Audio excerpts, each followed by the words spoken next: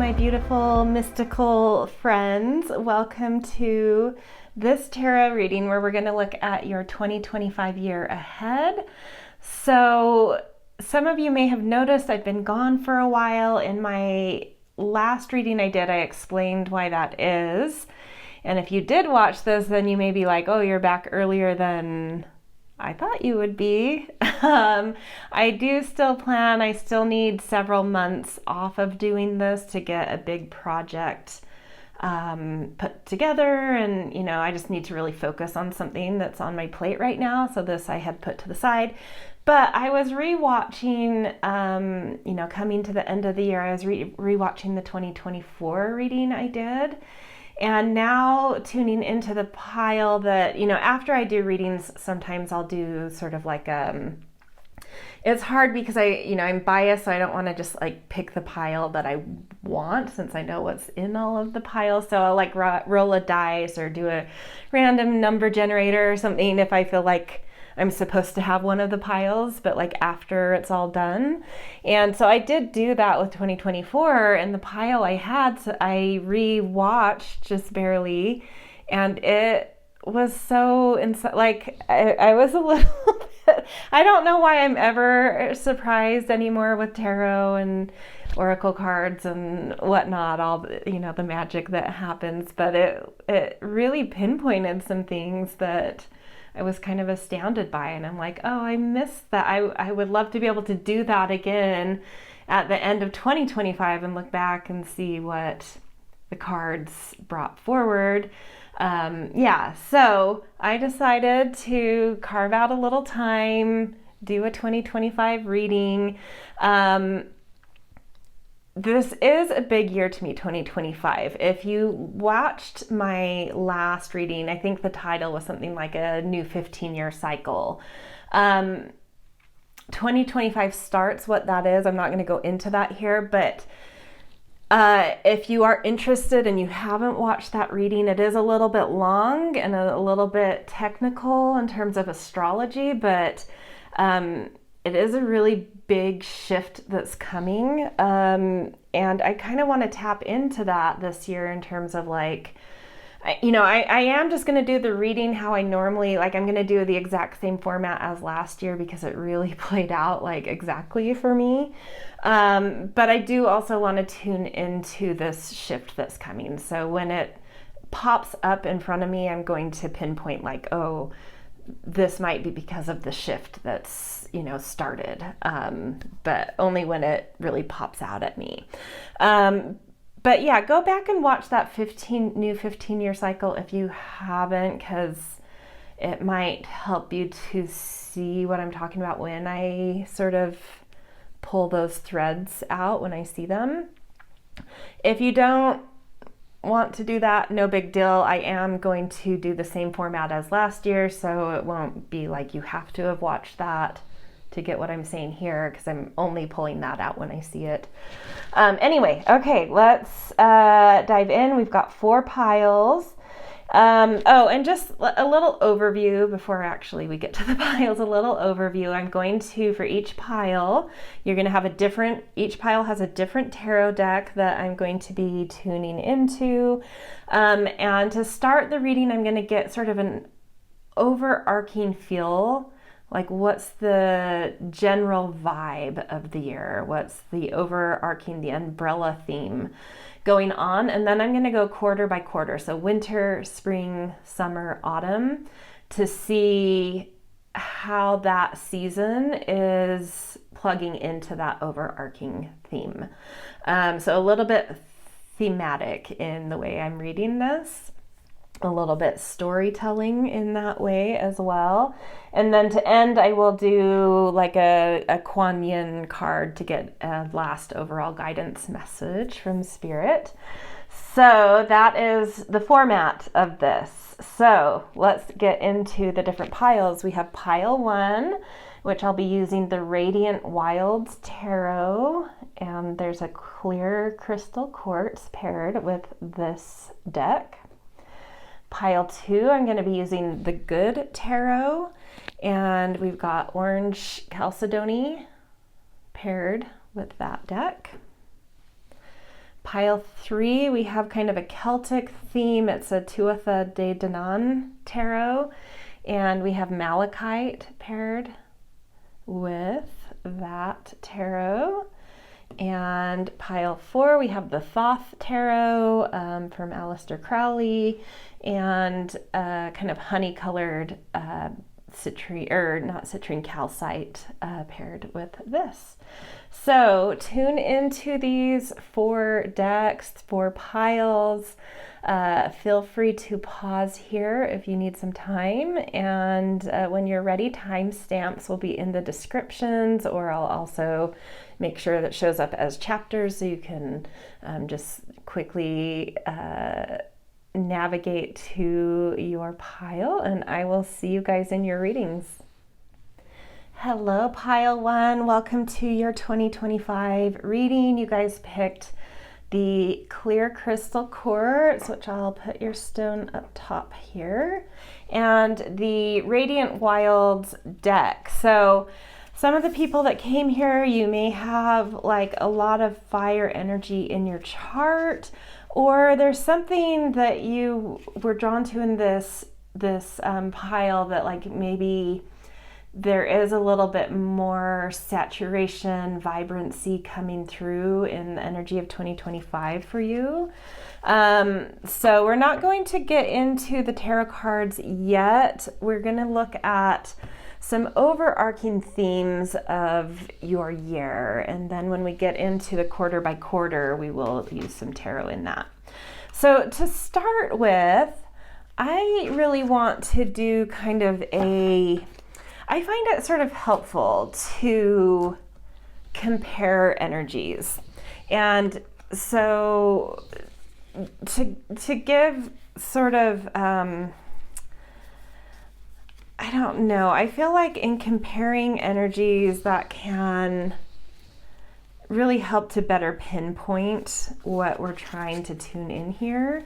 And so what I am doing in order to be able to compare some energies is I want to get a vibe check on your 2024, or at least where you are coming out of 2024 through some numerology and animals versus the year you're stepping into. What is that arc going to be like from the 2024 vibe for you moving into 2025 vibe? And that comparison might help you to sort of drop in better to the energy we're picking up on. Okay, so let's tune into what that 2024 vibe, like what are you stepping out of? Where is your energy coming out of 2024? So we've got, 88 with abundance. Let's see, and then if you add that down, that's 16 added down to 7. So there is like an underlying 7 there as well. But 8 is, and that's interesting because 2024 was an 8 year. Some of you may have had personal numerology 8 years as well on top of the universal 8 year, giving that double 8, or maybe your life path is an 8, or you have a prominent 8 in your numerology in some way. If you don't know numerology, don't worry. But 8 is this power of, so numerology goes through these cycles of 1 through 9 when we're going through like yearly type cycles.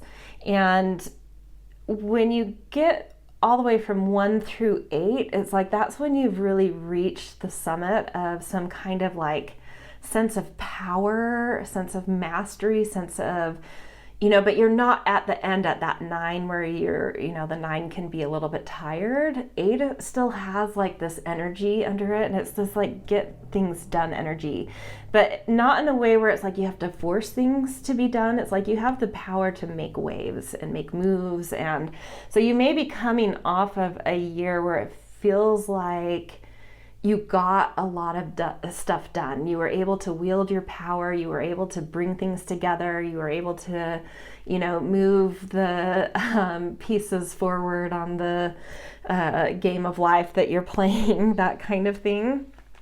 So yeah, a big power year that you're coming out of in some way. It doesn't have to be career or finances. Maybe you really got stuff done at home or within a relationship or in your community or with kind of groups you're associated with or just personal work. But there's some sort of sense of like an abundance of having really felt like you were able to like move the pieces forward on the game of life you're playing in some way. Okay, and let's get an animal connected with this. And hyena, interesting. Huh. That's a fascinating pairing. The hyena is a little bit, it can be like a little bit like humorous and sarcastic. It can be a little bit black and white. It can be a little bit, what's the right word? I don't feel like aggressive is quite the right energy there, but there's something, actually the book is right here. Let's see what the book says about a hyena, because it is a little, I haven't picked this card in a long time, but my remembrance of it is like there's like one side of it where it's really able to tap into humor and stuff, but another side that's like a little bit pessimistic or sneaky or something. Sarcastic, wit, sarcasm. There's a jokester energy there, but underneath that is sort of some pessimism, is sort of like covering up this wound. And there's comedians will actually joke about this, but a lot of them have some trauma in their lives. So this is an interesting pairing, because the hyena could show that like maybe not all that you wished for happened. Like maybe there were some possibilities in this abundance of the year that like didn't turn out the way you wanted, or weren't as, I almost am feeling this 88 now as more of like what the hopes were, what you were striving for. But there was some kind of like tone in your expectations and your programming that maybe didn't believe in yourself, right? And you would use sarcasm to cover, or humor to cover, or wit to cover up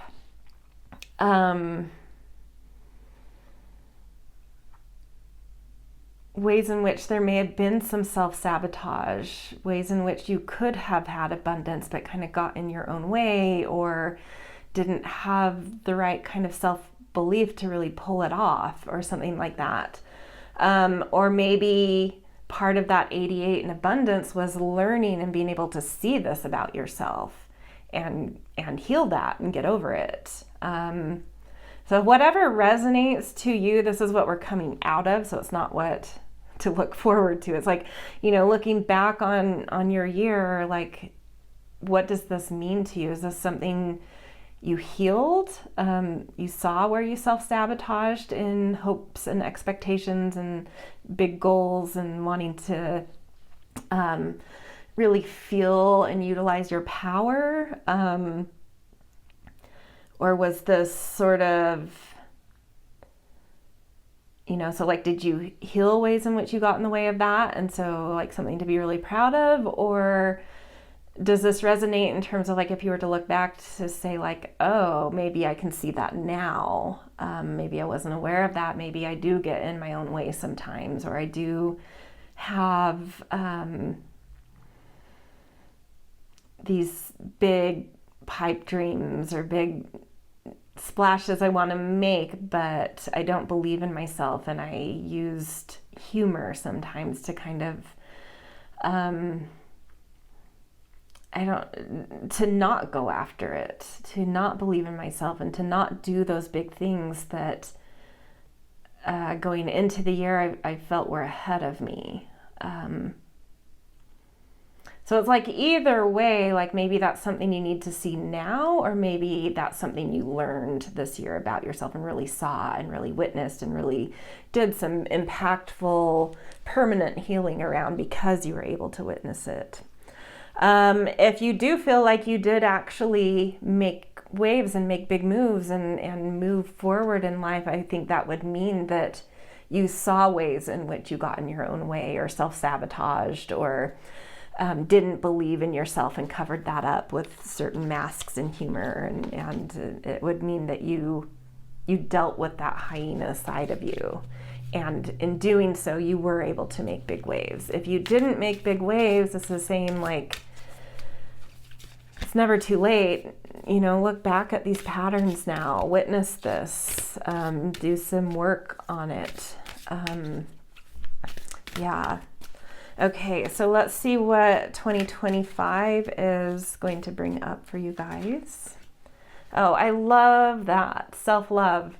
I feel like this means no matter what you feel about what I just said, you have done more work than you realize. You have really overcome some hyena-ness, and this year that is opening the door for you to now work on self-love.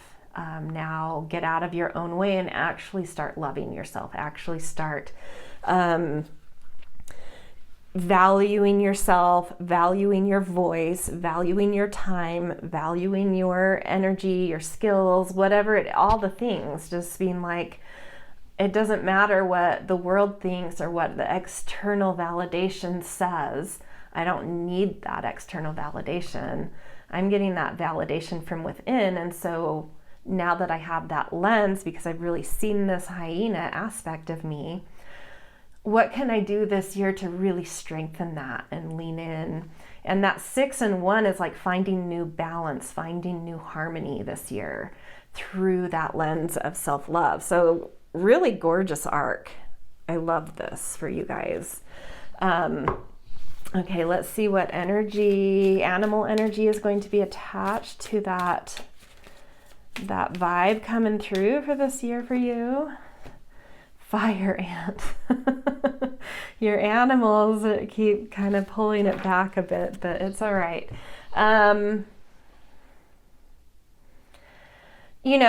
The journey to self-love, the journey to strengthen and drop into and really confidently be in self-love. It is a journey. It's not like you're stepping into the year and it's just there. It's like you saw something, you did a lot of healing, but now there's this journey beyond getting past this aspect of yourself that would get in your own way.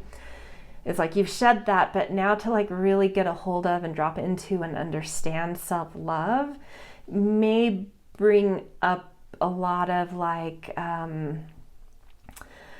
unresolved issues within, a lot of anger within that where you let yourself be trampled on, where you let your voice not be heard. As you're shifting your own energy, that's shifting your boundaries, that's shifting how you're allowing other people to treat you. And that could bring up a lot of, years and years of feeling stifled and anger coming out around that, but also anger coming up in that because you're shifting how you are allowing people to treat you and how you treat yourself first and foremost. When people keep treating you the same as they have and you don't allow it, it can bring some anger on the other side and then a response of anger from you. So I feel like that fire ant, kind of the heat that's rising here, has a lot more to do with the shifts in self-love that are coming through and how you're allowing yourself to be treated and how you're treating yourself is just creating, it's shifting the landscape, and that's going to bring different boundaries, different ways people react and respond to that, people tend to struggle when other people change around them. They're comfortable with, we get in our comfort zones. Humans are, it's not that, I don't feel this thing of like people don't want you to change, But as humans, we like predictability. And suddenly if someone in our life is acting different and has a different boundary with us, we react to it, right? It's not necessarily that there's something bad about that person, but you're like, what's going on here? And it might take a minute for those people and even yourself to realize like, oh, they just have, they just have better they've leveled up how they expect to be treated. And it might be good checks for other people in your life, like, oh, I didn't even realize I was treating this person this way. And a lot of times it's not that person's fault. It's like what you've allowed, right? It's and people get used to it. It's the norm. And all of a sudden someone changes, and it might take them a minute to be like, oh, maybe I have been taking advantage of that person, or maybe I haven't seen that person in this way. So it's like, but you may have anger back when people react initially to you, but like the people that are meant to stay and that allow for growth and want your growth and want the best for people will adjust eventually. There will be reaction and response at first, both sides, little anger, but the people that want others to succeed and better themselves will stick around. They will adjust, and they will see where they're like, oh, yeah, I didn't even realize this was, a thing, or, how this person was being treated, how I treated them, how they promoted the treatment of themselves, right? Okay, so leaning into this theme of like a lot of lessons around self-love and how you treat yourself, how you let yourself be treated. What else can we get from this overarching energy this year? Yeah, friction. That doesn't shock me. People are going to react a little bit. It's going to create some friction, but friction's not bad. Friction creates heat, which we see with the fire ants, and that heat creates change. So I say lean into the friction. Allow that discomfort to be there. Allow that heat to be there. It is transforming things. At the heart of it, at the base, the foundation of everything, you just need to hold that energy of self-love. How am I treating myself, and how does that then show others how they need to treat me? And that's not necessarily my problem if that creates friction, but there is going to be heat there to be dealt with. And some people may not deal with it and may leave, and some people will adjust and transform with that heat the way that I'm transforming. So yeah, there are some tensions, there are some frictions. I do feel like there's a lot of relational energy going on here. A lot of interpersonal relationships and dynamics are going to have to shift because of the self-love you are building a new foundation in, which is a beautiful, great thing. It is a journey though. Okay, let's get a Priestess of Light to add to this. I don't know, there's something so haunting about this image too. We do have that like red sun, so there is that kind of heat there. But there's also this beautiful, cool, flowy energy. And I feel like once you get through the heat of things, you're really going to find a sense of peace and a sense of flow and a sense of acceptance, like greater self-acceptance and an easier sense of being, because that's how this person feels to me. It's like if you were to take away that red sun and the veil over their mouth, there is this just ease and grace there. But it's like that will be the journey this year, is to deal with that heat, deal with the way this gives more insight into like the way you don't speak up sometimes for yourself, or use your voice when you need to, or that kind of thing. But she's holding a heart in her hand, like an energetic heart, it feels like.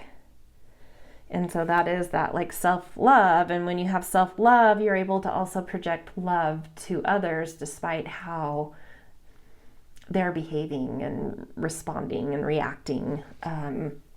So that's like the big lesson, is to always hold that self-love, which promotes just love in general. And that will cool down that heat eventually.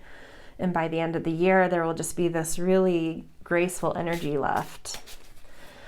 Okay, let's get a Priestess of Light. Wings of light, becoming something new. Yeah, I love that. I mean, it is a journey. It's not going to be easy. We see the heat, we see the friction, but you're becoming something new. You are talking, you know, by the end of this year, you'll be talking to yourself with a whole different quality. You'll be valuing yourself in a whole different way. And self-value can go hand in hand also with like boost in income, what we feel we're worth. Feeling a better capacity to speak up for ourselves. And this wings of light feels like something, you know, and I don't know, I feel that this flow of energy in the friction card, and then we have this movement here, and it's like, I don't know, there's just like, once that foundation of self-love becomes more and more stable throughout the year, it's almost like life is becoming more and more easy, because you're more and more easy with yourself, with how you love yourself, with how you're able to speak up, with how you're able to use your voice. It's not so, you know, I feel this energy of like, maybe sometimes when you do speak up, it's because it's been like held back. And so when it comes out, it's like angry, you know, or frustrated or sharp or something like that. But it's like, as you're building this foundation of self-love, you'll be able to speak up more easily and more immediately. And so it doesn't come, you know, it will come out with ease. Like the way you're able, how you use your voice will be more graceful and more easy and have a little bit more movement to it, because it's not this sort of like fed up voice kind of energy. I mean, I just want to say right now, I don't know, this energy just came up, just like, this might be triggering for some of you, what we've been going through. But just know that like the end game here is so beautiful. So like hang in there and do the work and move through this, because it's leading somewhere so important and gorgeous. So yeah. Okay, last card. I don't know if it's gonna fit. Let's see. You're gonna get a Sacred Destiny card, just to get a feel for sort of like the landscape of things this year overall. Feeling this one. Happiness. There we go. There we go.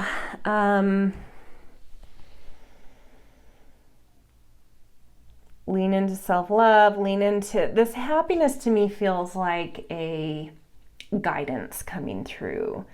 Lean into specifically activities, what you're doing. Find something you do in your day-to-day that brings you happiness. I feel this as something that will really anchor this work in for you and make it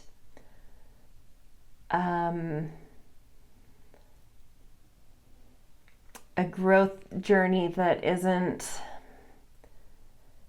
as heavy as has been coming through so far.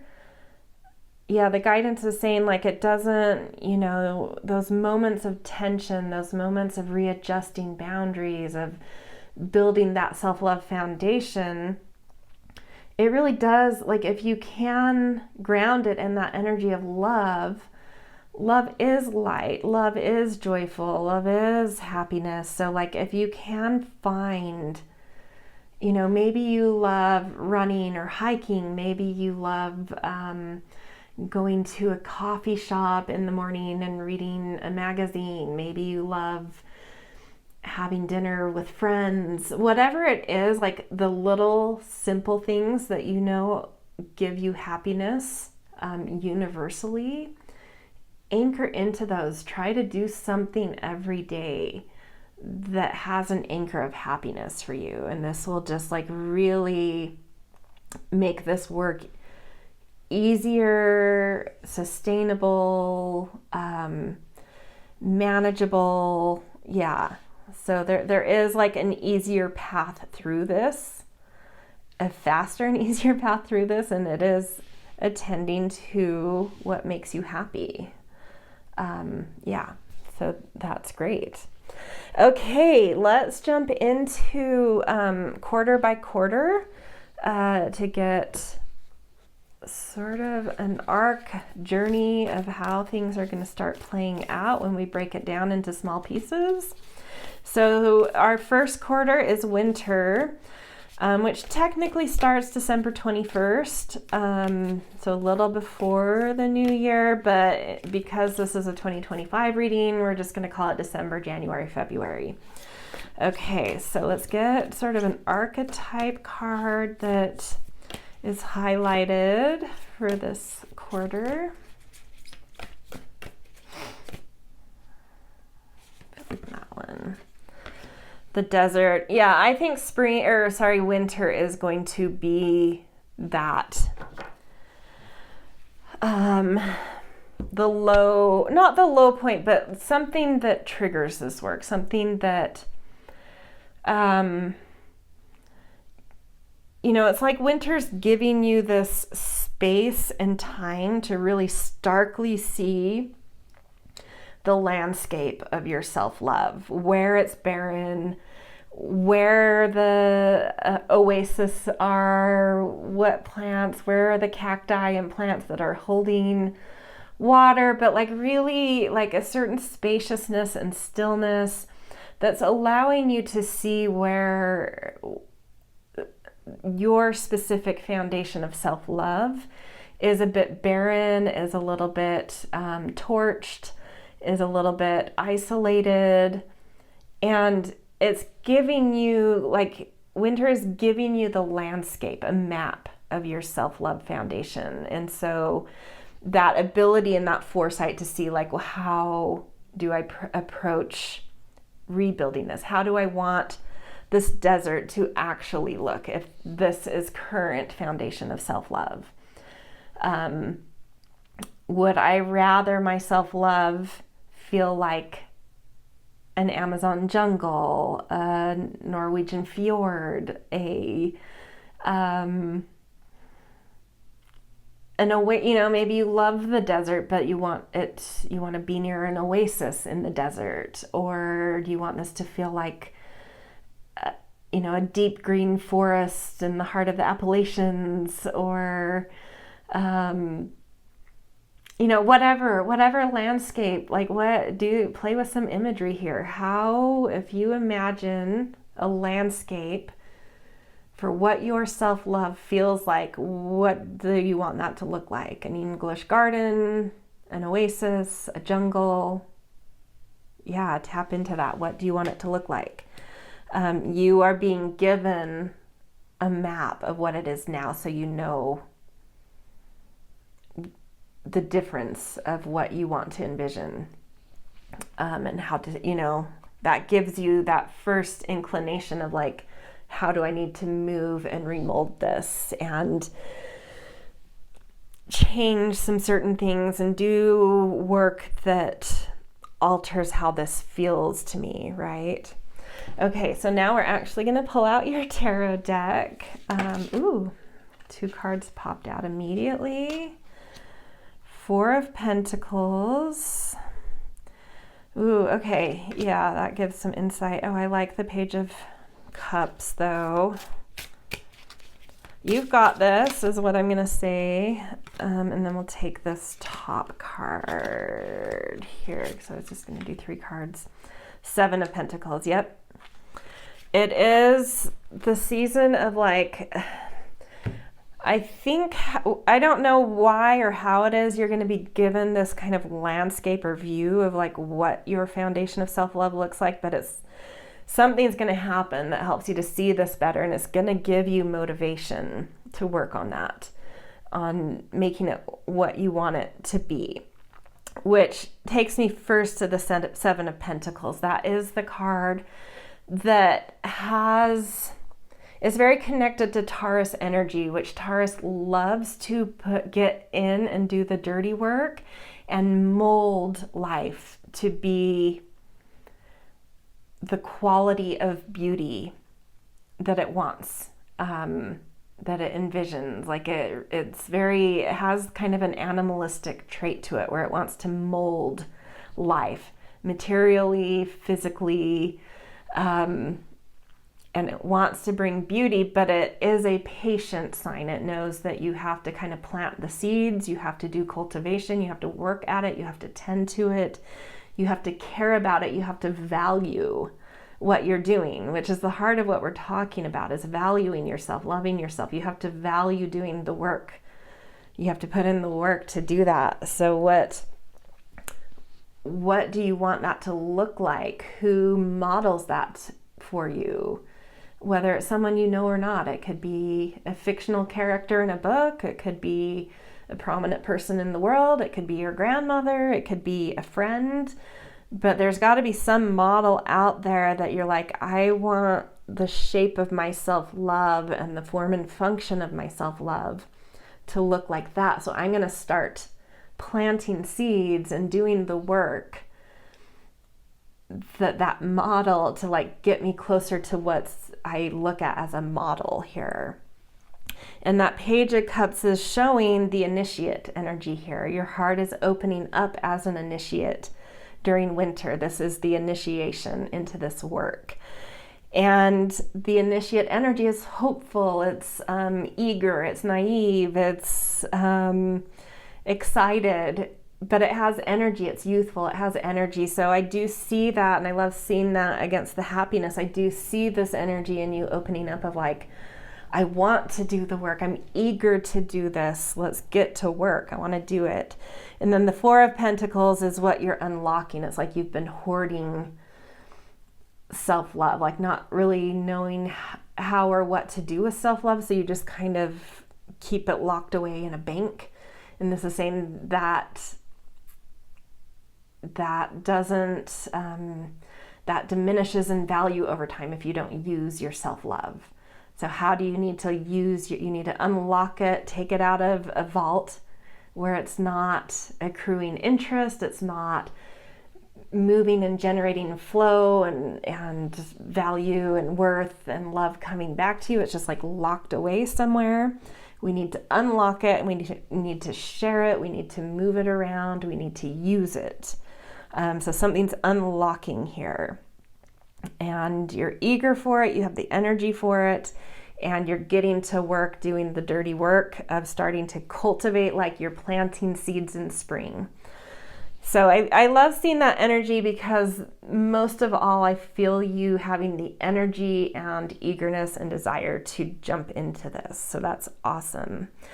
Okay, let's get an archangel. What is this? This deck is, Angels and Ancestors deck. I'm kind of using it as a guidance, like what is the guidance you need here?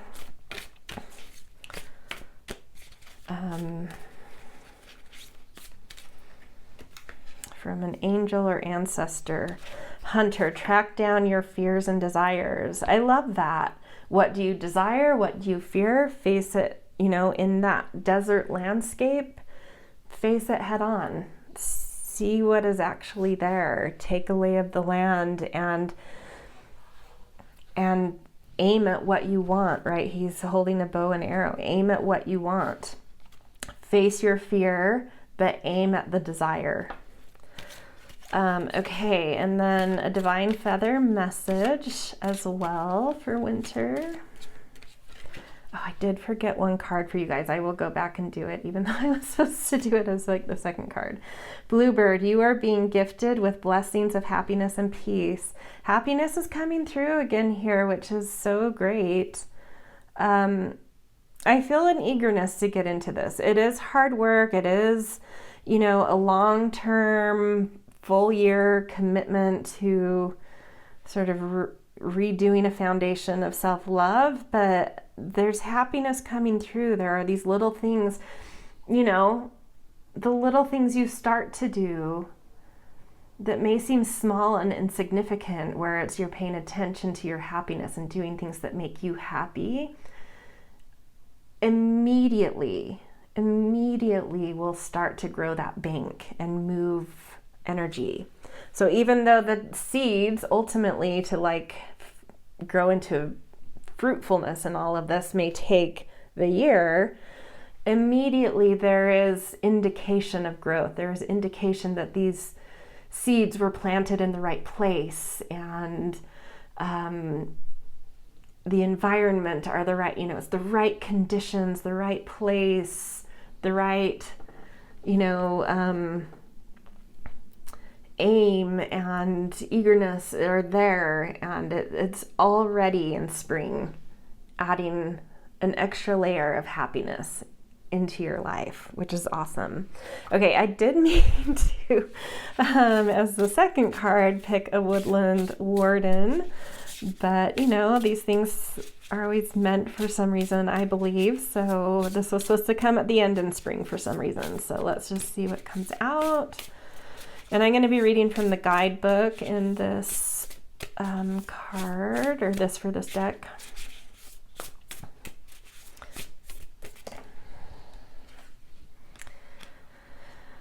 Okay, the spider and passion flower with, what does it say? Hold on one second. Creative ingenuity. Ooh, I love that. And it's card 2. And it says, spiders represent a balance of light and dark, cunning yet patient. They spin intricate webs that are both beautiful and deadly. The passion flower is a vining flower that has come to symbolize faith. It was named by 16th century Jesuit missionaries who associated the plant with the Passion of Christ. Its filaments represented the crown of thorns, its 10 petals, the 10 faithful apostles, and so on. Upright, you can solve your problems unconventionally and with cleverness. You need only, you need only exercise patience, which we've seen with the 7 of Pentacles, in order to fully appreciate the results of your labor. Reverse, stagnation, to overcome a creative block, try to be like the spider, innovative and adaptive. Have faith that your quiet efforts will pay off in the end. How can I overcome obstacles using my talents? When have I solved problems using my ingenuity in the past? So there is an indication. The thing that the spider and the passion flower adds in here is this like ingenuity. How can you be clever? How can you start dreaming up designs? Start using your cleverness, your ingenuity, tapping into the 7 of Pentacles, some industriousness to, you know, use your creative imagination. You know, this to me is plugging into like going back to this desert and like what you would rather envision there as the foundation of self-love versus what this desert card feels like to you. What kinds of ingenuity and cleverness do you need to pull out to design a way to create and make manifest that new foundation environment of your self-love? Okay, yeah, so we're just like jumping right in spring is what it feels like, and immediately feeling some eagerness, already feeling a sense of, you know, little things making you happy, despite some of the heat that may, you know, already be coming up to rise. Okay, so let's look now at spring. So we're going to get an archetype card for spring.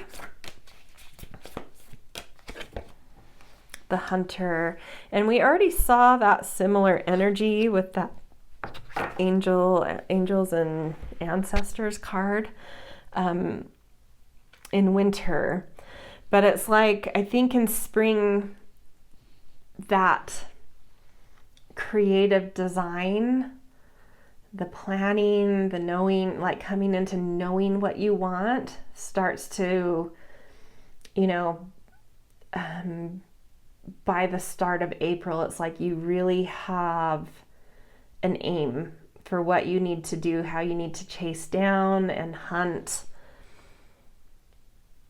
your path toward creating the foundation of self-love and how you want that to feel. If you were to imagine it as an environment, it's like you know by spring what it is you need to do, what those aims are, what those focuses are, what you are honing in on. And so I just see your, like, winter feels like this open book of like experimenting, witnessing, planning, pulling together,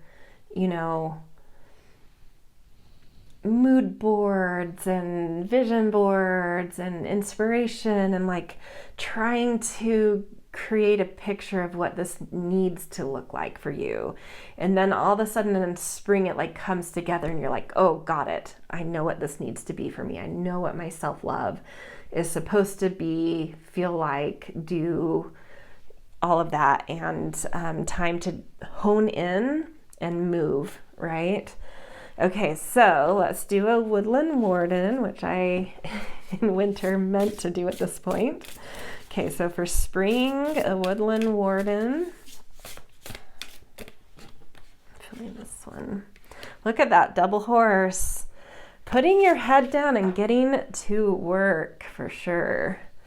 Coming through. And it says, so the horse and bluebell, modest fortitude. Let's see, XL1, I think.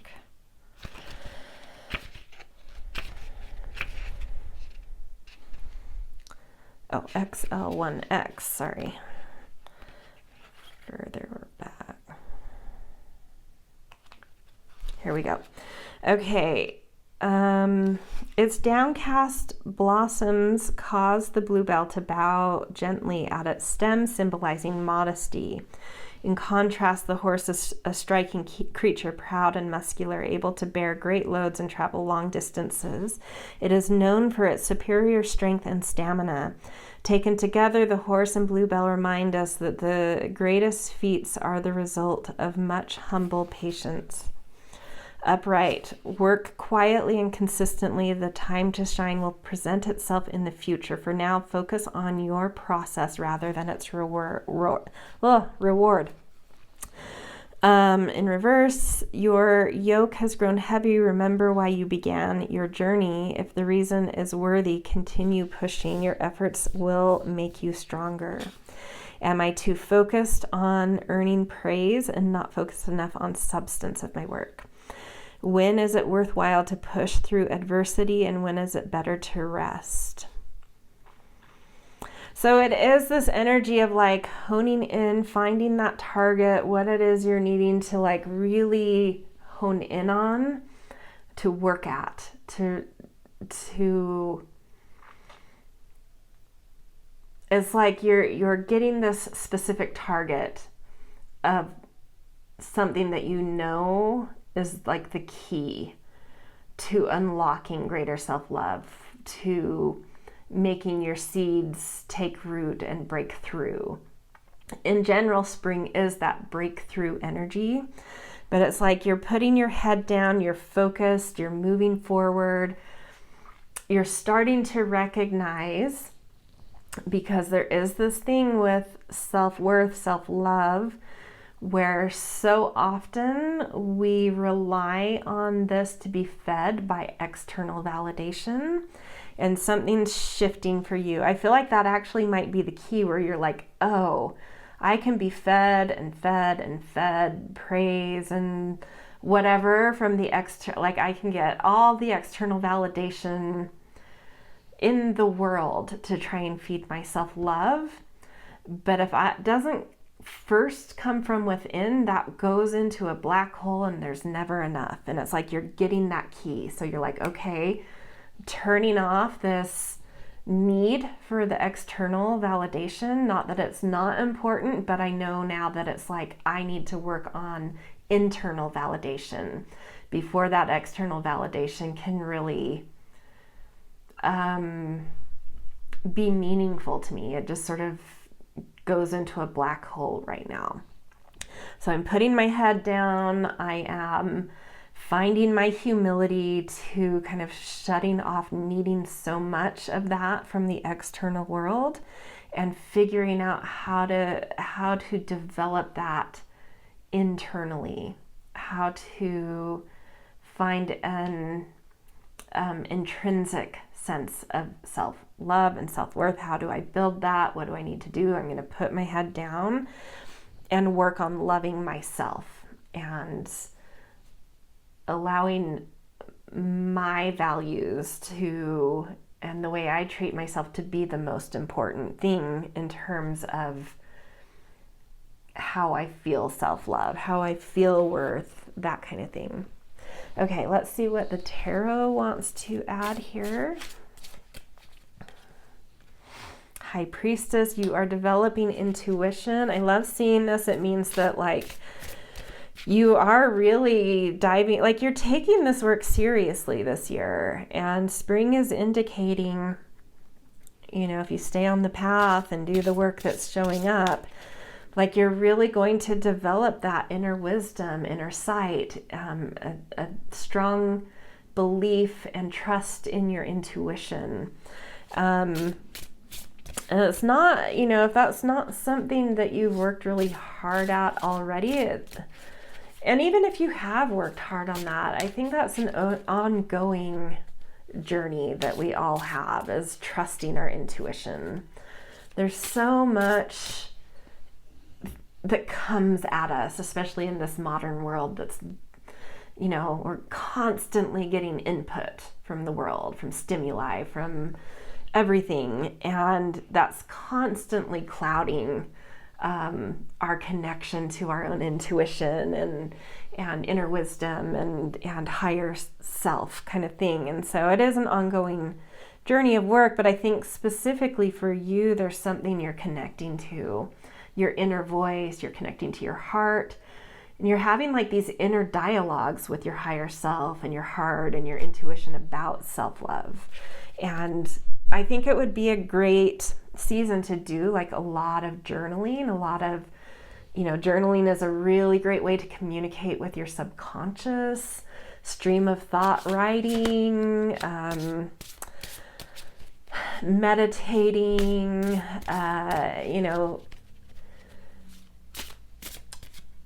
different, like tapping into even things like, if you go onto YouTube and find like Celtic drum journeys, going in and finding, your guides from the higher or lower realms, and, just communicating with these things that are, that may seem a little intangible and like magical realism, but there is, the more you work with these things, the more you can see sort of some magic that happens when you listen to these things and you take them a little serious and you co-create with something a little beyond reason and logic and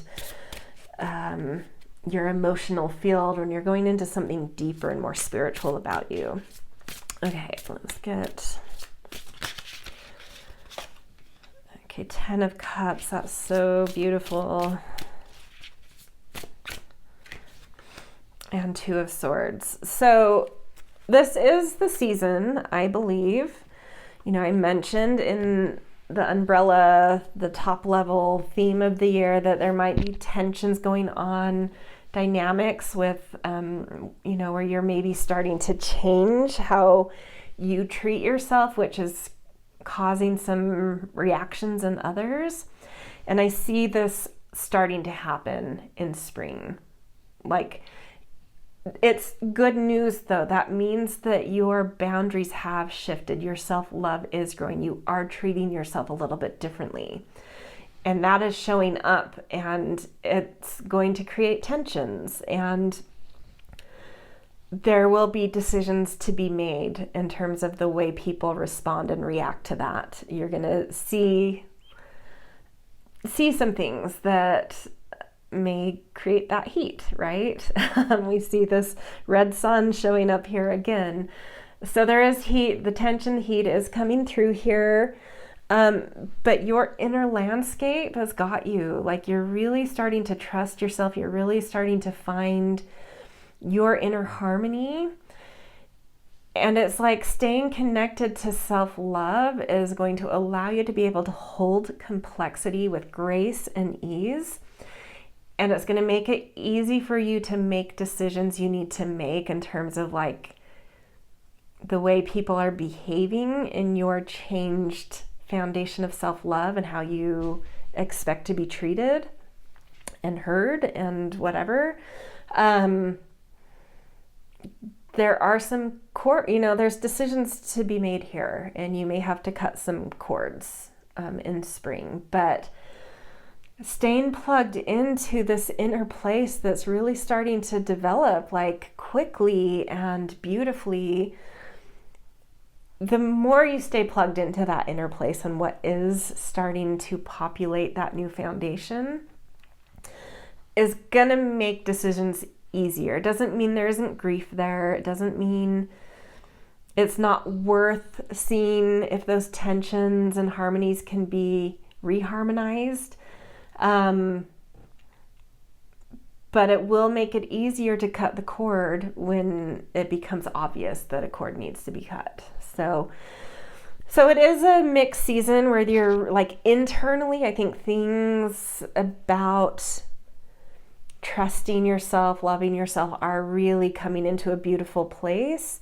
Externally, there's some heat coming through because it's shifting the landscape of things.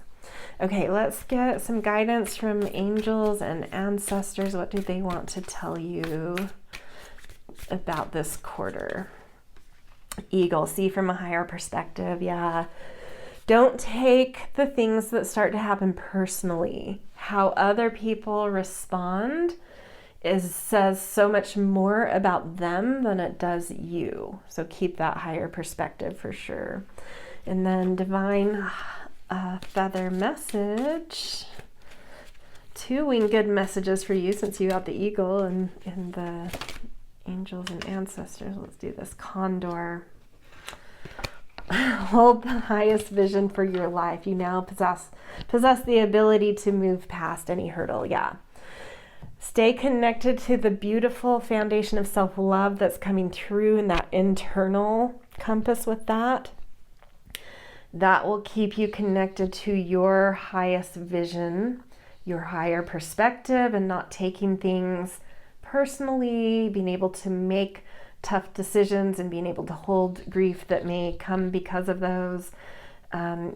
You possess the ability to move past this. You've got it, right? Okay, let's see what summer has in store for you guys. I love the way it's showing up, like how well you're like diving into this work, like how quickly things are developing for you is impressive. Okay, let's see summer. Let's get sort of an archetypal energy that wants to speak up about your summer. And we've got the box. Okay.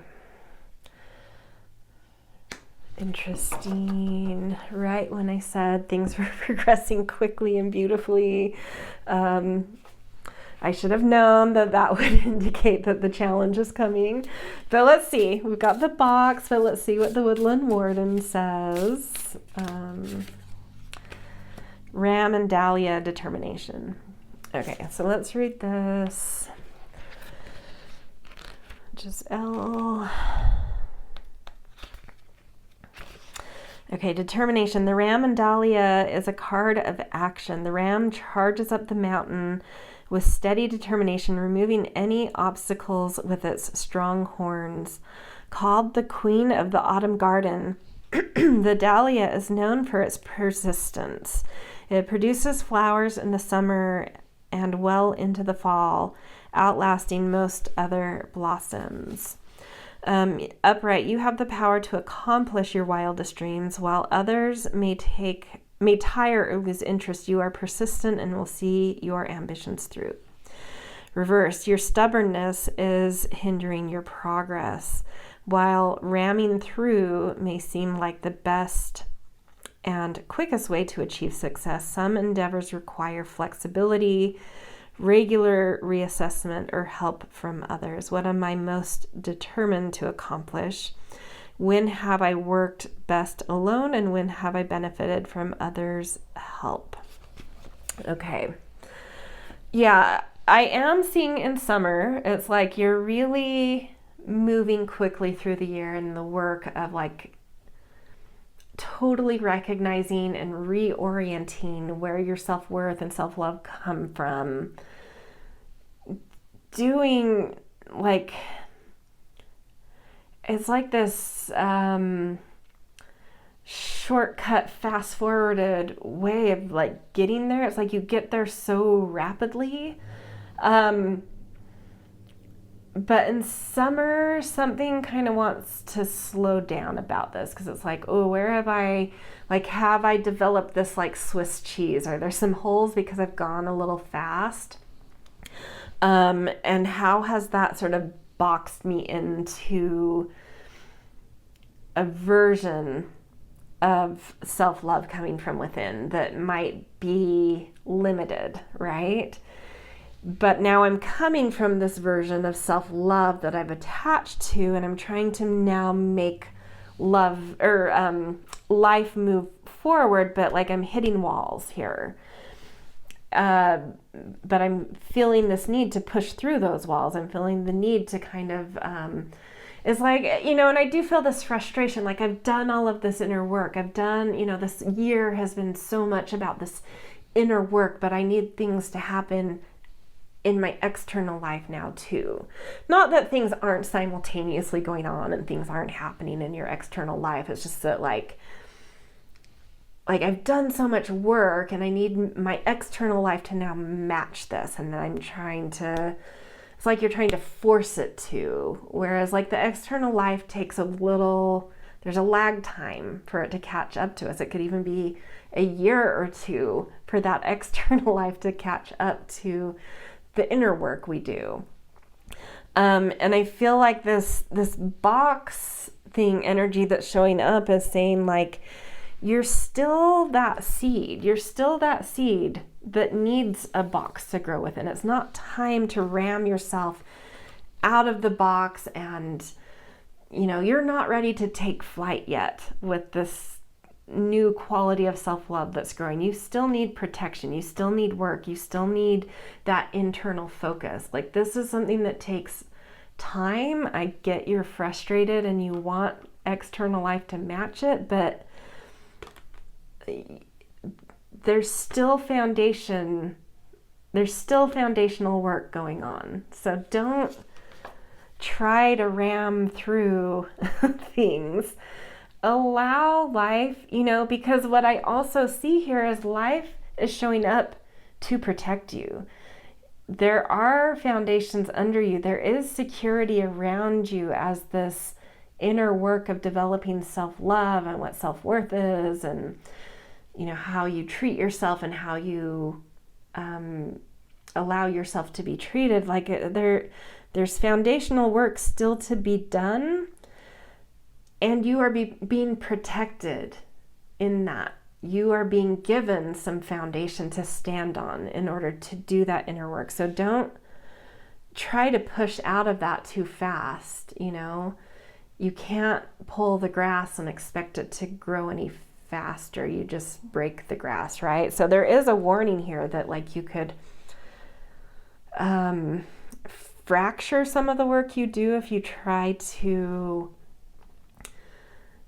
make the world treat you the way you're starting to understand you need to be treated. There's still inner voice work, inner ways of treating yourself work that are like still growing, still needing nourishment, still needing protection. So it's like slow down. Like summer's going to be this moment of frustration where you're going to want the external world to match your internal world, but it's not ready because the internal world isn't as developed as you maybe perceive it to be. And yes, it can feel like that is you're in a box of some sort. You're a little stifled, but it's like, where's that flow of energy directing you? You're going to see that it keeps directing you to stay inside of yourself. That's the box I'm seeing here, is the internal world, the inside of you box, not the outside of you world. In this context of the reading, outside of the box is the outer world. Inside of the box is where that seed is, that inner work you're doing. And it's like, don't break out yet. It's too early. Keep with that inner work. Don't assume you're done with it. Have some patience. Okay, let's get some. Yeah, because you're reframing. You're having to. That's why that inner work isn't done yet. It's like you have those ahas, you do some really quick, beautiful development, but where the holes were in doing it so quickly is you haven't integrated how that balances with the rest of you, the rest of your personality, the rest of your inner world. It's like that needs to find a way to reframing, reintegration, reassimilating is still happening. You're having to see where all of the pieces inside of you now fit and how our priorities shifting, and how with those priorities shifting, how do you find a new sense of balance? It's like you're reframing everything.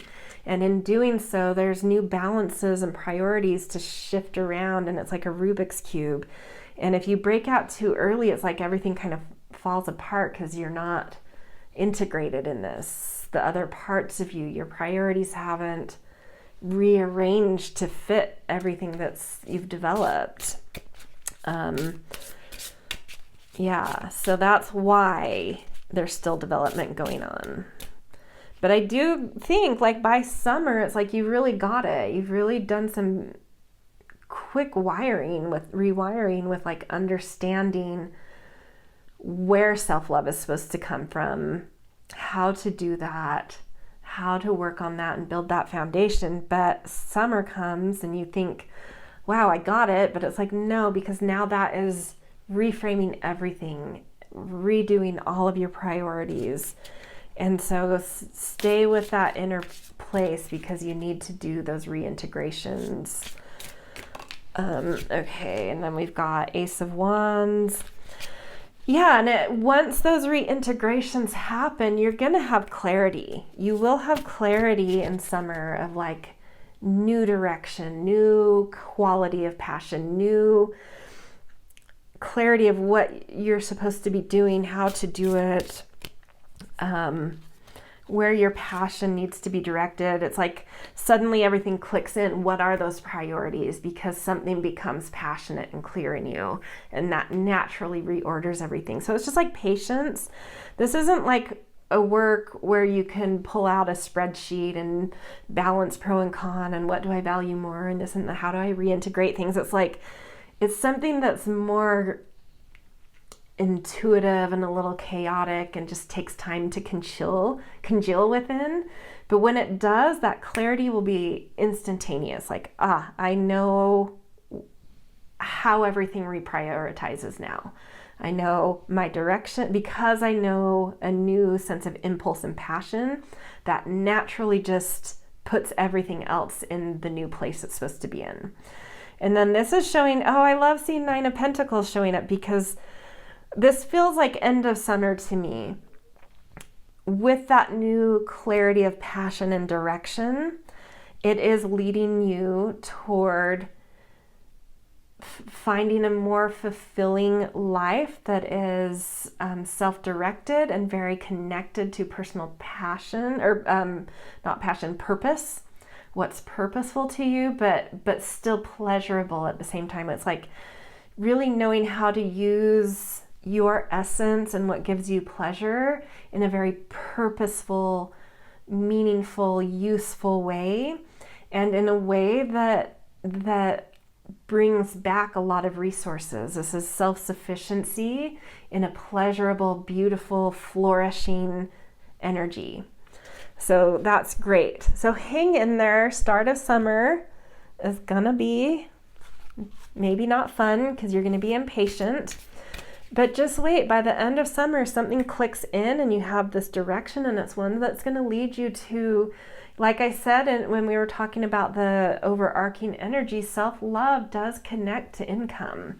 And I'm seeing that, and by the end of summer, you've got this new clarity of like how to connect your worth and purpose to something pleasurable that gives you a self-sufficiency, that brings you a flourishing life.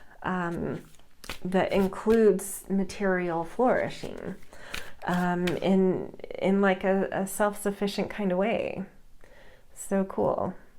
Okay, and then let's get an angel and ancestor guidance. We've got warrior, be fearless and stand strong.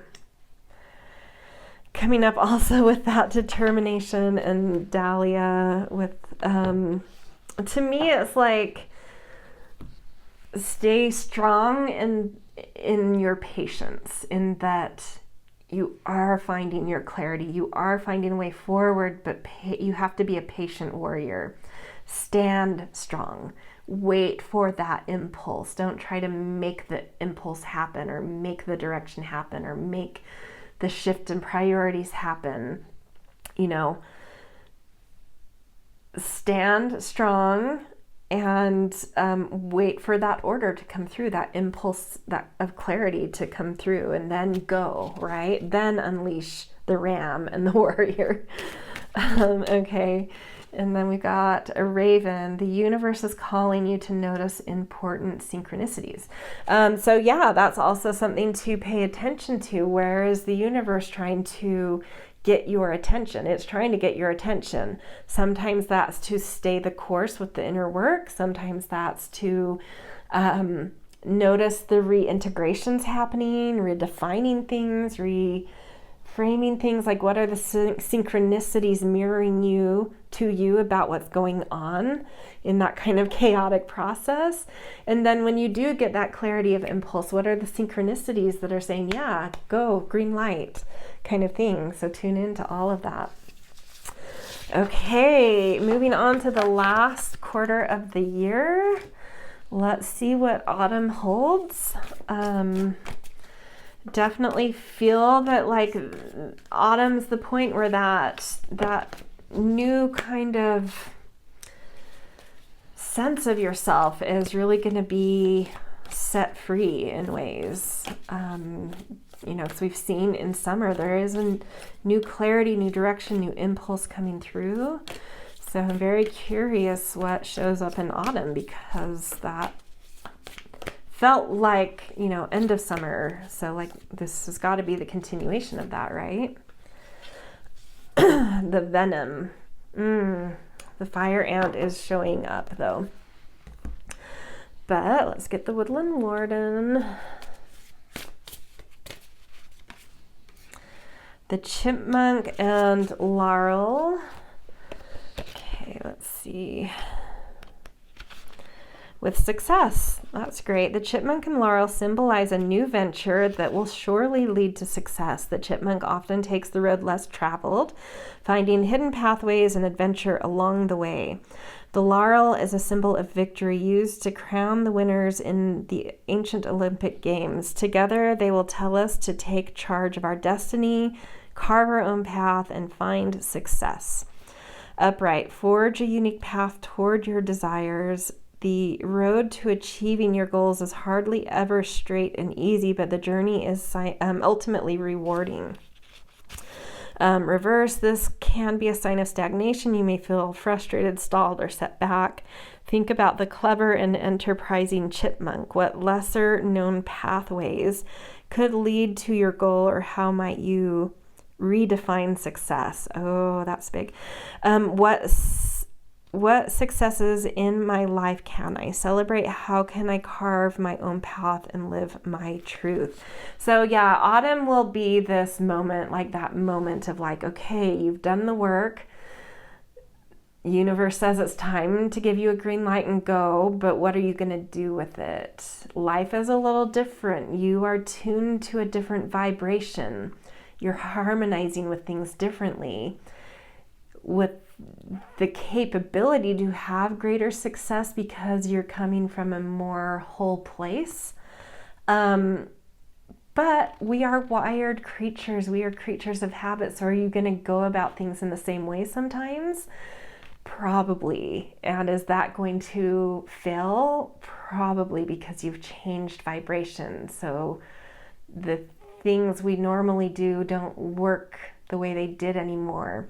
And so this is saying, like, tune into that chipmunk energy to carve that new path, to say yes to my truth that may seem irrational or improbable or, just very counter to the norm, but like it's the truth, your heart is speaking the truth now, from a new quality of self-love and self-worth. And you have to answer that, and that's hard. That's the test, that's hard.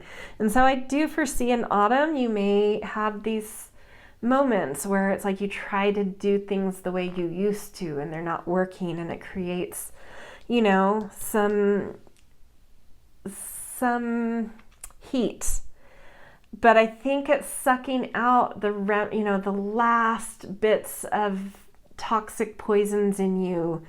You're seeing where those last bits of venom have been stuck in you from having an orientation with self-love that became a little bit barren, which happens to all of us. That's nothing about you guys. We all go through these, what are called the heroine's journey, like every 19 months, and we all end up in that desert at some point in that 19 months. So it's nothing about you personally. It's cycles we go through, but whatever cycle you're going through with that self-love, autonomous kind of greater sense of inner intrinsic self-love, it's a really poignant one for you this year. It's like maybe, I follow Venus in astrology to indicate the kind of heroine's journey we are, the quality of self-love we're looking for, what's redeveloping in that way. And so maybe the heroine's journey that's, the way we're mapping onto that in 2025 is like on your sun, or on your moon, or like really touching into really big things in your chart. And that's why this is coming up as like such a focal, important redesign of your foundation of self-love. But autumn is showing you these last remnants of like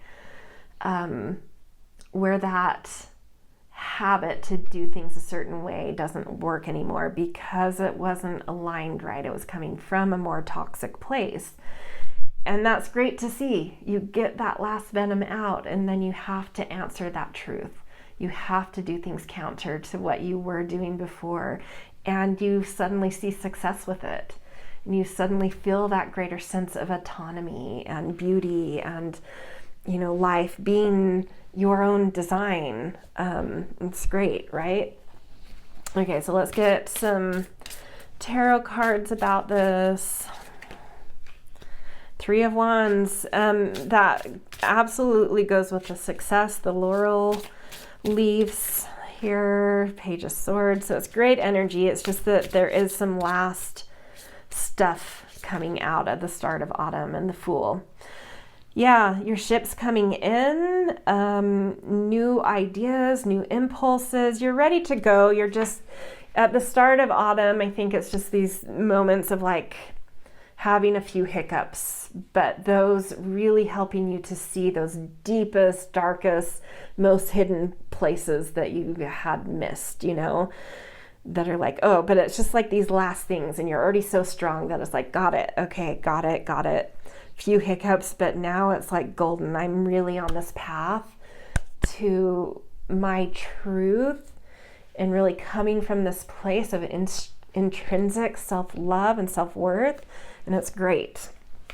And something new we saw starting at the end of summer and following through all the way through autumn, new paths coming through here, and success with that. Okay, angels and ancestors. Shield maiden, make plans and focus. Yeah, this is getting in touch with like, what do I actually want? Don't keep doing the things I've been programmed, the things I used to do, the habits, the expectations. What do I actually want? I've already seen you in this year use foresight. I think it was in the very first season, winter, there was a lot of that planning and designing and imagination coming through, but like it's bubbling up again in autumn because things are unfolding differently, and that external world is starting to mirror the inner work you've done. And so now it's time to, you know, in winter we were mapping and making plans for that internal work.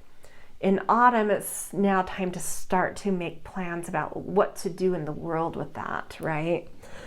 So really gorgeous. And then divine feather message. Ooh, that one really wants to come out. Meadowlark, smile. You will soon experience a wonderful journey of inner discovery. So I think whatever like external plans you start making in autumn and the new journeys you go on, even though that's kind of taking you into the external, those new external experiences where you're doing life in a different way will just further reinforce some inner discovery and inner things starting to bloom in surprising ways that you hadn't planned, right? That are exciting. So that's really great. Yeah, beautiful journey through the year. Let's get a last card for you guys. Where did I put it? Oh, it's over here. I'm just going to pull a Kuan Yin card for just an overarching message about your year. Anything Kuan Yin would like to, bringing in a goddess message, like to kind of,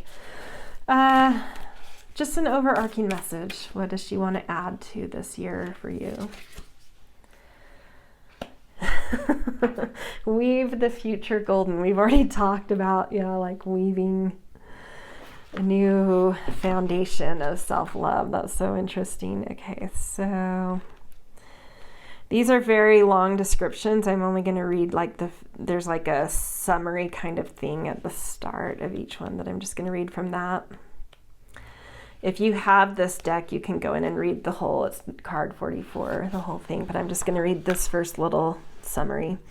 Something good is coming your way. Kuan Yin urges you to weave your future into the present moment, to call in and draw to you the opportunities, teachings, circumstances, and synchronicities waiting for you that will enable your soul to live its divine destiny with greater abundance, bliss, and fulfillment.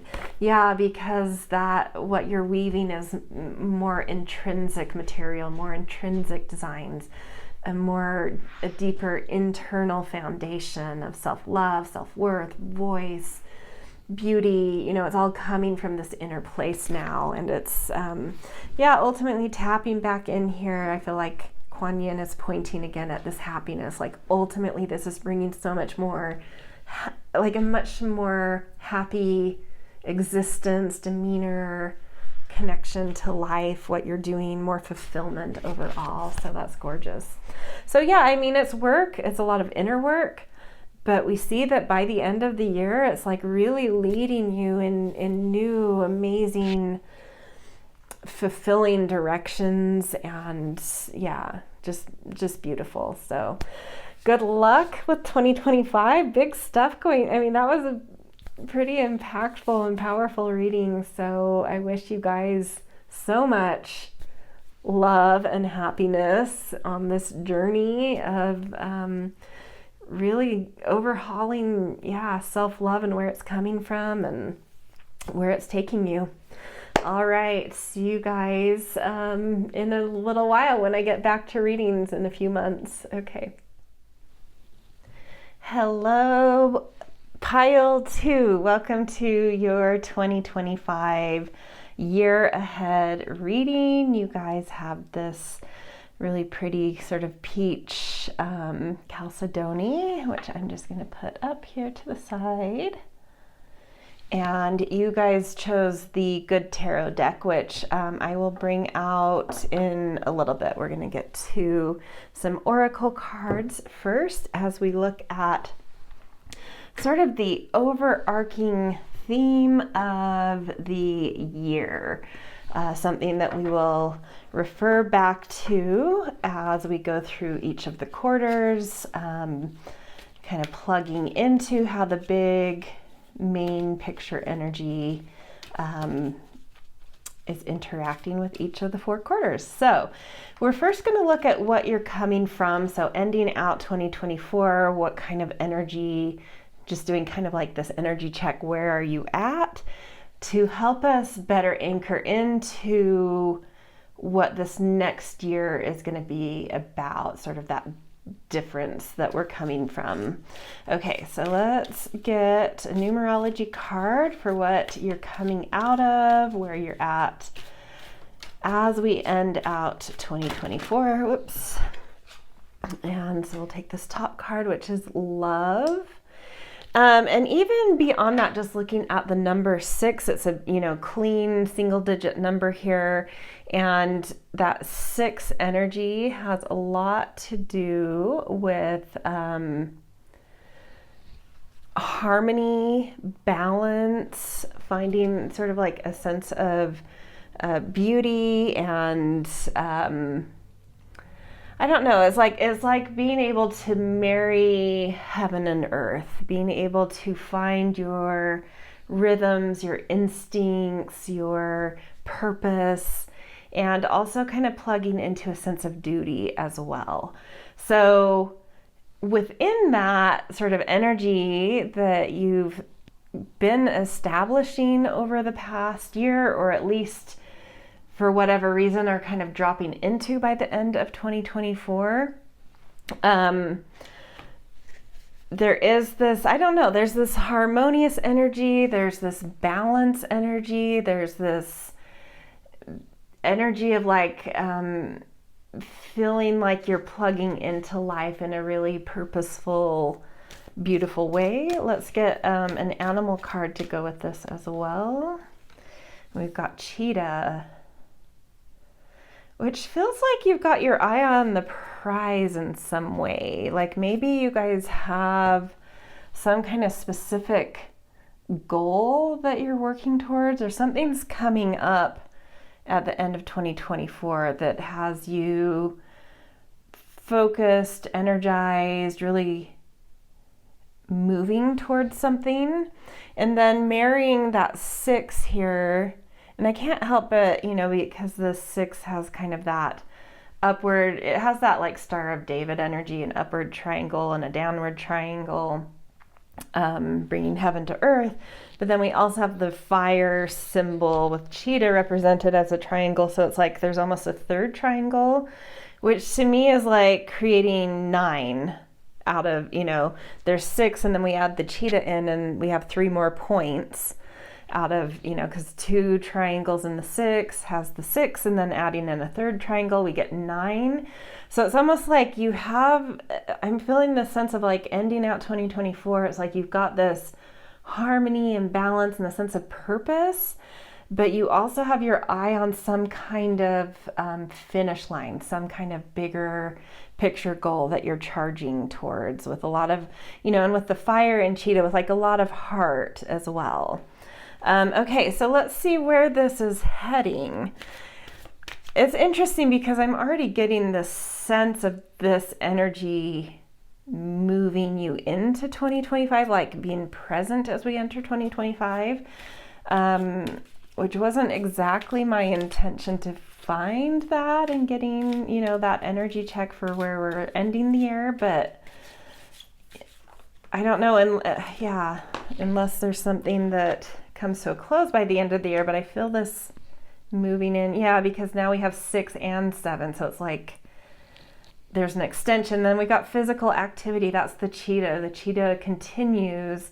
Like, I feel like coming out of 2024, it's like you have some kind of new target, some kind of new big picture, really specific, honed in focus. And now it's like activating, and it's time to get like into motion, like putting yourself into something.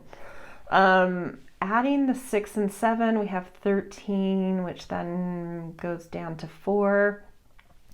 But I like, 6, 7, there's a progression there. Actually, that's what it feels like because of that movement. That's what I want to hone in on is 6 to 7, because we're moving in order here. And so coming from 6 and maybe, and I felt that 6 bridging over into 2025. And then at some point in 2025, it's like you connect into that 7. And so there is that physical activity, that literal moving from one stage of something to the next is what I'm feeling like. So whatever you're kind of moving toward at the end of this year, there will be a progression of this in 2025. And on top of that, moving into the 7, you're going to get more specialized, more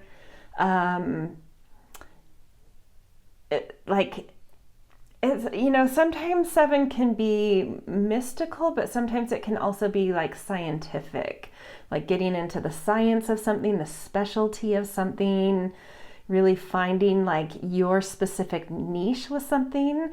And that's what I'm feeling here. It's like that movement is moving you from finding that purpose and that harmony and that way that something's supposed to flow for you, and moving it into really niche, specific, focused understanding, getting into the granularity of something and a really like specialized understanding or focus, or something specialized is coming up here. And it just, that physical activity isn't completely literal to me. It's that progression, like we're moving physically from one stage to the next this year.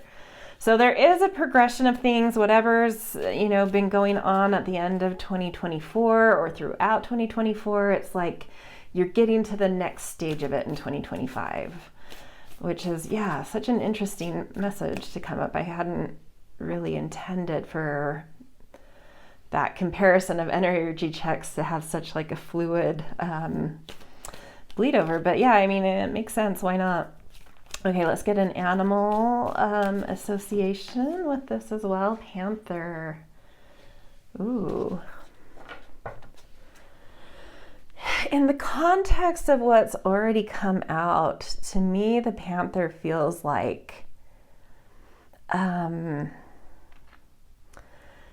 really seeing, it's almost like, moving from that harmony and that purpose and then moving into that more specialty field. Like, it feels like that step, that progression is one that is going to take some courage of some sort, that's going to take you being somewhat fierce, potentially confronting a shadow that wants to, like a shadow that has in the past sort of held you back from like claiming your,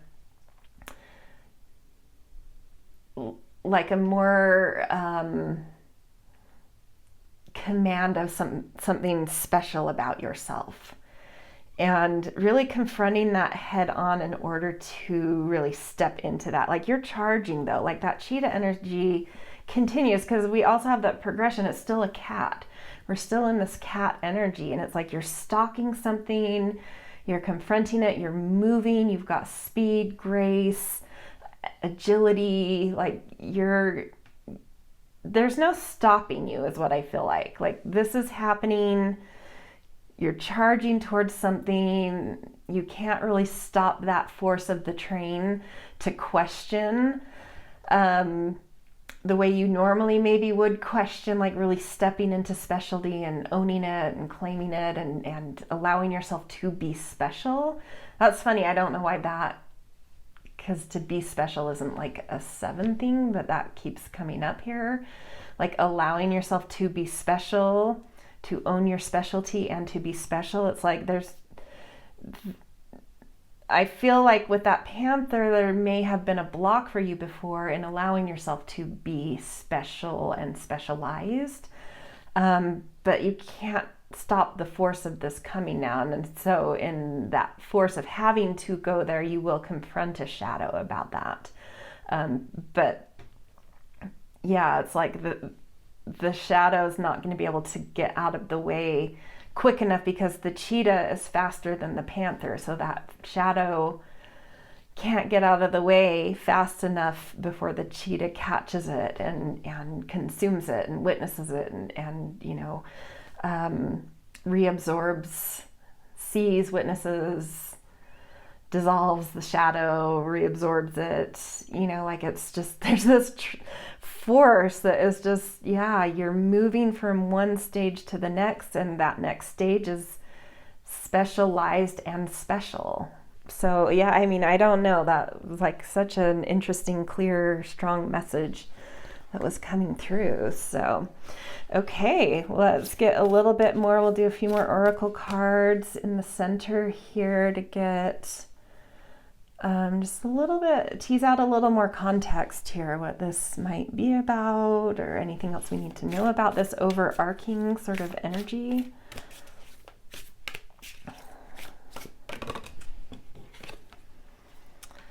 And we've got the Philosopher's Stone. Ooh, interesting. I might pull the book out for that. Most of the cards in this deck are easy to put your own stamp on and understand what they're coming from and kind of riff off of. Some I know already really well because I've worked with these cards, but there's a handful of cards in this deck where I do tend to refer to the guidebook. So this is one of those. Okay, so I am the wisest man alive, for I know one thing, and that is that I know nothing. This card is here to help you appreciate the wisdom that exists in knowing nothing, and yet, much like the Fool card of the Major Arcana, you have access to all information.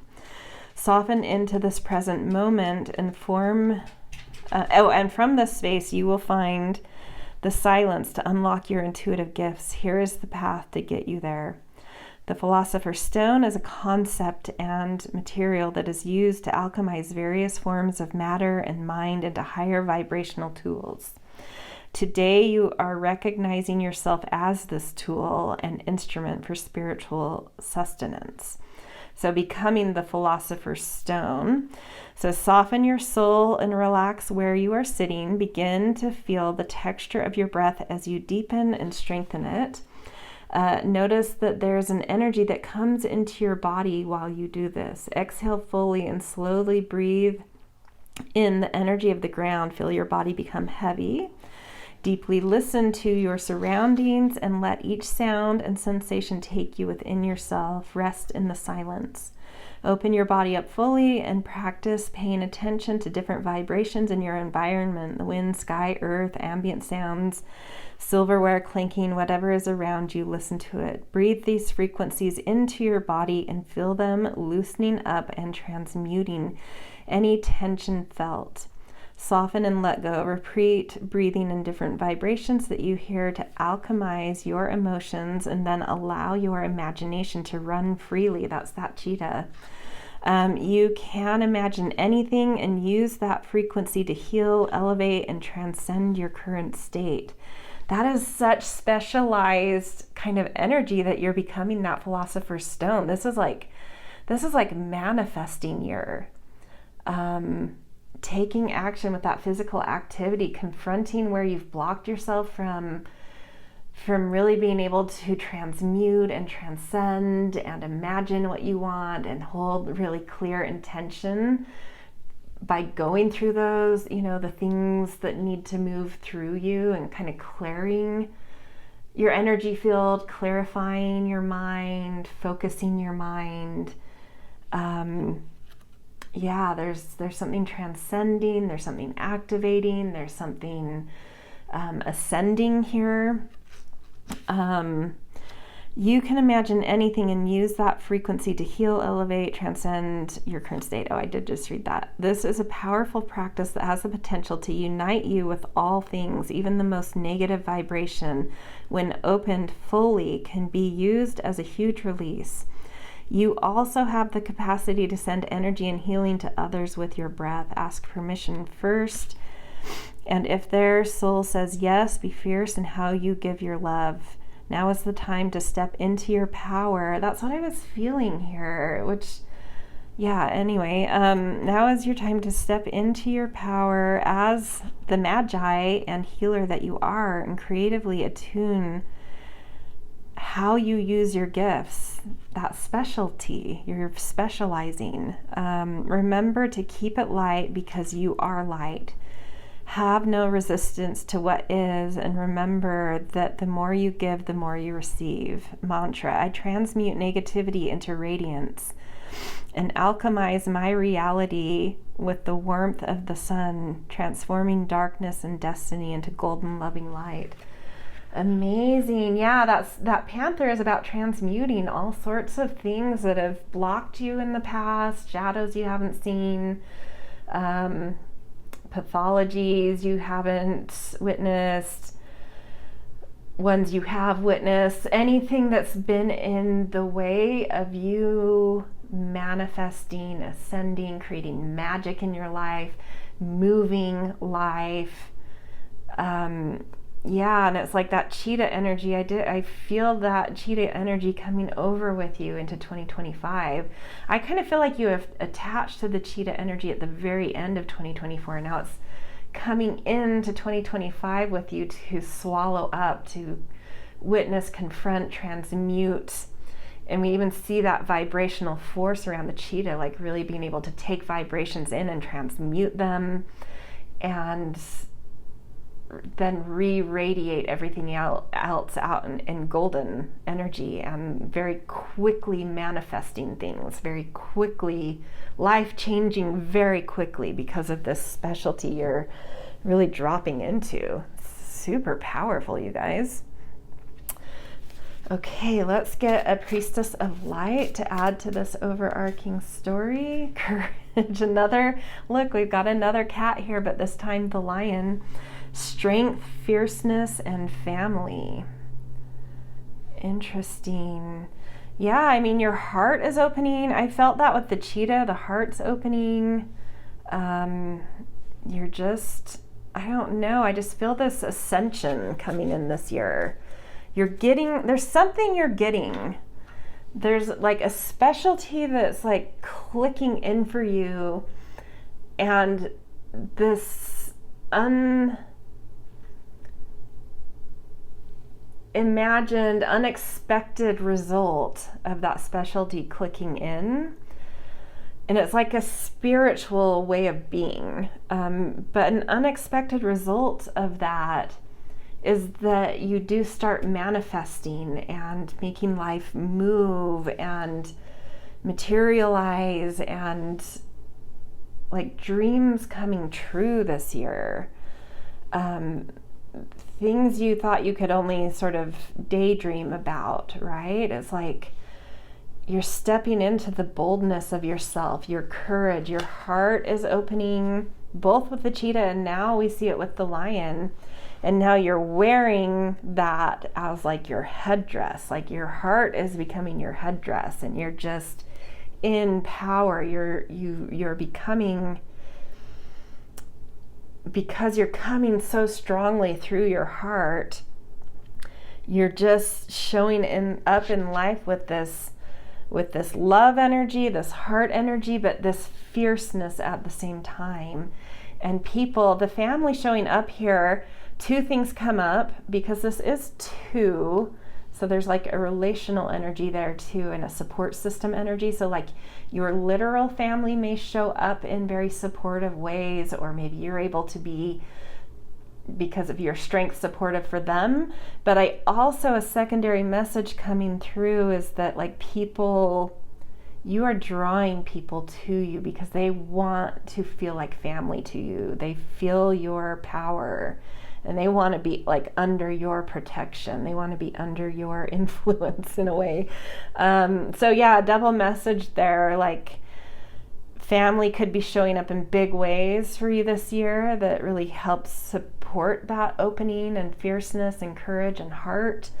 And in turn, I think you are able to be a support in return. But then, yeah, also that just people really gravitating towards your energy, wanting to feel like your family because of what your energy is doing. Very cool. Okay, let's get one last card for this kind of overarching influence for the year. Just make a little more space. Hold on. Okay.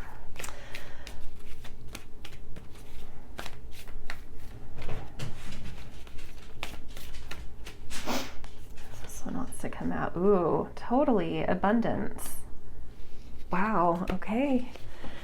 I mean, that just comes on the heels of everything I've been talking about, is like there's just an abundance of possibility, an abundance of manifesting, an abundance of dreams coming true. It's just like life is just exploding in the most positive way, not in that just, not like upheaval, more in exploding in color, blossoming, coming to life. Anything you dream of, you are able to like actually touch this year. So that, like before we even get into the quarter by quarter story of how this is playing out, I just definitely feel this urge to communicate that like don't hold back on what you want to dream of. You have this like force within you going into this year. It's already unstoppable, and it's just going to pick up more and more speed and fierceness and courage and strength, and like just go feed that, like let it rip kind of thing. Okay, so let's jump into the quarter by quarter sort of thematic energy, how everything's playing out as we move through the year, sort of breaking it down into smaller chunks. So we start out with winter. Technically, winter solstice is December 21st, but because we're looking at 2025, we'll just do it more as like, January, February, March kind of thing. Okay, so let's see what we've got. The mountain. Beautiful.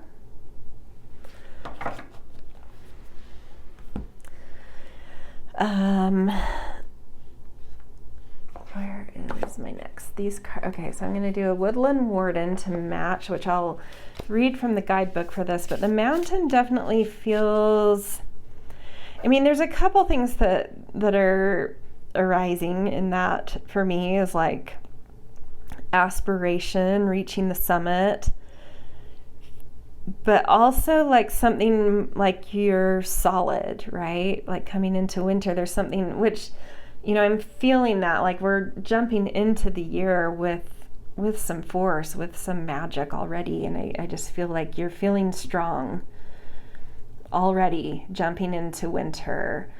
But there is something in the heart of the mountain, there's this person like in the heart of the mountain. So there's something that's feeding that strength, because it feels very warm in here. Like there's an internal thing you're tending to. to stoke that strength, to keep, that's what, like we've talked so much about the heart of the mountain is like you're really tending to the heart of your strength, the heart of your aspiration, the heart of you being able to hold the summit or the mastery of something. You're doing the inner work to be able to support some, external action. Okay, let's see what Woodland Warden wants to add to this. We've got the rooster and the sunflower with communication. Okay, this is XLV11. Let's see.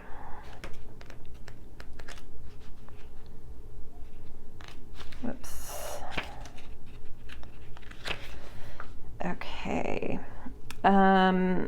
This is the card of the good leader and the kind king. Yeah, right? I mean, just jumping into the year, strength. Roosters wake before the rest of the farm, alerting everyone to the rising sun. They are protective of their territory and self-confident, but they are good communicators, honest and capable. The sunflower is often the tallest bloom in the garden, rising high and turning its face toward the sun. While it may hover over other flowers, it bestows warmth and joy in any garden. Upright, you are well suited to positions of authority. Remember that clear and open communication is key to successful leadership. In reverse, a miscommunication has occurred. As a leader, resist the temptation to blame others. Instead, clarify your intentions, seek understanding, and if needed, ask forgiveness. How can I improve communications? What style of communication do I admire in others? So this is giving a little bit of a key or a clue as to maybe something about this specialty you're strengthening into and really showing up in force and courage and heart and strength. Is there something with communication, something with leadership?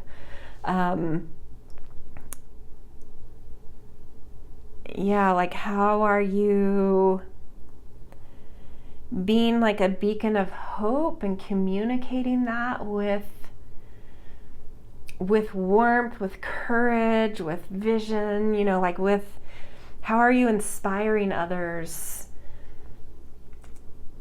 through your communication, and how are you standing as a leader in that in some way? And I don't know, I feel like tending to the heart of that mountain along with like the sunflower and the rooster, it just feels like you've got command of this. Like, I don't know what advice is going to necessarily come through, but other than maybe like confirmation, like you're stepping into this year, just like trust your voice, trust your mind, trust your heart. Like there's something coming. I don't know, maybe there is something streaming out of you communicative wise that is going to really make some waves in this winter quarter. Really kind of establish you in this specialty. Yeah. Okay, let's do a few tarot cards. See what what other light can be shed on this. Queen of Water. Yeah, so beautiful. Empathy, caring, really caring about people too. That feeling of like people wanting to feel like your family on top of just family wanting to be your family.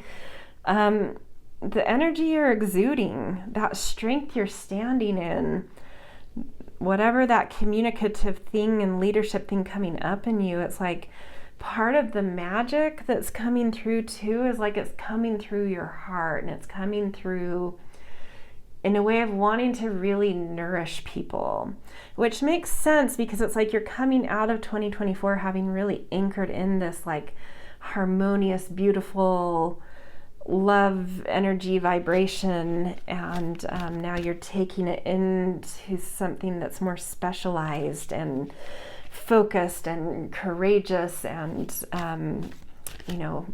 out there, vocal. With the rooster, it's vocal. Like, if someone doesn't hear you, they're like so dead asleep, right? As a metaphor, like they're not paying attention. Because anyone with any wits about them is going to hear that rooster call. They're going to hear you, but what they hear is the heart, and a very strong heart. Okay, let's, 2 cards right away. 9 of Earth and 8 of Fire. Quick, things are happening very quickly. I mean, we had the cheetah, that freight train it's rolling, right? Things are happening quickly. And that 9 of Earth is showing something happening that could really, really flourishing conditions coming through here.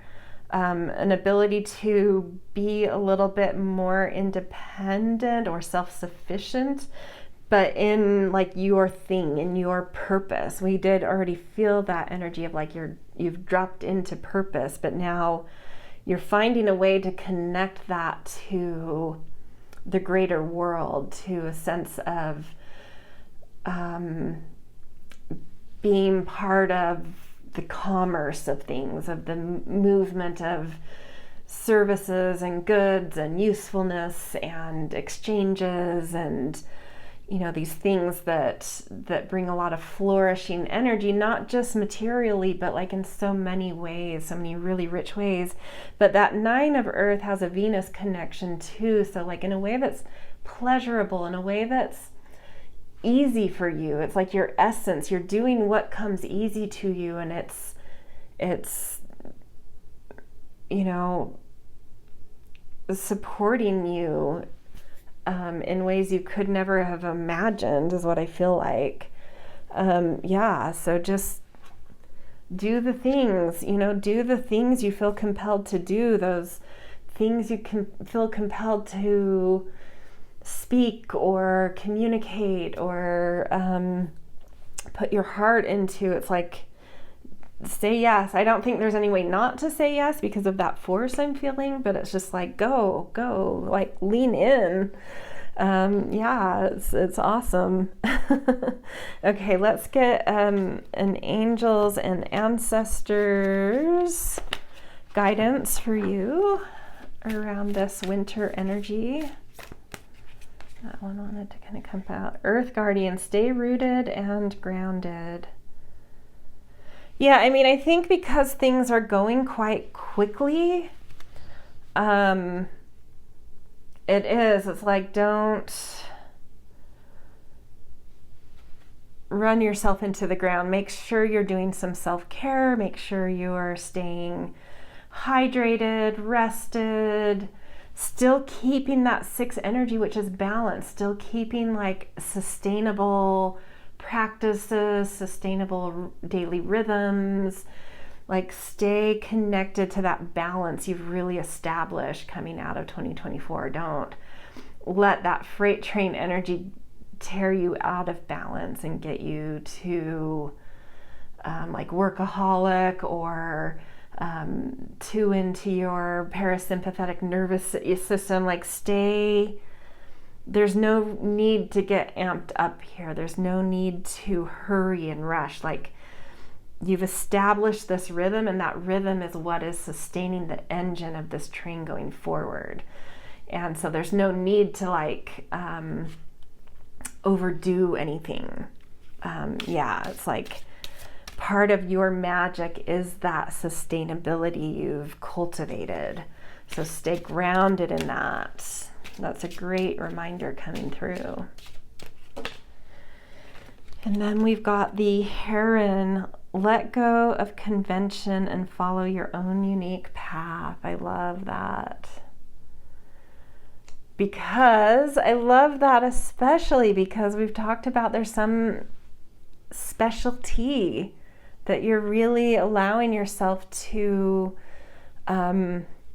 explore, show, and be seen for and be special for. And that does require, like, you know, following that unique calling, following that unique path. So really, you know, take that seriously. Okay, let's move on into spring. Okay, so let's get for spring quarter. So that's April, March, let's see, April, May, June. Let's get the main sort of archetypal energy going on here.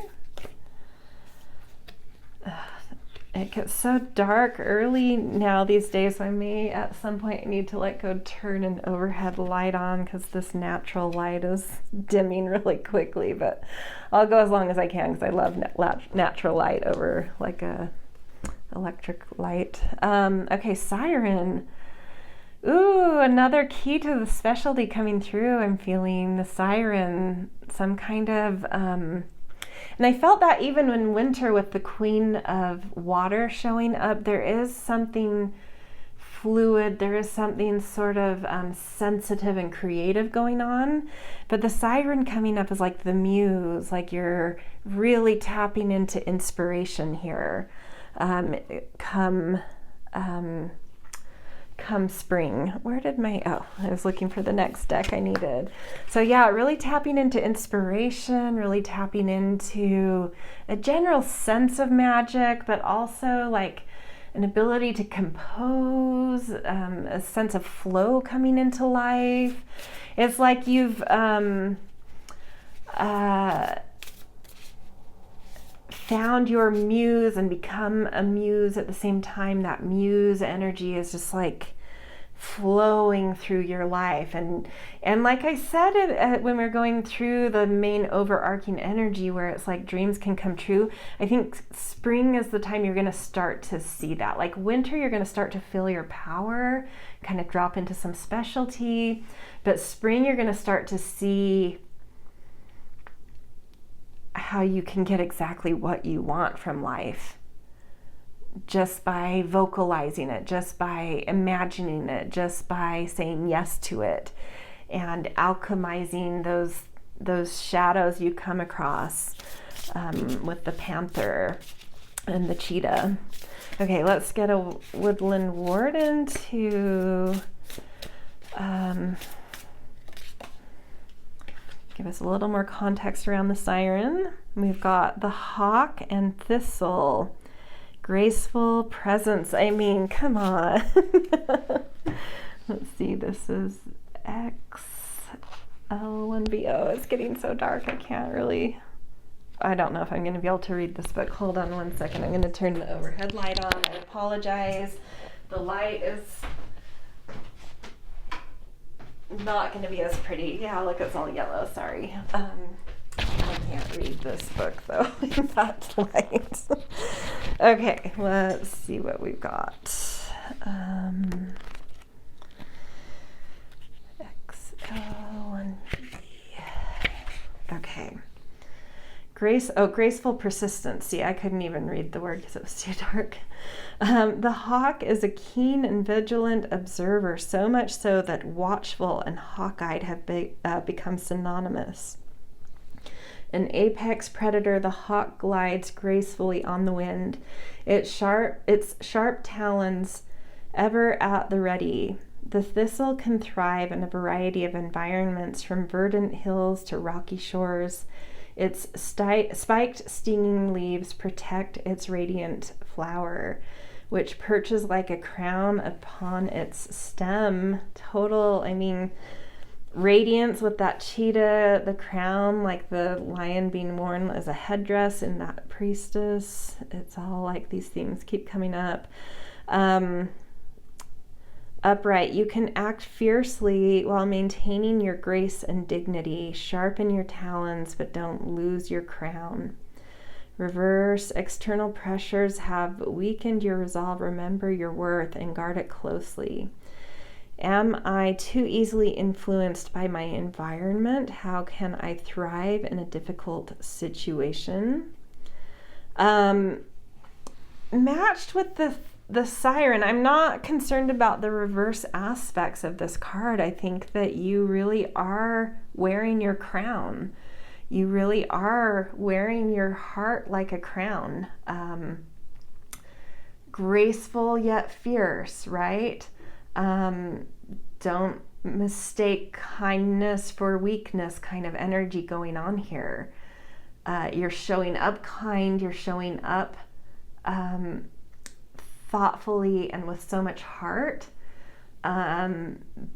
But anyone that dares to see that as a weakness will be sorry, right? Like that, there's no weakness here. And I think, you're seeing the big picture, you're gliding and flowing with the siren. You're just in your flow. I mean, spring is like your flow, and things that flow and that energy of creation and manifestation and dreams starting to blossom, coming into some kind of abundance is like really, it's just showing up. I don't know what else to say. I just have this overwhelming feeling of like spring is it. Like spring, with the arrival of spring is the arrival of the blossoming of life, of dreams coming true. Yeah, I don't know. Let's see what else the tarot wants to add to this. Just really powerful reading so far. We're only, at the halfway mark of the 4 seasons. Look at this. Love. In this deck, this is the Strength card, and we've got it right on, the lion.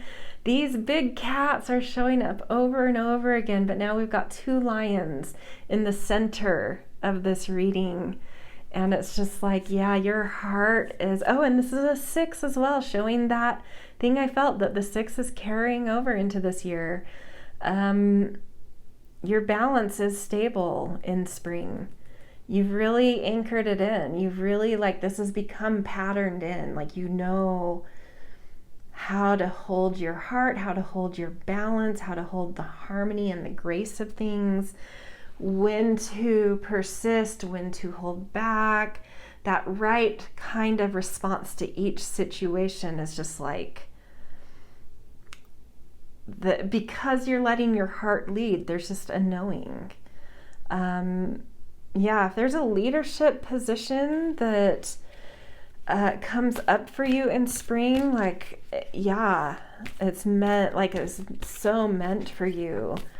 Doesn't have, that doesn't have to take place, but you are taking your throne, you are taking your throne in spring, whatever that means to you. And there is creation and grace and vision and inspiration coming through here. Geez, who are you people? This is crazy. Oops. Okay, we've got both cards came out at once. 3 of water. Your community is rallying around you, and that totally aligns with the family keyword that was in the courage card. Your soul tribe, and this does confirm that it's not just born family. This is soul tribe coming in, people wanting to be like family to you because of what them just wanting to be under your umbrella, under your I don't know why the words understanding of life are coming up. And then we also have 7 of earth. I also feel this offerings. This mermaid woman has these, she's carrying these pearls and shells, which could be carrying dishes of food out to a communal table or something, but it feels like offerings, people making offerings to you. But also just beyond that, it could be that. But I do think it's just a sharing of heart, a sharing of soul. Yeah, because pearls are that inner thing that forms the soul of the oyster or something, or the clam. It's people, you offer your soul, other people offer it back. I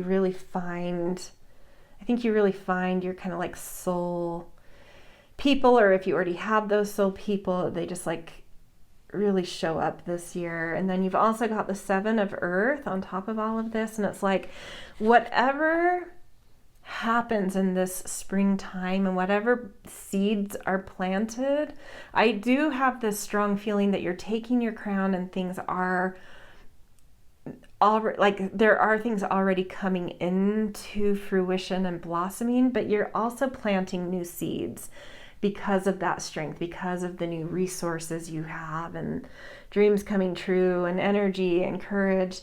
You're also planting new seeds at the same time as other things coming into their harvest. But those new seeds you plant are in such the right conditions and environment to bring in an even greater harvest in the future. Maybe a year off, maybe 6 months off.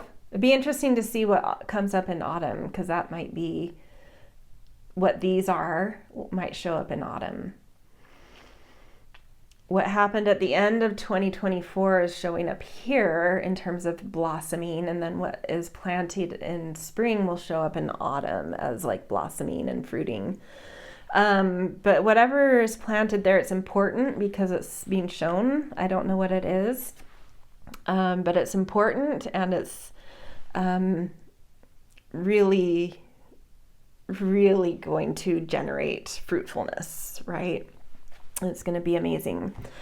Okay, so let's see what your angels and ancestors would like to add to spring quarter.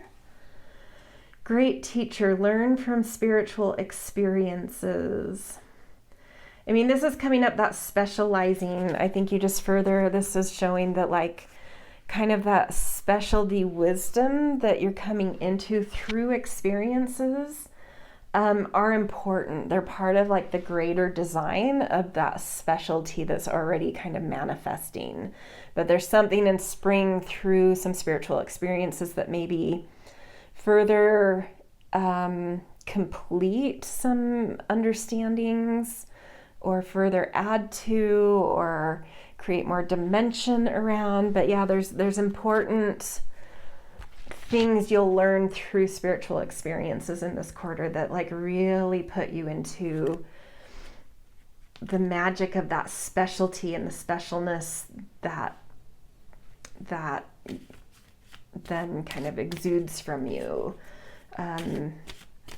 Some of that really is found in spring quarter. Okay, let's see what the Divine Feather Messenger wants to bring. Pelican. Choose to follow the path of forgiveness and raise your vibration. Beautiful. And you may have some incredibly spiritual experiences from being able to like tap into a new level of being able to tap into self-forgiveness, forgiveness of others, just being able to show up with so much more heart and so much more kindness and so much more kind of compassion, putting yourself so much less in the center of things, and yet knowing that your capacity to hold the center of things is important to others. So being able to do that when it's for the benefit of others, but not doing it out of ego. Yeah, there's something really coming together with that. You're like really getting these kind of like, to me, this is like the Jesus, Buddha, those great spiritual teacher energies. It's like you're tuning into it. Like, you're like, oh, I got what their thing was. I get it. There's something happening. But I also look at this dove in flight, this hawk in flight, this mermaid in motion, this mermaid in motion. There's that ascension I was feeling. It's like you are, like I keep feeling this. There's something ascending. There's something awakening, ascending. You're leveling up a vibration for sure. And spring absolutely shows that. I mean, I already felt it, but it was more like this solidness in winter. And in spring, it's just like, yeah, the cage opens. You're just like, everything flows and elevates and raises. Very cool. Okay, let's look at summer energy. All right. I mean, wow. what a reading so far. This is quite a year for you guys. The first half, I mean, so far. Let's see what the second half brings. So summer, let's get an archetypal kind of quality that wants to speak. I'm feeling the bottom card is the one that was speaking here, self. Oh, that's super interesting for like, it's too long to tell, I won't get into it, but there's some synchronicities here of why I even decided to do this reading, and this specific card having to do with it coming out in something else I did. Yeah, that's all I'll say, but there's synchronicity here for sure that like I've already seen. And because I know what that synchronicity is, and the Pearl is carrying over from the last, that Three of Cups in spring had the mermaid carrying in clamshells, pearls, and now we see the pearl coming out of your own heart. The heart again showing up too. Is like you really need to step into your light in summer. Like I feel like in winter you're finding that, especially you're anchoring in, you're feeling your strength. Everything opens up in spring. You start to see things moving, manifestations coming, your power in flow, your strength and courage in flow.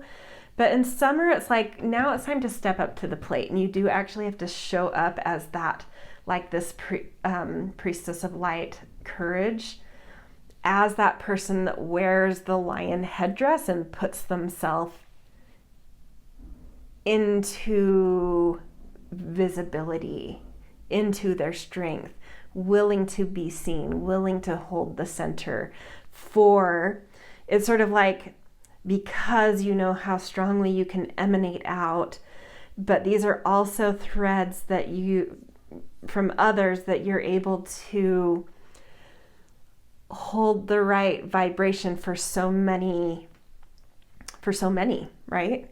You're able to hold a vibration that can connect to so many and that can do so much for so many. And it's time to step up to that responsibility that is a duty to do, because you can do it. Yeah, super cool.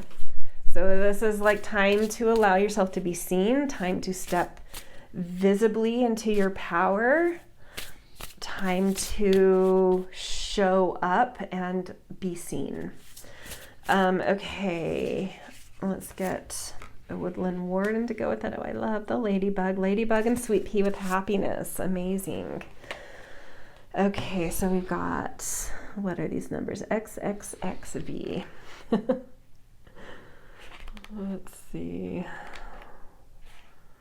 Close. Here we go. Symbols of good luck and fortune. Ladybugs are wonderful insects known to keep garden pests like aphids at bay. The sweet pea is a beautiful scented climber. In the Victorian era, sweet peas were given to thank hosts for a lovely time. Combined, the ladybug and sweet pea represent ease and happiness. Upright, you are entering a period of happiness, positivity, and good luck. Celebrate your joy by sharing it with others. Yeah, that's that self-sharing, sharing your heart, but also your strength with others. Because such abundance is coming in, such flourishing is coming in, it's your responsibility to share that. Power is supposed to be used to help others, right? Not to hoard more and more for yourself. And this is saying like you're coming into your power, so now it's your duty to share. That luck, that good fortune, that abundance you're coming into, it will just spoil over if you don't share it. Reverse, beware of taking on too much. Again, that's coming through again, like don't get off balance, like don't get amped up, don't get hyped up, don't feel like you have to do more and more and more. Do what's sustainable, do what feels rhythmic, do what feels harmonious. continue to anchor that balance in that you anchored in before you stepped into the year. You may feel you have things under control, but the balance is delicate. Honor your limits to preserve a happy outlook. What brings me happiness? How do I invite more joy into my life? I love that. So this self card it has a very positive, high vibe, beautiful kind of auric energy around it. But the thing to remember is you still need to do self-care. You still need to be grounded. There still is a balance of like how much you give. Just because you can give and you have abundance and that is your responsibility to share and use your power to help and all of that, that doesn't mean neglecting yourself. That doesn't mean you have to give everything. To make this sustainable, you still have to take care of yourself. So don't lose that balance. Don't take on more than you can handle. And my throat just went super dry there. Sorry, I had to take a sip. So that's important. Don't take on more than you can handle. It's okay to recognize at some point like, oh, I'm doing too much. I need to scale back. It's okay. You can do that. But stay really connected to that. And with that happiness coming through, it's like, be sure you're doing things also that bring you joy every day, because that feeds that beautiful aura that's coming off of you, that beautiful heart that's able to hold the center and hold a certain vibration that's so,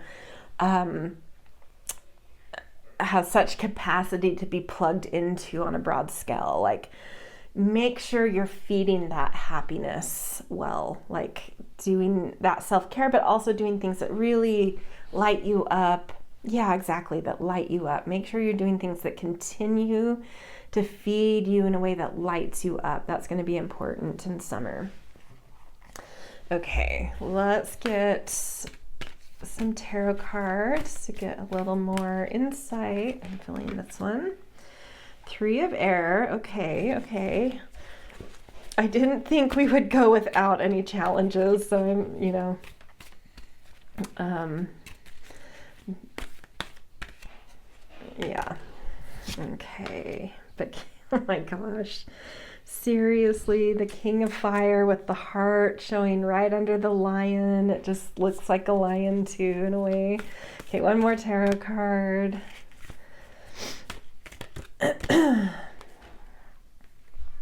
Wow, the world. Okay, well, the 3 of Air, when it first came up, I had, like my go-to association is there's something that disappoints your heart. But then these other 2 cards came out, the King of Fire and the World, and immediately I was like, oh, okay. I don't necessarily think summer's going to bring something that is disappointing to your heart. It is possible, but what I am more plugged into here is that when we have gone through disappointments and heartbreaks or things that really, broke our heart or shattered our heart or depressed our heart, it's always our mind and our fear that take longer to recover than our heart. And when we allow ourselves to tap into the grief of that disappointment and let it move through us, our heart matures, our heart becomes, it levels up, it knows how to take in, you become more trustful of being able to allow your heart to be hurt, to be able to take in those darker vibrations, those darker shadows and transmute them. You have this greater trust that your heart can handle it. And so there may be something that happens in summer that like proves that to you, or you may just, there may be things from your past that you're finally allowing your heart to move through you and feel the grief of it and recognize how strong it is.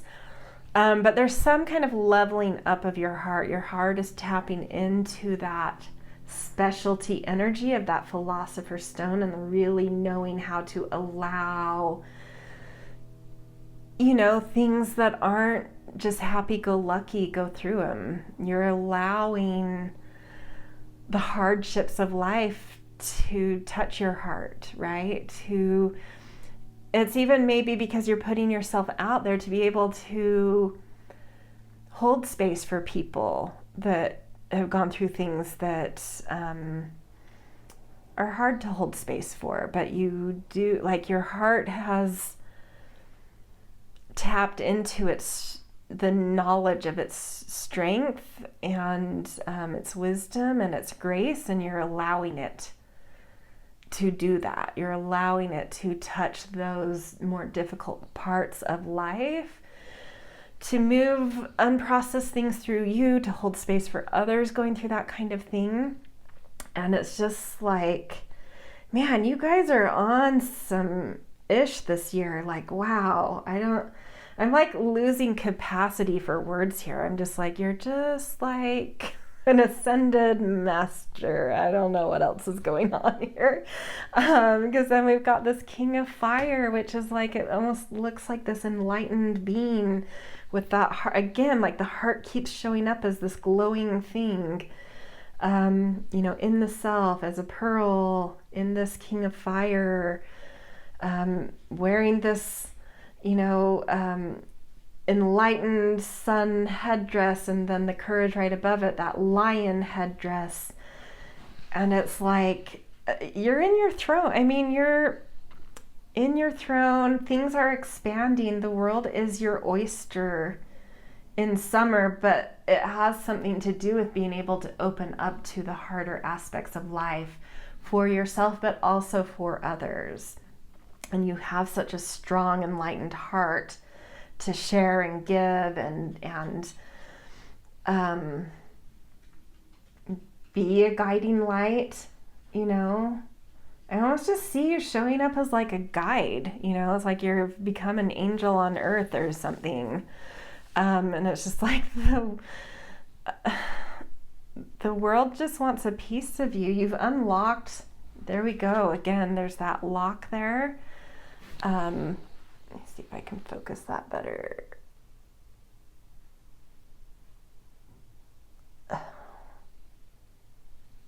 No, it's too close. There we go. It's like you keep unlocking a layer and a layer deeper of this specialty and specialness of yourself. And it's like getting into bigger and bigger places where it's like you feel strong in winter, something opens up and ascends in spring, and then in summer it's like, I don't know, it's just like you leave the stratosphere. It's like you even leave Earth. I don't know what else to say. It's like you're just handed the keys. That's what I feel like. You're handed the keys by like another dimension, because you're so solid in your heart and enlightenment here, and your ability to hold, the shadows with the panther, and the radiance with the cheetah, and the heart and courage with the lion. Yeah, I just feel that you're being given the keys to the world, being given the keys to like an ascended mastery kind of thing. It's just, I don't know. I think my sense is you're going to see yourself very differently by summer. Like, you're going to surprise yourself. You may already sort of relate to being someone that is somewhat spiritual and somewhat tapped into a more compassionate, sensitive place.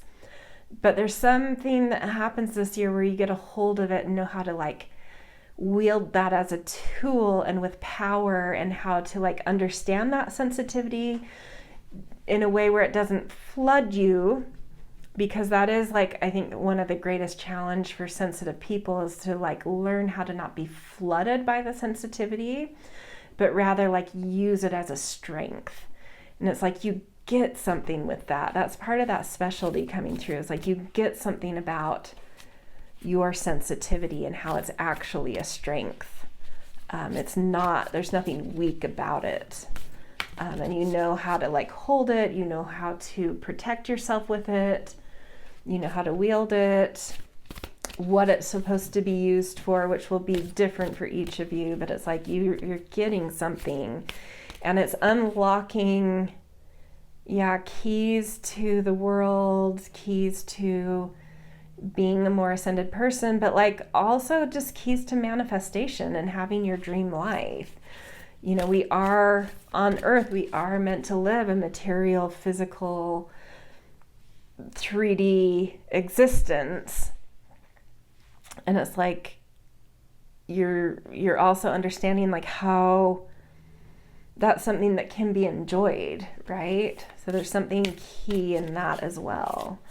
Okay, let's see what your angels and ancestors want to add to summer for you guys.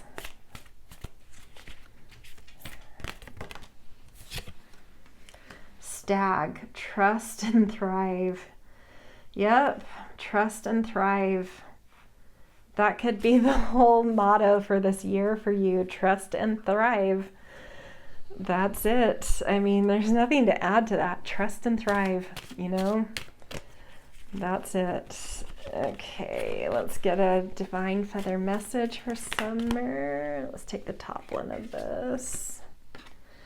Crow, universal laws and truths are now being revealed. Use this energy to create your reality.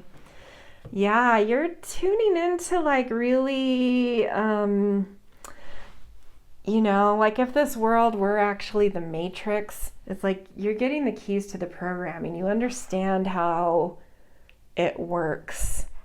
And so whatever it is you want, you know how to like hack that programming. Not necessarily hack it, but like, because I don't feel that energy of like cheating something, but like, you understand the patterns, you understand the energetic field, you understand the programming of things, so you know how to bend your reality, how to create your reality, you know what reality means to you, and you're able to like,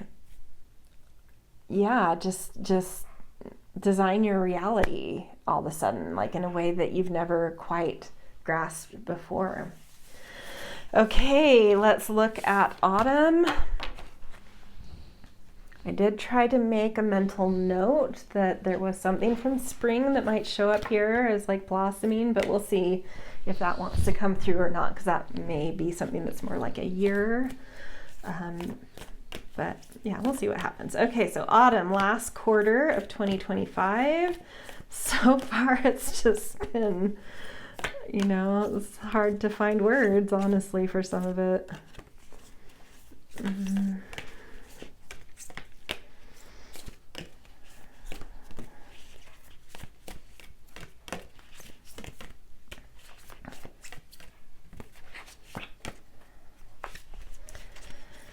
Okay, autumn. Not wanting to pop out on that one. Oh, come on, the heart, seriously? And just like, look how it's nested, look at that beautiful glow. That is your archetype as you end the year, autumn. You just are the heart, you know? You've become the heart. The heart of the matter, the heart of the world, the heart of yourself, the heart of others, the heart of hearts, the heart of the beloved, which is that like giving your heart to the all kind of thing, the unity of everything. It's like you are the unity of everything. So that's what the heart's job is, to bring things together. The mind separates them to analyze, and the heart unifies things. And it's like you're just showing up as this like unity energy that's so beautiful. Man, you just keep further and further and further mastering and leveling up that. I mean, talk about becoming the philosopher's stone. Like, your heart is becoming this philosopher's stone tool. It's just like no end to its capacity to take in any vibration, positive, negative, beautiful, ugly, and just, you know, transmute it and emanate radiance and beauty and unity out of it.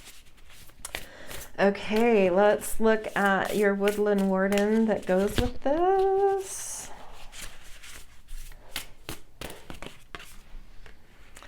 The opossum and peony, bashfulness. Okay. And this is XXV111. This is the first year that I've had to get reading glasses. But I forgot to bring them because I'm only reading from one guidebook, so I didn't think about, needing to wear them for the whole of the reading. So I don't even have them near me, and I'm like just starting to really struggle to read some of those. Let's see. Okay, so XXV. Our little head. Is that? Here we go. Okay, bashfulness. To play possum is to remain quiet and still when faced with danger. The expression comes from the opossum's unique reaction to fear.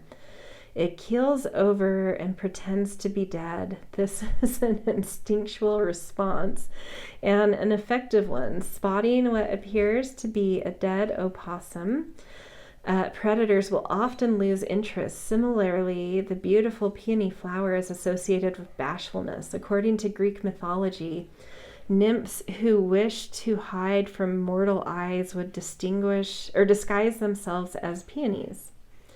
Upright, you may wish to hide away from the world. While periods of solitude are necessary and healthful, be sure your retreat isn't driven by fear. Oh, interesting. Okay.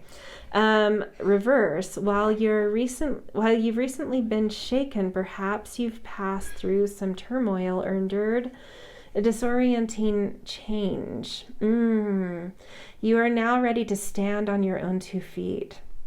How do I respond to fear? Instinctually or otherwise. Okay, so this is interesting. This is autumn. We do come into some growing pains.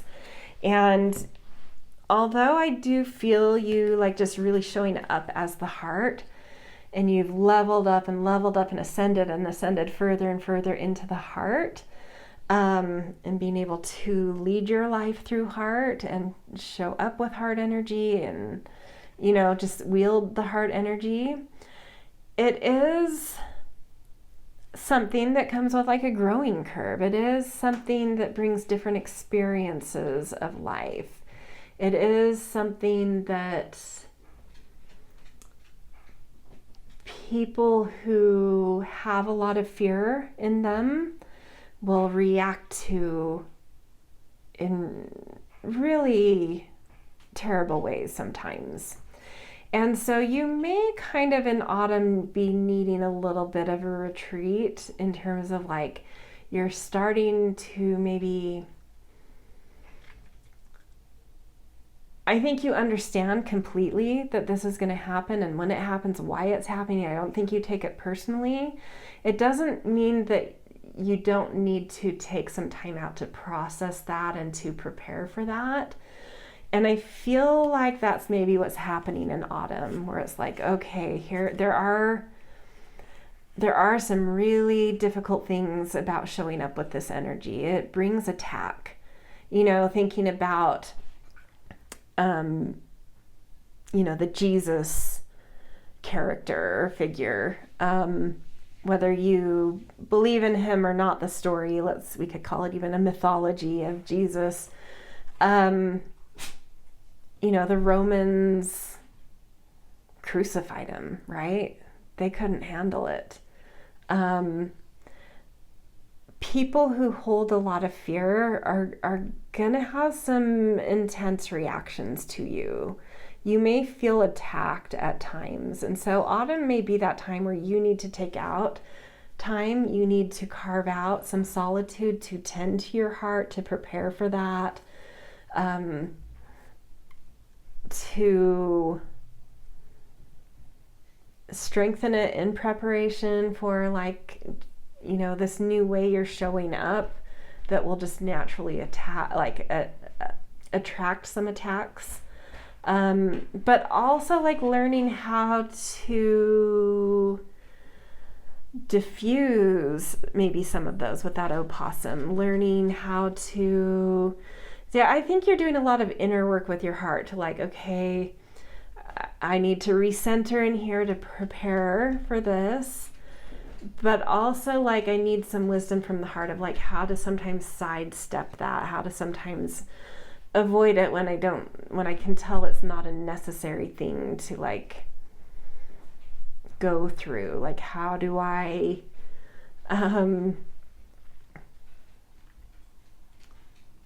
sort of like an illusion sort of escape people's grasps that don't deserve to attack me, or that attack doesn't teach some kind of lesson, or like trying to find that right balance of how to deal with. And we did see in summer there was that 3 of Hearts, and I said that there might be some disappointing things that does bring, now that I'm seeing what's coming out in autumn, that does feel like you maybe start to feel some of those reactions from people that hold a lot of fear within them.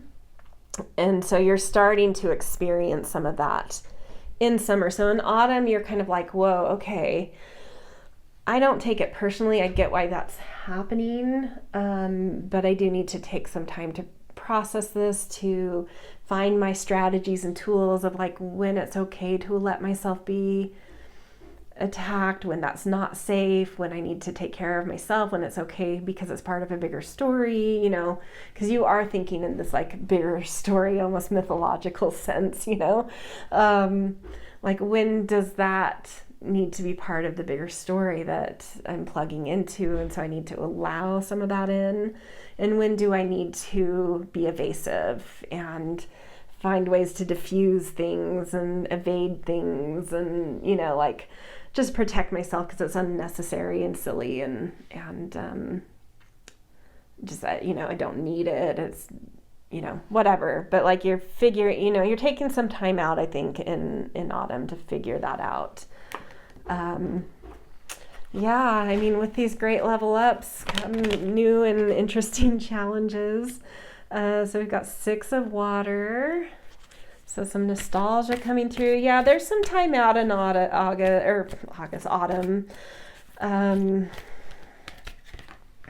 Queen of Fire. But you're still, I mean, look at this. Now we've got the counterpart. The King of Fire showed up in summer, and now in autumn, the Queen of Fire. You're finding like you really came out enlightened and courageous and strong and masterful and commanding in summer, and in autumn you're finding like a little bit of a softer approach with that heart energy that's more nourishing and less commanding. It's still commanding, but it has a little bit more of a nourished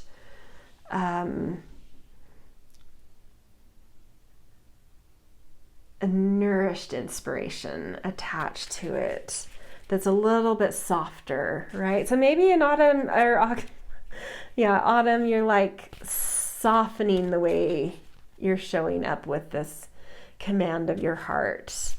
Maybe the point was to like go through the different versions of showing up as enlightened and like finding that right plug-in for you.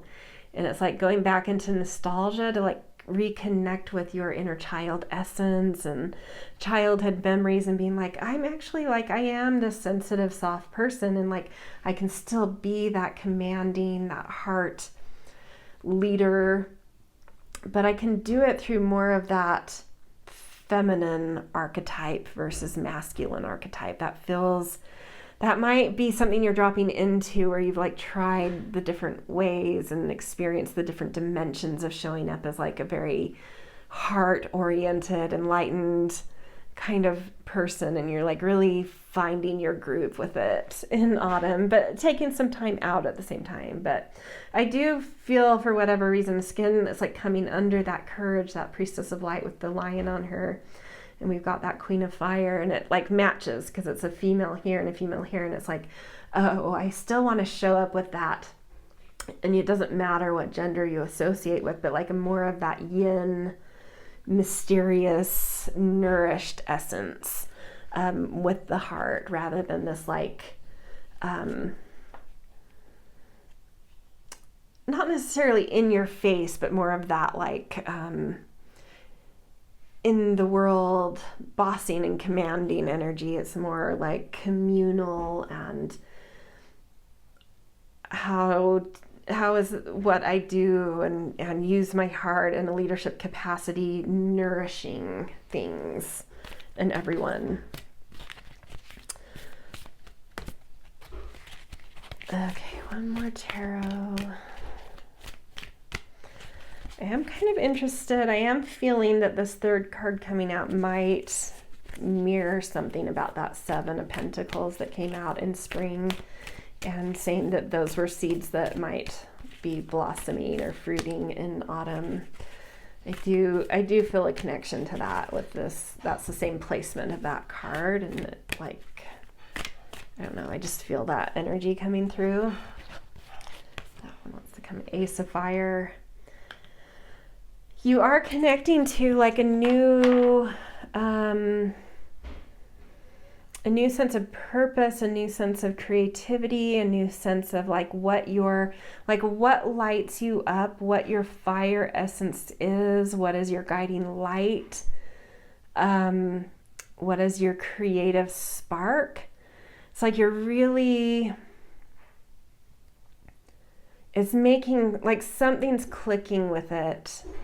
It's like you end the year with this great blossoming of like clarity of the core of your passion. And that's the seed that is fruiting that you lay in spring of like, what is the direction of my passion? What is the essence of my passion? What lights me up, and what am I supposed to do with that? Right? So a lot of the stuff that's come through, it's like, maybe that's great. Oh, great. You know, I'm learning my heart. I'm showing up in command, but what am I doing with that? Right? Maybe that's the thing that we've been missing this reading. It's like, you're really showing up in new ways, and you're really leveling up in your vibration and specialty of like how you hold heart and command and courage and manifesting in life. But like, what am I doing? What is it for? What is my creative essence, and what am I supposed to do with it? That becomes clear at the end of next year. Yeah, very cool. All right, let's get an angel and ancestor message for you guys about autumn. Kind of feeling this one. Shaolin Master, be graceful in movement and action. Coming right under physical activity here, and right after this Ace of Fire, like finding that purpose type of thing and that creative essence. There might be something kind of physically centered you tap into, like really, like there's some kind of form that you use to be who you're supposed to, be this heart leader, this philosopher's stone archetype of the heart, where it's like maybe through becoming a yogi, or I don't know what you call someone who does Tai Chi, Tai Chi master, or a martial arts. There's something physical here, but it could even be music, being a musician, that's physical too. But it's like something you do, I feel like, is like how you find there's some form, right? There's some form you're connecting to that has some physical connection. That's how you're connecting to wanting to like utilize this philosopher's stone heart specialty that you've developed. Like it's like finding something to put that into, that energy into, to share it. Like, why am I sharing it? In what way am I sharing it? And it's like you're finding a specialty. You're connecting. By the end of the year, you're figuring out what that's supposed to be packaged as. a martial artist, a yogi, a musician, a whatever, something, that allows you to share your heart with grace and in an active way. I don't think it necessarily has to be like this action thing, but you're able to share it in an active way because you know how to package it now. So by the end of the year, you're figuring out how to package it, how it's supposed to be directed, what you're supposed to wrap it in, right? I hope that makes sense. Not that it has to be wrapped in something, but I think for you it makes sense to like have something more specific that it's embedded in order to share it in that more special. Well, I mean, it does make sense because the whole purpose of this year was like a specialty. And so maybe that is part of like the challenge of this whole year is like you are leveling up, you're gaining a specialty with this and that and the heart and transmutation and radiance and leadership, but like what am I doing with but I need to put it into a literal specialty that's more tangible. And by the end of the year, you figure that out. And so that might be a challenge as you go throughout the year. It's like, well, how am I directing this? How am I utilizing this? Like, what am I supposed to do with it other than this sense of being that I have and this way that I'm now able to like manifest and create my reality, which is amazing and great. But it's like I need something to embed this energy in. So I'm sharing it in this more wise way, philosophical way, creative way, whatever it works for you. It could be in a philosophical way. It could be in just through creativity as like a poet. It could be, whatever, but like something, it's like you're wanting to figure out how you're supposed to wrap this, and you get it by the end of the year. It becomes the work you do to figure that out, or the intentions you make in spring around like really wanting to clarify that, really blossom in autumn, and it becomes clear for you in autumn like how that's supposed to go forward. Okay, let's get a divine feather message for you guys.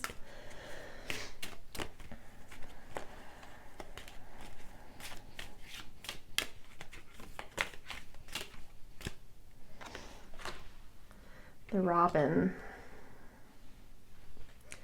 New growth and potential is on the horizon. Reach out and embrace it. Yeah, I think once you like find that clarity of like, you've dropped into who you are, your being, your sense of beingness, with that heart energy, with that philosopher's stone archetype of a heart, that's how I'm saying it.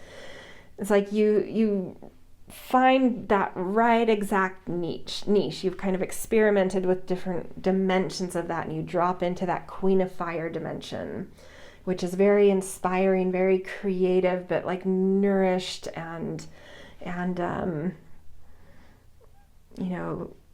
fierce and radiant, and commanding and a leader, but still like nourished and feminine at the same time.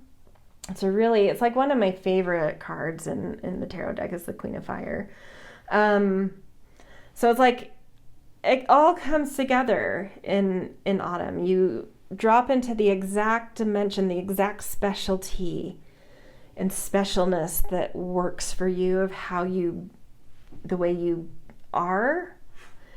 And then you also, from that, once that clarifies, then it becomes clear what you're supposed to do with it, what you're supposed to wrap it in terms of like how you're activating it in the world, what you're doing with it, your sense of doing versus, the being and the doing. It's like you have to get the being first, how you're supposed to be with this heart energy. And that really refines and clicks in and makes sense in autumn. And as soon as that happens, what you're supposed to do with that really clicks in.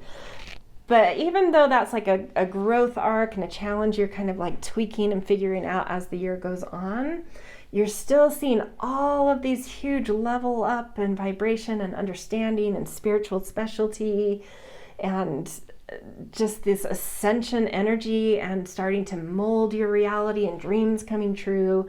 But the true core package of your being and doing really like comes into clarity in autumn.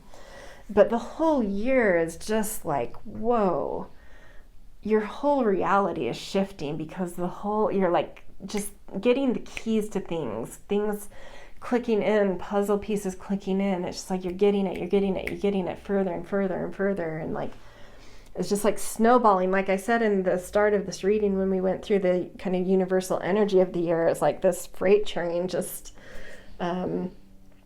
is just charging through your life this year. And it's just, yeah, I mean, it's just like so much magic and force and power and courage and magnificence and ascension and beauty. And I mean, it's just like, like this, just a massive abundance of energy and level up and creating your destiny and creating your reality and bending your reality and just coming into a whole new sense of being and doing that's like, whoa. So yeah, hold on to your hats this year. That's quite a ride. That's what it feels like. Like, hold on to your hat. It's going to be a ride, and it's going to go fast, and it's going to be amazing. Okay, so to end, we are going to get a message from Kuan Yin. Just an overarching message, like a goddess message I want to bring forward, that she wants to give you about your year. What from her point of view, can she offer as some guidance, food for thought to leave with for year 2025?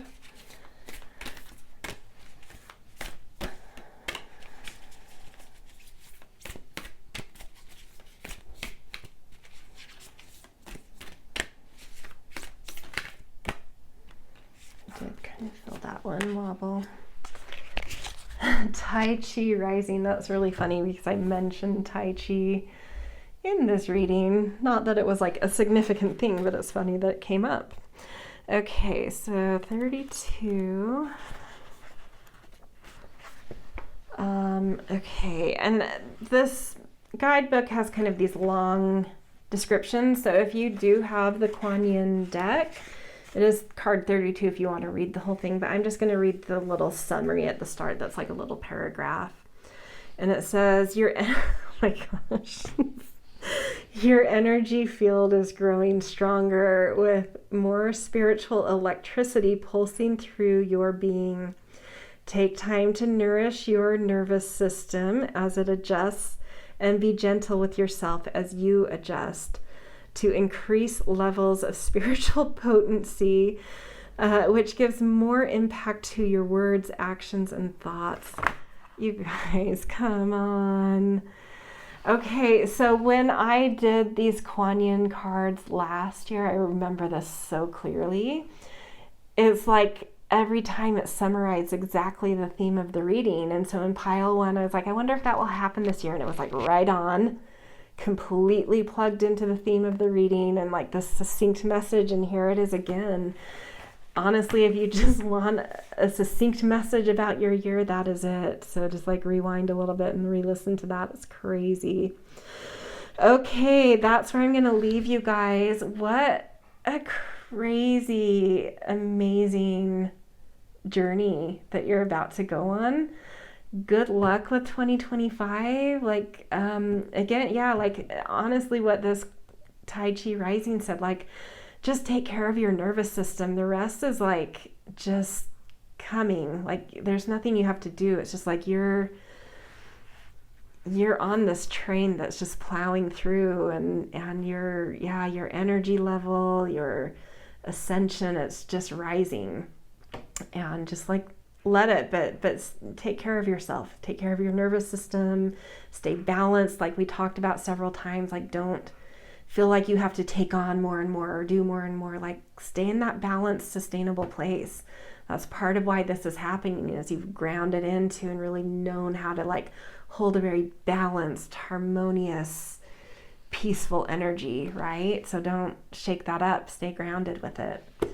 Okay, have an amazing year, and I'll be back with more readings in several months. Like I said at the beginning of this, or in the reading before this, I do have like a massive project on my plate right now that I just really have to focus on every moment I have. So I'm taking some months off of tarot readings, but I will be back in 2025, a few months in. But yeah, getting you going into the year, and I hope, it starts off like a bang, like it felt like. So get to it. See you guys. Hello, Pile 3. Welcome to your 2025 year ahead reading. You guys picked this malachite stone along with the Tuatha De Danann tarot, which I am going to bring out in a little bit. We're going to do some oracle cards first to get an overarching, like the main energy theme, the umbrella kind of theme going on for you this year. So to start out, we are going to do a little bit of an energy check about like, where are you coming from at the end of 2024, and then where is 2025 taking you? So I feel like doing that comparison helps us to like more specifically hone in on what shifts are coming. Okay, so we're going to use some numerology and animals to do this. So looking first at kind of the energy check right at the end of this 2024 journey. Where are you at? And we have nature with 74. Interesting. Let's get the animal card to go with this. And see kind of that combined energy. Ooh.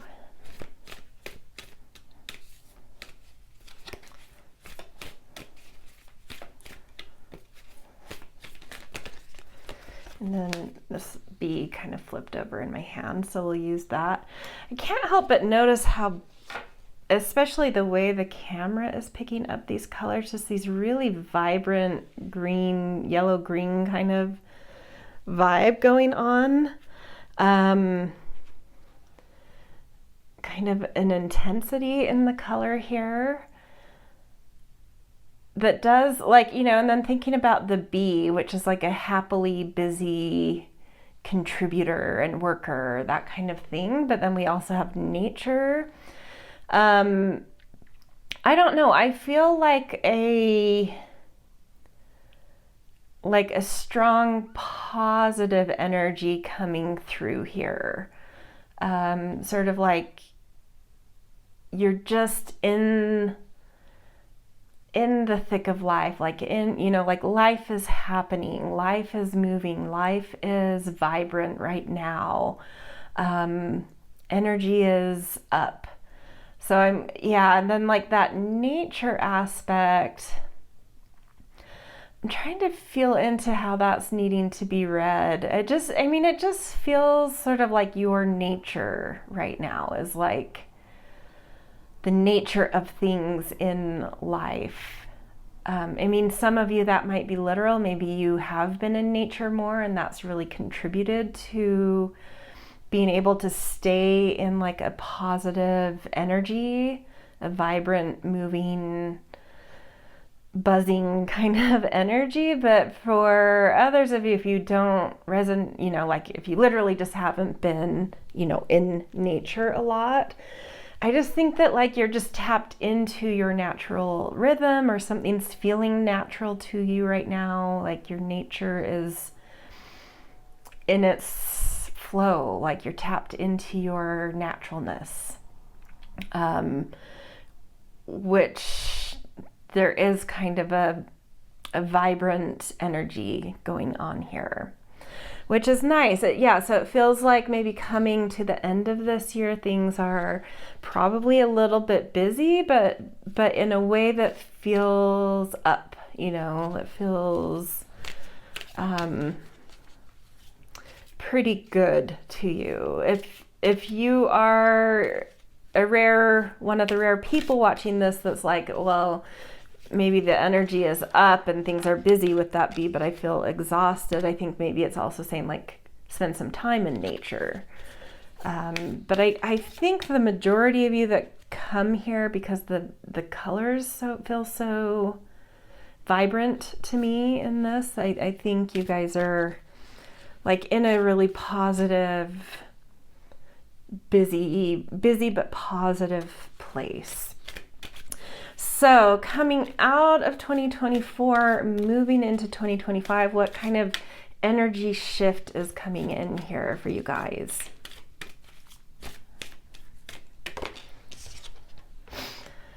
Parenting 63. That's so interesting because I think it was, I want to say it was 2023 year ahead reading had a parenting. That's interesting.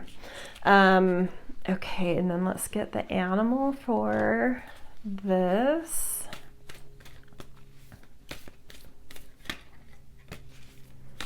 There's still this continuation of like, you know, here it was like yellow, green, and yellow, and now we're moving into like more, well, let's see what animal comes up, but that yellow is carrying over.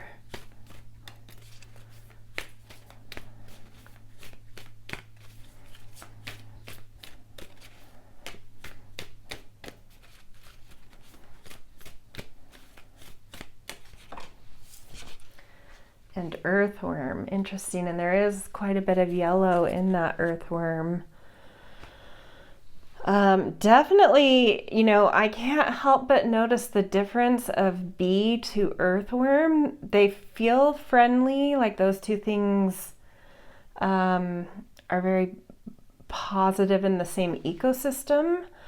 But like your energy, like I do feel like you're kind of staying in the same ecosystem as last year. There's a continuation of the same ecosystem. You're very in some very natural energy, productive energy, but like this year it's moving from being kind of buzzing and busy to being a little bit more slowing it down, but not dimming the light. It's like you're still in this, like the energy to me is a very spring in both cases, but like 2024, or at least how it felt at the end of 2024, was like that pollination energy, whereas like coming into 2025, it's sort of like, okay, let's slow it down though. We need to like tend to the foundations of things here.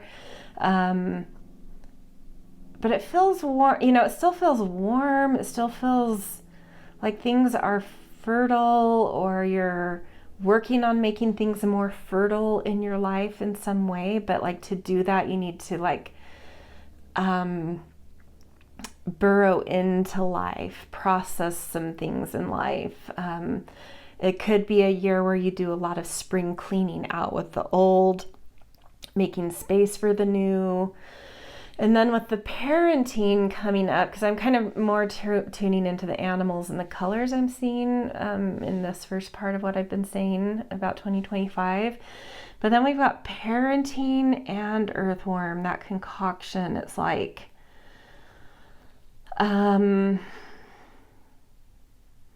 it just feels like starting to take life more seriously. Like this like end of 2024, coming out of 2024, it's like things are lively and vibrant and exciting, but coming into 2025, it's like time to come into more committed energy, ground some things, create your foundations. It feels like moving from Gemini energy to Cancer energy, which does align.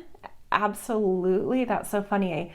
because I wasn't thinking about that when I said this, but it does align with that 15-year shift that I talked about in the intro. To go see my previous video about a new 15-year cycle. There is kind of this like Gemini influence that's been over our last 15 years, and we are moving to this new kind of Cancer tone, and it's like something about that you're really keyed into. It's like you immediately respond to those more universal energies, where it's like, yeah, I got busy in 2024 kind of finishing out these, you know, being more busy, being more communicative, being more moving around into life type of thing.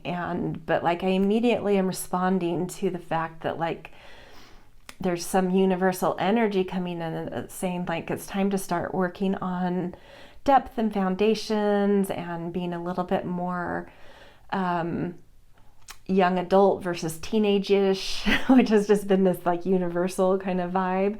And it's like, yeah, you're like taking the note, you're feeling, it's like your system is very sensitive to the universal energies, and you're just like, oh, got the note. Yep, memo was received. It's time to deepen into life, to slow down a little bit. There's still that like warmth coming through, but now I need to stabilize things so that the growth coming on is, you know, has a stable foundation to hold what I imagine building in my life, you know. So it's like really honing in on like, what is it that I want to mature about life? What is it that I want to, because that parenting could be seen as like more in terms of like not, you know, maybe you literally relate to that parenting energy, or a parent in some way, or your parents need something or you need to parent. But more metaphorically, it could just be that energy of like maturing life, doing things that mature, projects mature, your stability that mature, you know. So it's like moving from the blossoming, flowering stage into the fruiting stage of life, where it's like, okay, I'm not spreading anymore. I know what I want to mature in my life, and so it's time to like really prepare those foundations and take it seriously. But in the warmth of that switch from spring to summer, there's still warmth, there's still, you know, like that energy of growth is still there, but you're taking, it's like you're pruning how many things you're spreading yourself into, and like picking a lane and being like, okay, I'm still got this beautiful warm growth energy, but I'm picking a lane instead of being all over the place. So that's what that feels like to me. It is a slowing down, but there's still warmth. There's still kind of this fertile energy around you. Okay, let's do a couple more oracle cards to see what else we can tease out about this overarching sort of energy coming through. Mask, interesting.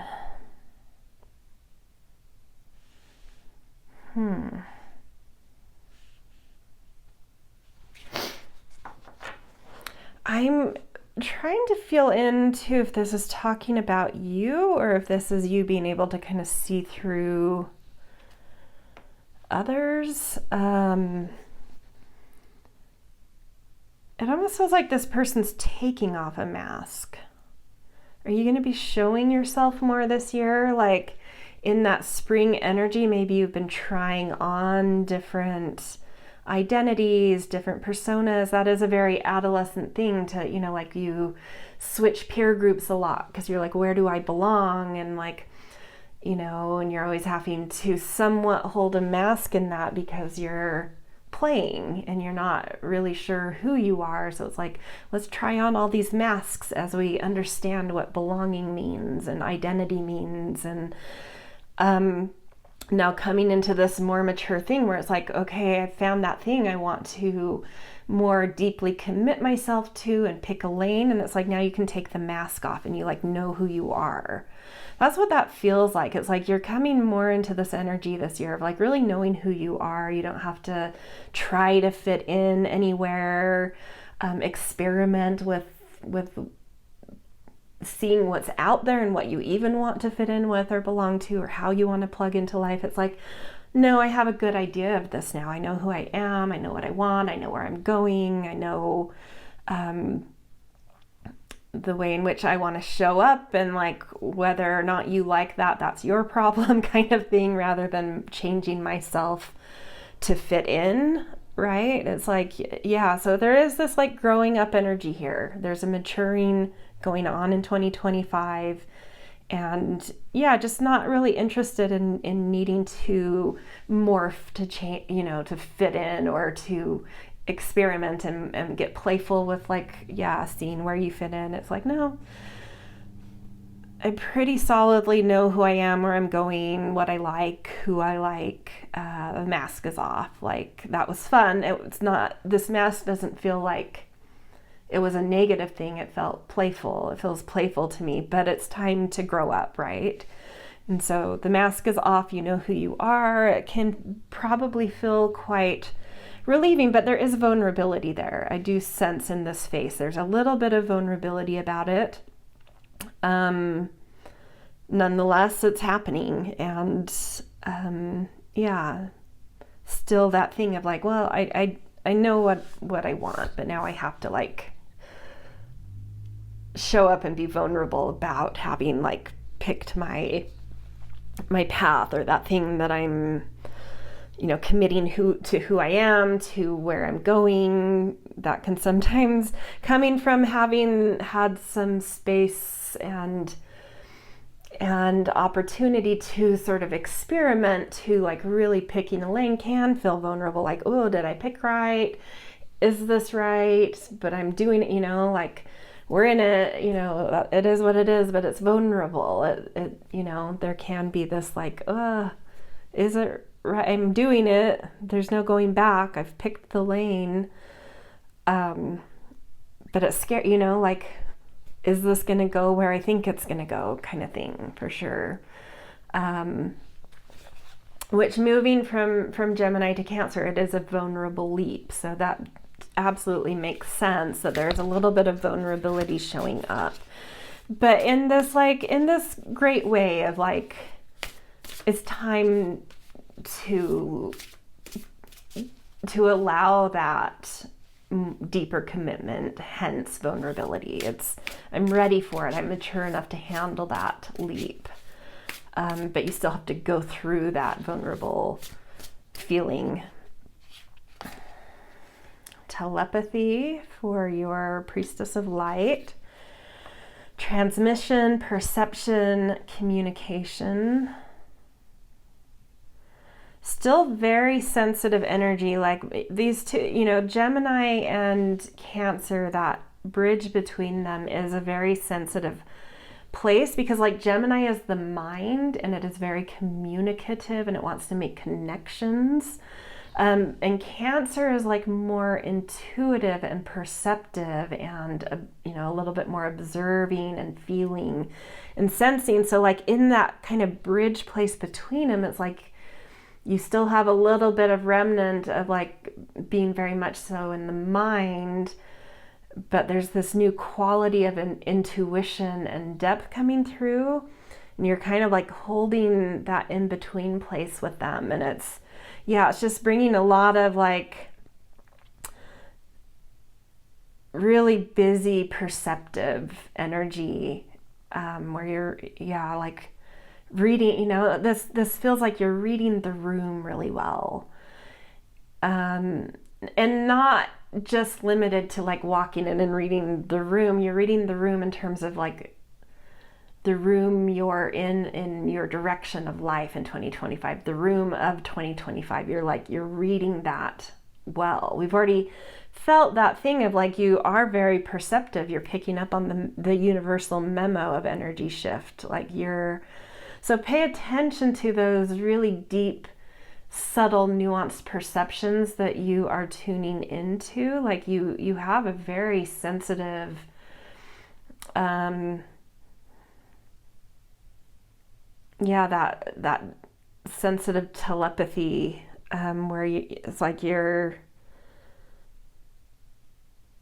really able to tune into mental energy and soul energy and kind of the bridge between them. And but it's because it's a sensitive energy, there is like a need to do extra grounding this year, which is being shown here with the parenting and the earthworm. It's like, like grounding is going to be needed because that sensitive, it's like sensitive nervous system, right? That sensitivity to, it's almost like a hypervigilance is like a little bit like hyper activated. So all the more reason to slow down and ground with that earthworm and breathe kind of thing, decompressions and breath and grounding and a lot of self-care is something I think you're going to need a lot of this year, because I think your nervous system is going to be very active, which can be a good thing if you're taking care of yourself. If you still try to stay in that B energy and you're doing everything and being everything, like you're gonna burn out constantly. And because of that, you'll eventually learn to be the earthworm. So it may be, because I do feel that continuation, there may be at the start of 2025, like moments where you get a lot of burnout because you're still, interpreting the memo of the energy shift. It can be hard to move from one mode to the next. And so, I do feel like there might be a few moments where you definitely have some burnout, and then are like your body will like force you to listen to the memo. I'm like, okay, got it, slow down. Okay, so one more, we're gonna get a Sacred Destiny card as well. Need to make a little more room here.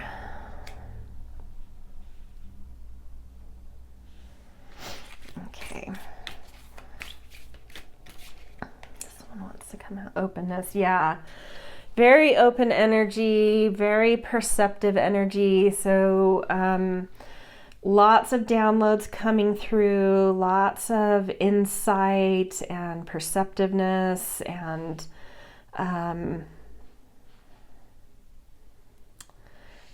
there is an open-mindedness. Like, even though I feel this thing of like picking a lane and more specifically honing in on something, there's still, because like moving into that Cancer energy that I feel so strongly here, which is confirmed with this full moon, because the moon rules Cancer. Specifically in my mind, the full moon rules Cancer. There is this, Cancer is like, that energy to me is when you go down into the root systems, and so you don't have normal sight. You have to use other senses and your intuition to sense the ebb and flow of things. So you have to leave your perceptions quite open in order to be able to navigate through your intuition. You have to be very open in order to do that.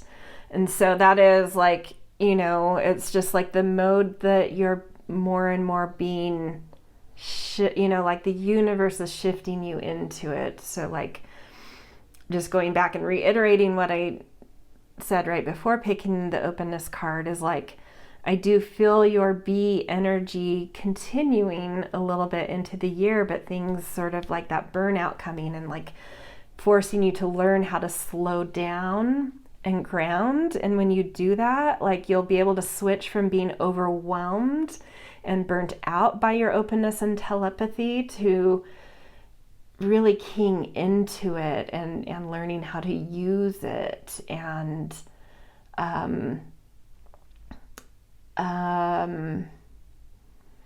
value it and develop greater perception and intuition and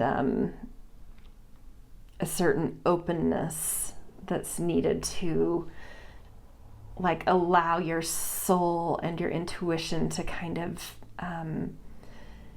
be in the driver's seat of things.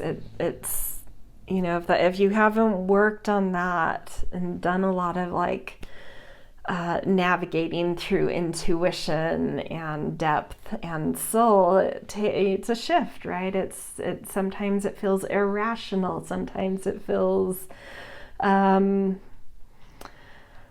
it's easy to, because you're relying on like more unseen and subtle senses, it's easy to also catastrophize if you're not grounded. And so that's another thing that could come through. It's like if you're not grounded and you're super sensitive and picking up on things, you may trip up into mind rather than kind of heart and soul and start to tell stories and catastrophize around things rather than being like, okay, shut the mind off. This isn't about logic. What is that feeling? And when I come from this grounded place, I can feel that more nuanced and feel the deeper veins going on rather than the alarming veins of things. I hope that all makes sense, but it's very switching from just being in mind and moving all over the place and trying things to like straight down into the root systems and having to be really still and thoughtful and perceptive and staying open to intuition, but from a grounded place so that you don't allow your mind to take sensations and intuition and make up stories from there. So, okay, let's from here move on to the 4 different quarters and to see how each quarter, breaking the year up into, 4 smaller chunks, see how each of these quarters is interacting with this kind of bigger thematic arc going on for your year. So we are going to start with winter, which because we're doing the 2025 year, we're going to call that January, February, March. So let's get kind of an archetypal energy coming up for winter of 2025. What's to come? The flame. Already just like starting to go inward. Really connecting it, and it's a great, winter is that great time to incubate the shift. And it's like, get in touch with that inner flame, really get in touch with the quality of inner flame that's starting to flicker inside of you. In winter, be really quiet so that you can notice a quality of a flame inside that's developing, that's just starting to kind of spark and flicker.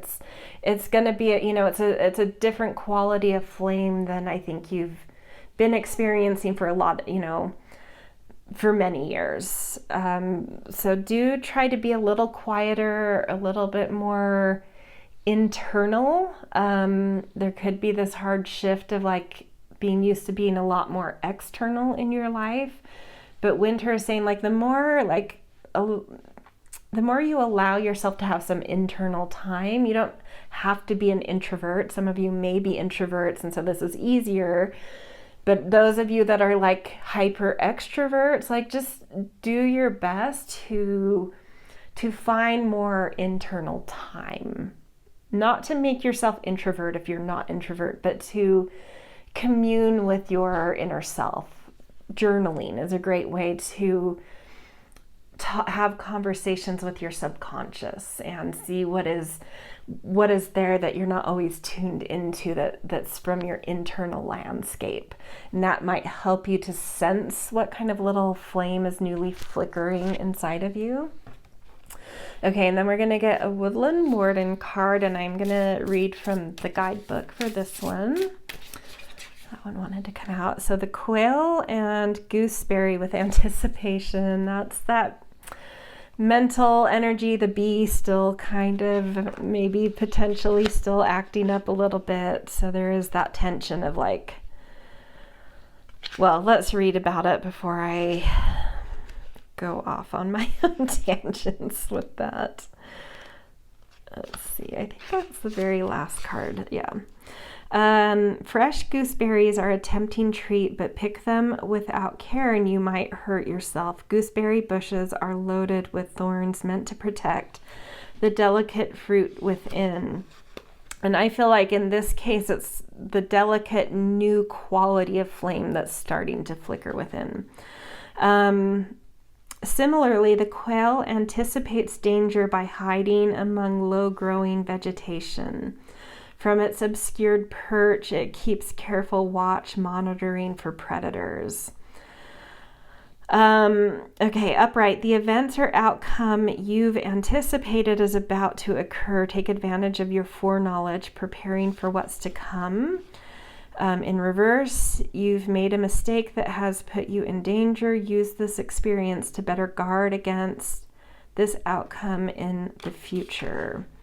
Am I often surprised or caught off guard by how things turn out? How can I balance vigilance with a healthy openness to risk? Wow, so many things came up in that card that we've already talked about. The kind of the hypervigilance, the openness, the moving from a very different kind of quality of busyness to depth. And the vulnerability within that. So like quails can be very vulnerable because they're more of a ground, you know, they can't fly great heights or great distances. They're a little bit, they live more, you know, on the ground. They can fly a little bit, but you know, they're a little bit more of a ground bird. And then the gooseberries with the thorns around them, it's like, yeah, that perceptiveness, that sensitivity, that openness is there from the start. But you have to get used to that depth quality, that intuitive quality, rather than that thinking quality. And so there's moments, like I mentioned, I felt like early in the year there are going to be moments where you're still going to be trying to come from this bee energy. And you'll find yourself in some burnout or creating a little bit of, what's the word? Like spinning energy that's unnecessary, like creating, just creating dramas or creating unnecessary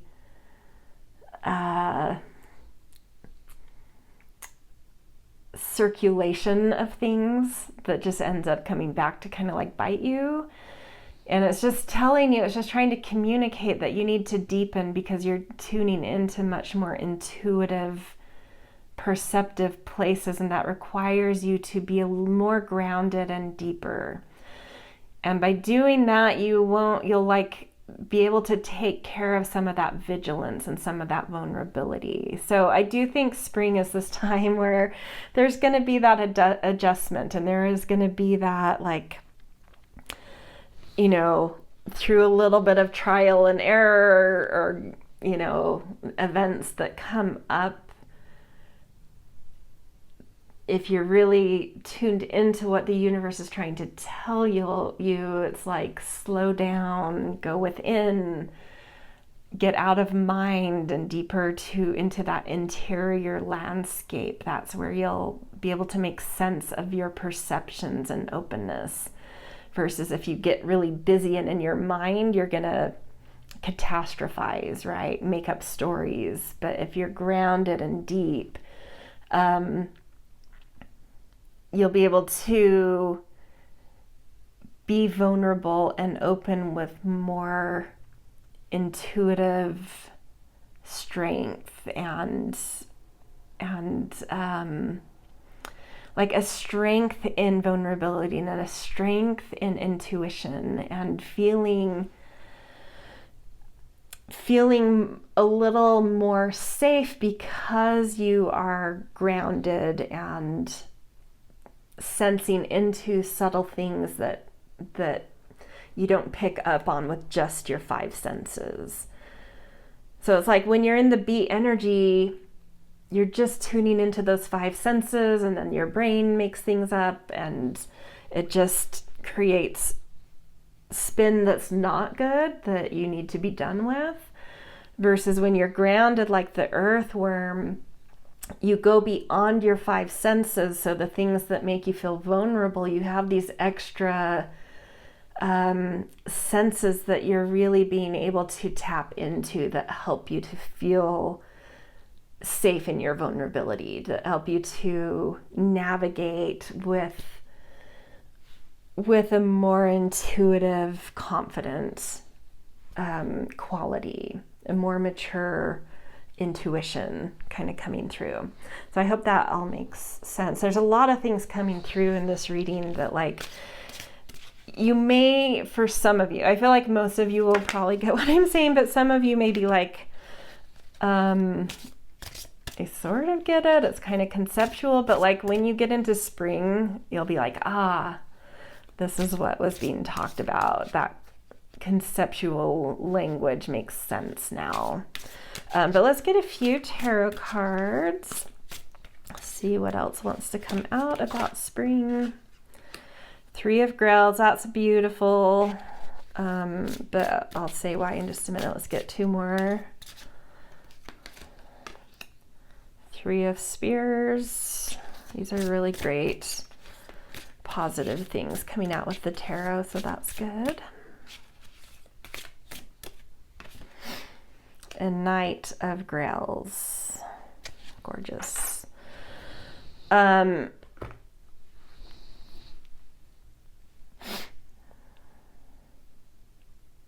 Yeah, Soul Tribe is coming up here. But again, there's this moon thing reflecting on that Three of Grails, like on this pond. But it's like, I feel like in that bee energy, you may have a lot of communities, you may have a lot of connections, but the more and more you slow down and deepen and pick your lane, the more and more you'll recognize out of all of that network of people and communities and things you enjoy, the more you slow down, the more you'll prune that away to being like, oh, but these are my soul people. I don't need to be connected to everyone and everything and, have inroads to every, like what's starting to feel more and more important to me is having a few people I really deeply trust and that feel like my kind of tribe of like just soul connection, right? And I feel like this is the key to opening up some really great things that are coming. So that will be the sign for you in spring. Like once you find these people you really start to crave to spend more time with and really develop strong bonds with, that is like a sign that some very positive like calling is coming your way. Some kind of mission or calling is coming in for you. That both really will help you to explore your like creative, like a soulful side of yourself, but also an adventurous side of yourself. But it's almost like a calling coming in. But I do feel strongly that doesn't happen until you really slow it down, start to prune life a little, and just start to decide who and what you want to develop stronger, more foundational, grounded, deep bonds with. In people, in projects, and in every aspect of life. So the more you start feeling that energy and like honing in on that energy, the closer you are to some kind of mission or calling arising for you. And I don't know if it's going to be one that like sparks from coming from within you or one that kind of like lands on you. I'm not exactly sure how it comes, but it is coming. I see you really clicking into like having a mission of some sort, having a sense of calling and destiny coming in. Yeah, very cool.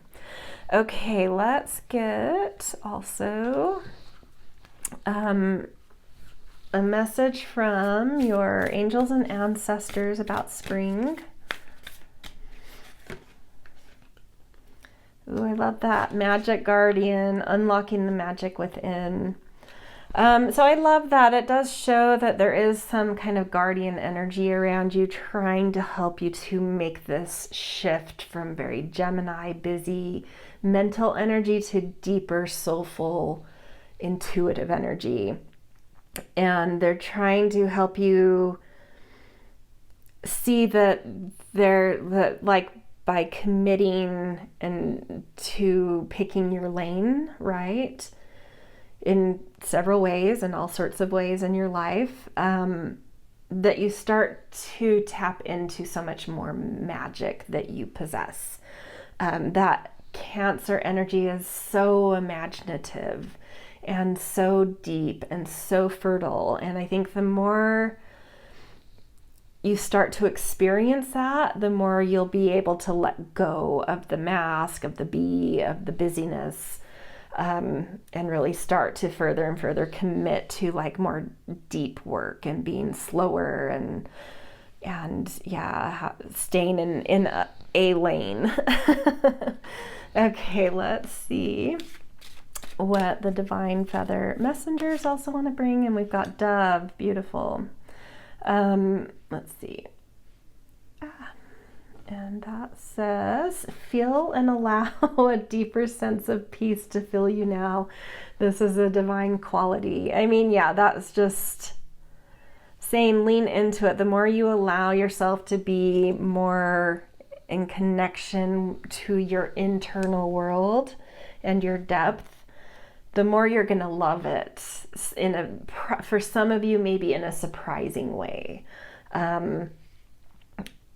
The more you're going to tap into a new quality of magic that's been living within, that you're just barely tapping, and a new sense of peace with these more subtle senses you're starting to work with. And yeah, so really lovely. But I do think, did I at some point say this was spring? If I ever said that, I've always meant winter. For some reason, all of a sudden I'm like, I think I might have said spring for some time here, but this is winter. So winter is definitely like this transition, but the more you lean into it, the more you're going to start to really love it. So yeah, okay. Let's go into spring now. So that was winter. Spring is now April, May, June. See an archetypal quality coming in for spring.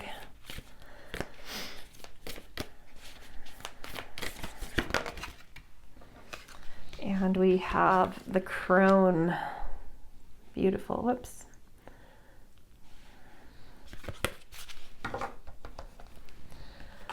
Lovely, lovely. This is like this deep ability to, it's so interesting because crone energy, it's like I almost feel like you skip over, like you're almost starting out, like that Gemini energy is very in the triple goddess maiden mother crone. That Gemini is like archetypal maiden, like it is pure maiden energy. And it's almost like you're skipping, it's like you're dipping into that mother energy, like winter's helping you to move, transition into being that more in that parenting, that mother energy. But it's like you almost speed walk through that somehow, which does indicate to me there's still this like eagerness, right? That bee is still kind of with you all the way through winter. Like it had you kind of speeding through the mother phase. And all of a sudden your crone comes spring. So I'm interested to see when we get to summer and autumn if that backtracks a little, because it feels a little fast for me. But nonetheless, that's the archetype that is showing up. So you pretty quickly go deep and tap into a deep reservoir of energy, of fertility, and like a wellspring of wisdom. It's like you strike gold or strike oil deep within when you start to go into that inner world and start to feel the magic. It's like you strike oil so quickly, or strike gold, like whatever makes sense to you. Strike gold super quickly, of just this deep reservoir of wisdom and kind of confidence in your intuition. This is like a taking no bullshit. I don't really care what other people think. I have so much wisdom to share. I've lived so many lifetimes. Take me or leave me, but like my power, like I am power. I know my power. I am powerful. I am experienced. I don't take bullshit. I'm irreverent.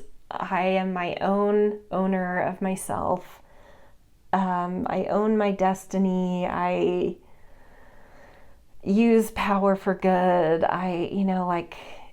It's very, very strong, wise elder energy suddenly coming, but it's like, I don't know, you don't spend very long in the mother before you get to crone, so I'm curious about that. But it's like you strike a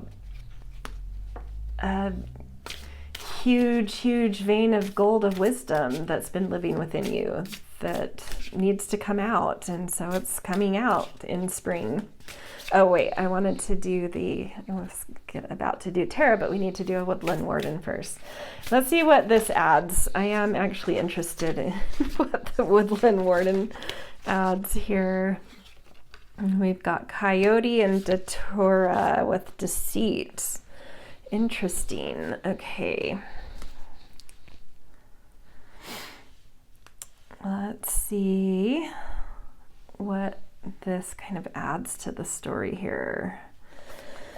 Let's see, XXV11.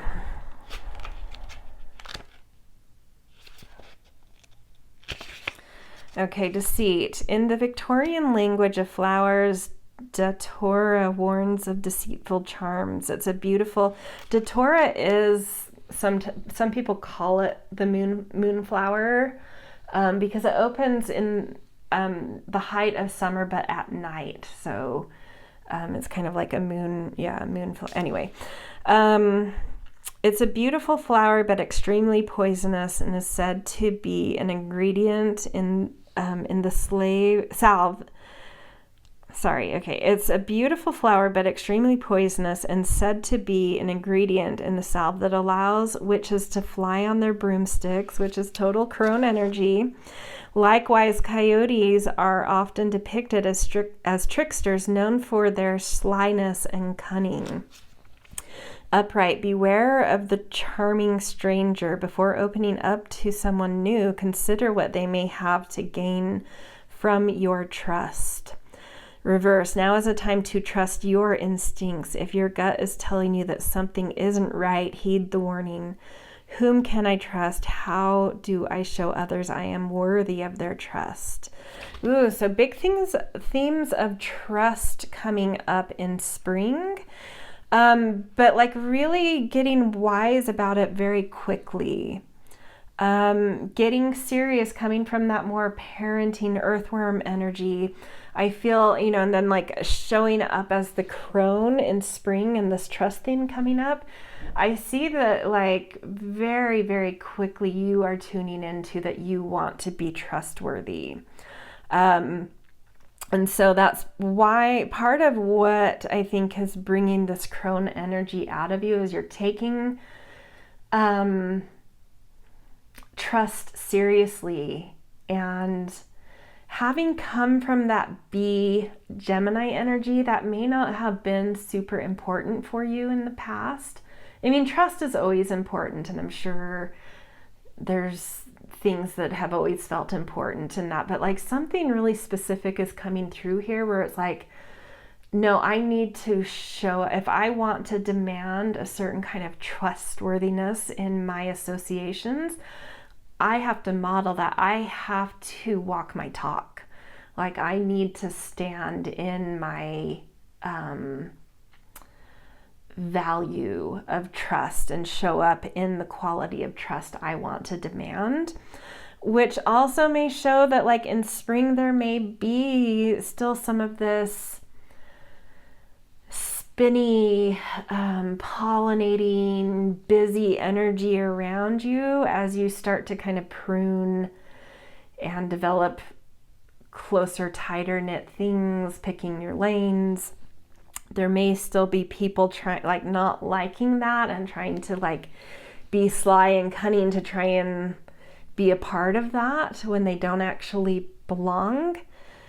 And so you're starting to see like, well, do I trust them? Like that's the thing now. That's the thing about who I want to give my energy to and spend my time with is like, do I trust them though? They're like, I think that perceptiveness is really coming through here. I think you sense it. You're like, something's off. They really want in and they're trying to force their way into these tighter circles I'm more focused on. So I'm going to test this. I'm going to show up as incredibly trustworthy, and I'm going to see if they can match this, because trustworthiness is somehow becoming like the roadmap of where I'm going. And so if I show up in that energy, I will more quickly see who does not belong in that inner circle for me. And you may like, it may be this thing that becomes more and more and more important because you do let a few of the coyotes in and are deceived a few times early on in spring, or have experienced that, having, maybe experienced that in winter and are like starting to see people more as coyotes and like, are they deceiving me?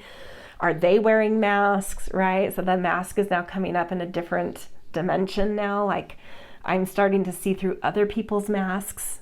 So the more trustworthy I show up, the more I can see who's wearing masks because I'm standing and in my truth and walking my talk. Can other people do that? And if they can't, I see that very quickly and I see their mask very quickly. So yeah, you're like really wising up to boundary, with Cancer, that Cancer energy you're dropping into. Boundaries is a very security, boundaries, those are very big themes, and it's like you're really keying in on that in spring. Okay, let's get a few tarot cards. Okay, we've got Ace of Spears in reverse,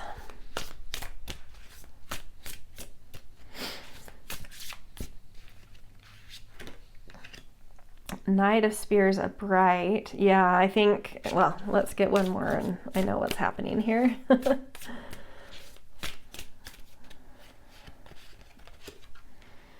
And the Magician. Look, the spear shows up in every card. The single spear. Yeah, I think early in spring you are deceived a few times. You let a few coyotes into the into the pen.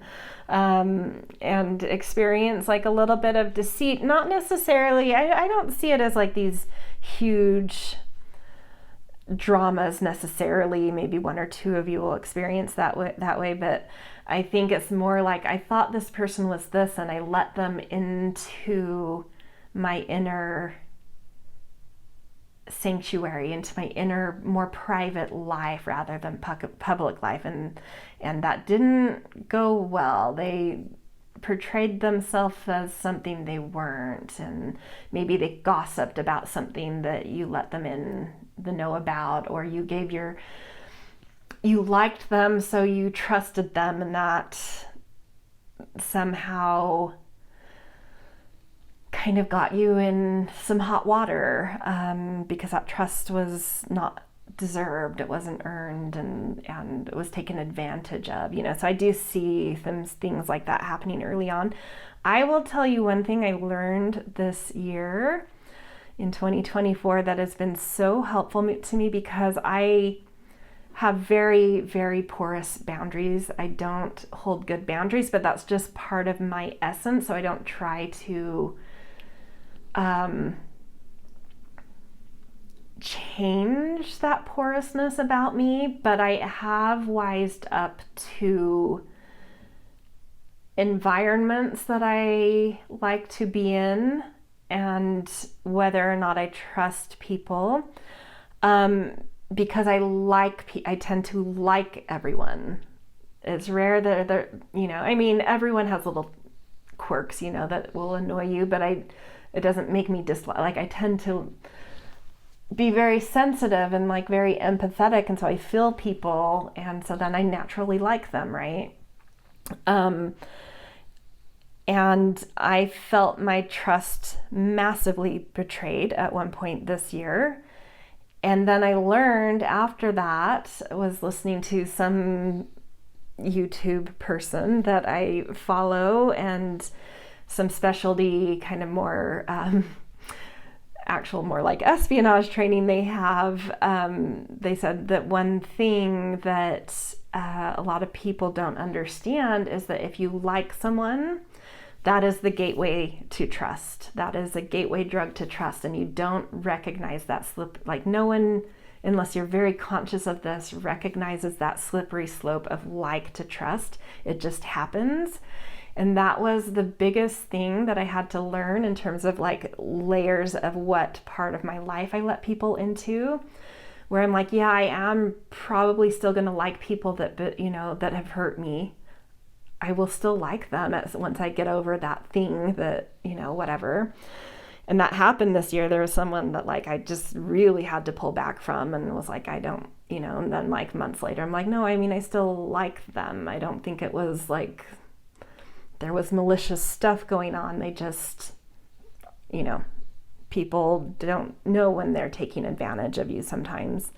But then I learned that. And so like now I've just changed my boundaries with this person, but I still like them. And it's like, when I do see them now, I have to, get in the car and be like, I like them, but like I have to remind myself I like them, but I don't trust them, and that's okay.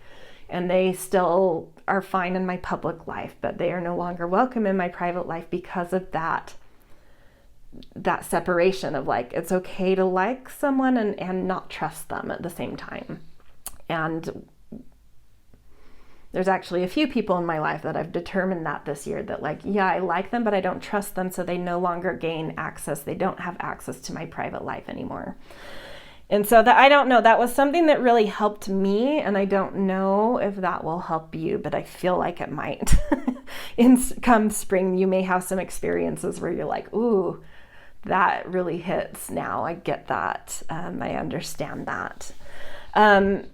As soon as you turn this around, as soon as you are able to see through the mask, create a separation of like who deserves your trust and who's welcome in your private life, you're taking off. Like, there is so much creative manifesting energy starting, which aligns so well with spring. It is that like breakthrough time.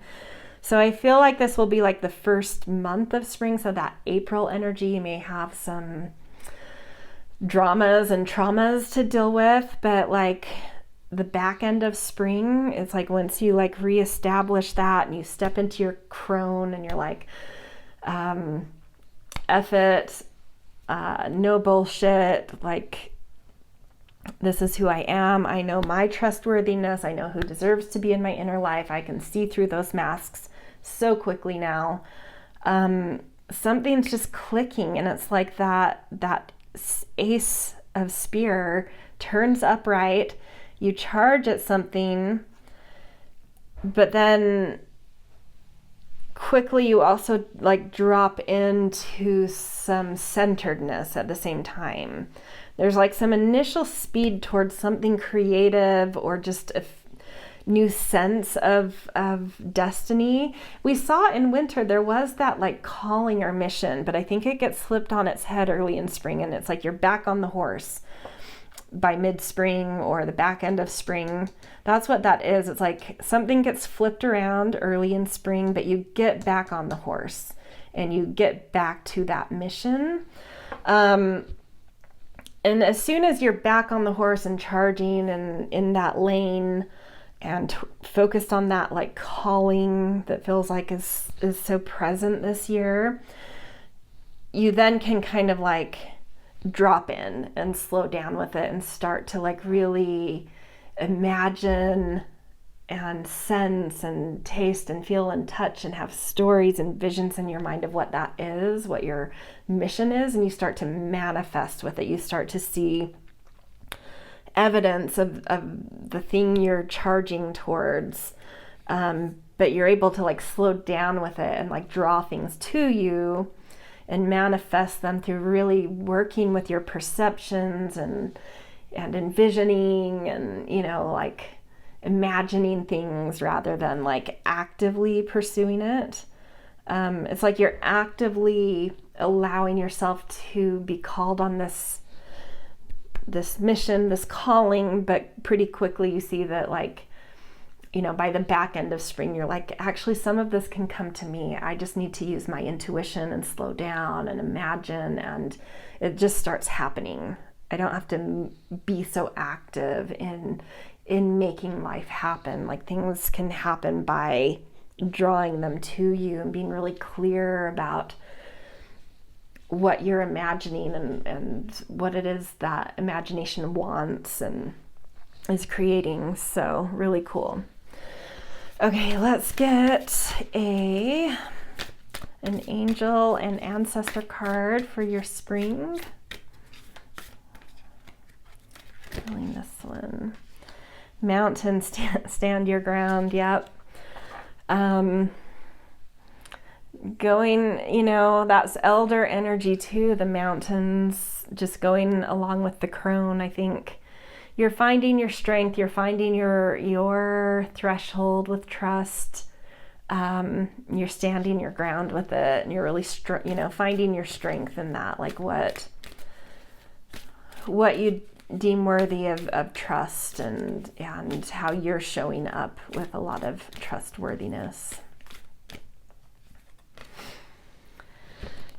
Oh, why am I picking? I don't know what I'm doing, guys. I was picking from the wrong deck, but okay. So Divine Feather message to end this spring. We've got the Hawk. Pay attention, a powerful message is being communicated to you. Yeah, so I think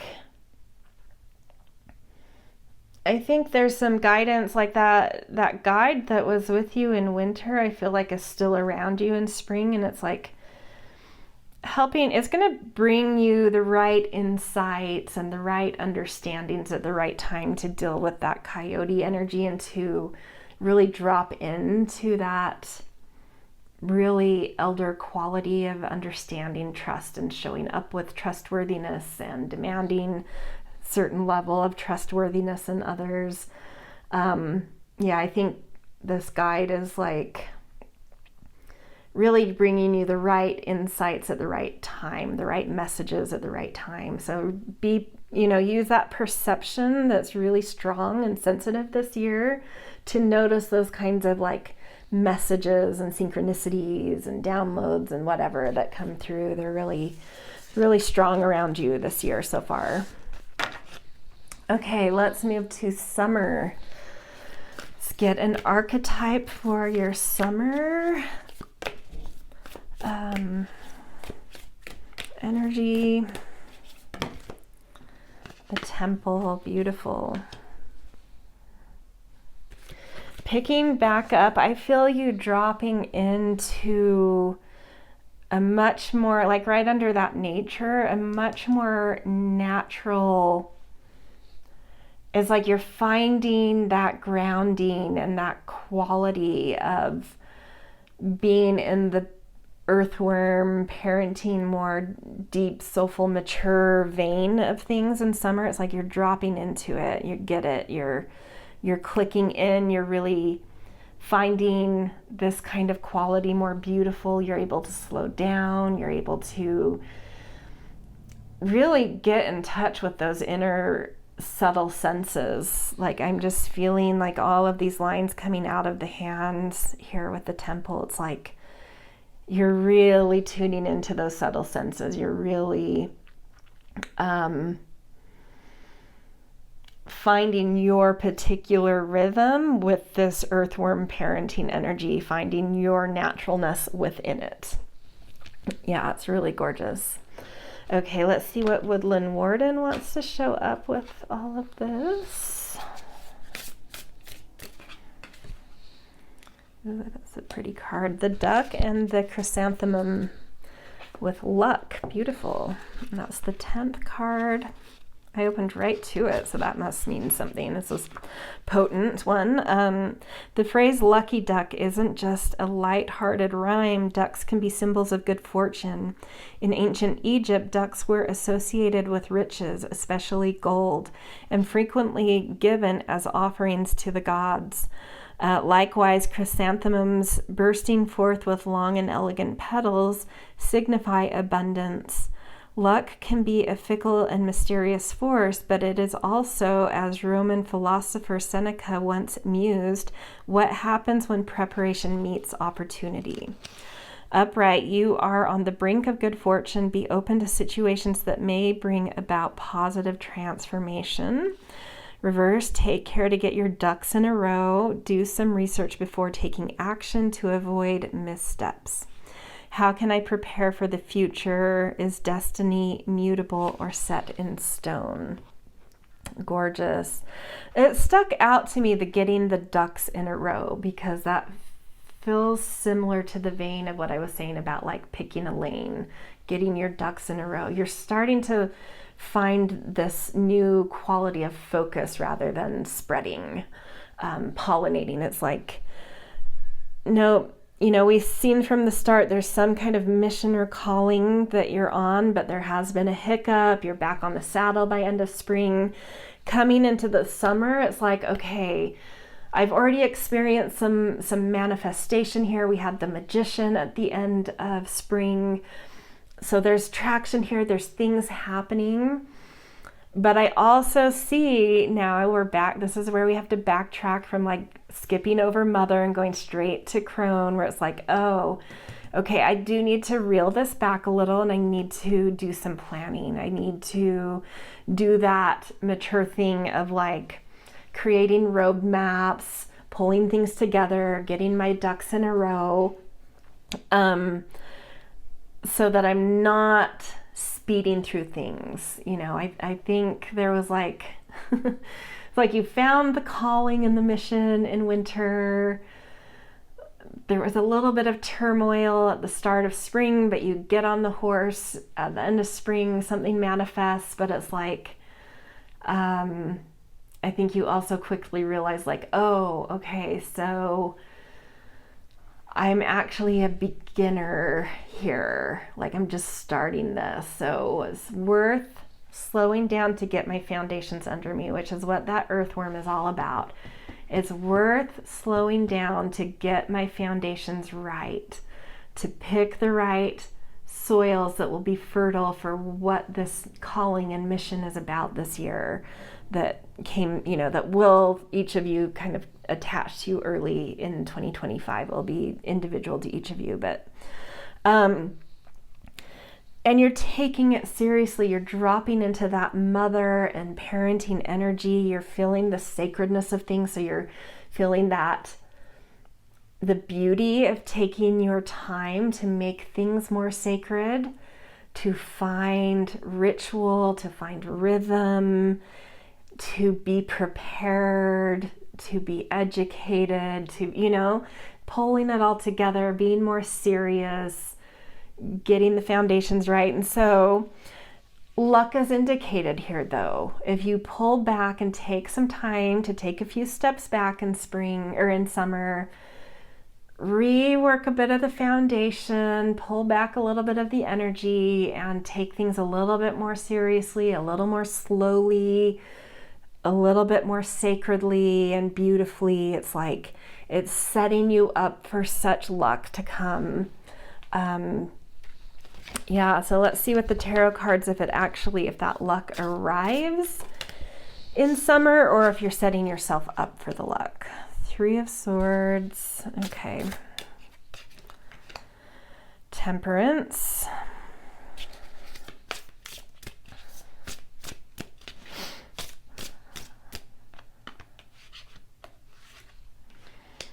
Five of Pentacles. No, there's some deep work going on in summer. I think you're setting yourself up for luck, but I do feel that I sensed it immediately when the Crone card came up. I'm like, I think there's going to be a rollback. We're getting a little ahead of ourselves. And we see that saw it a little bit in spring, but summer, it's like, oh, okay.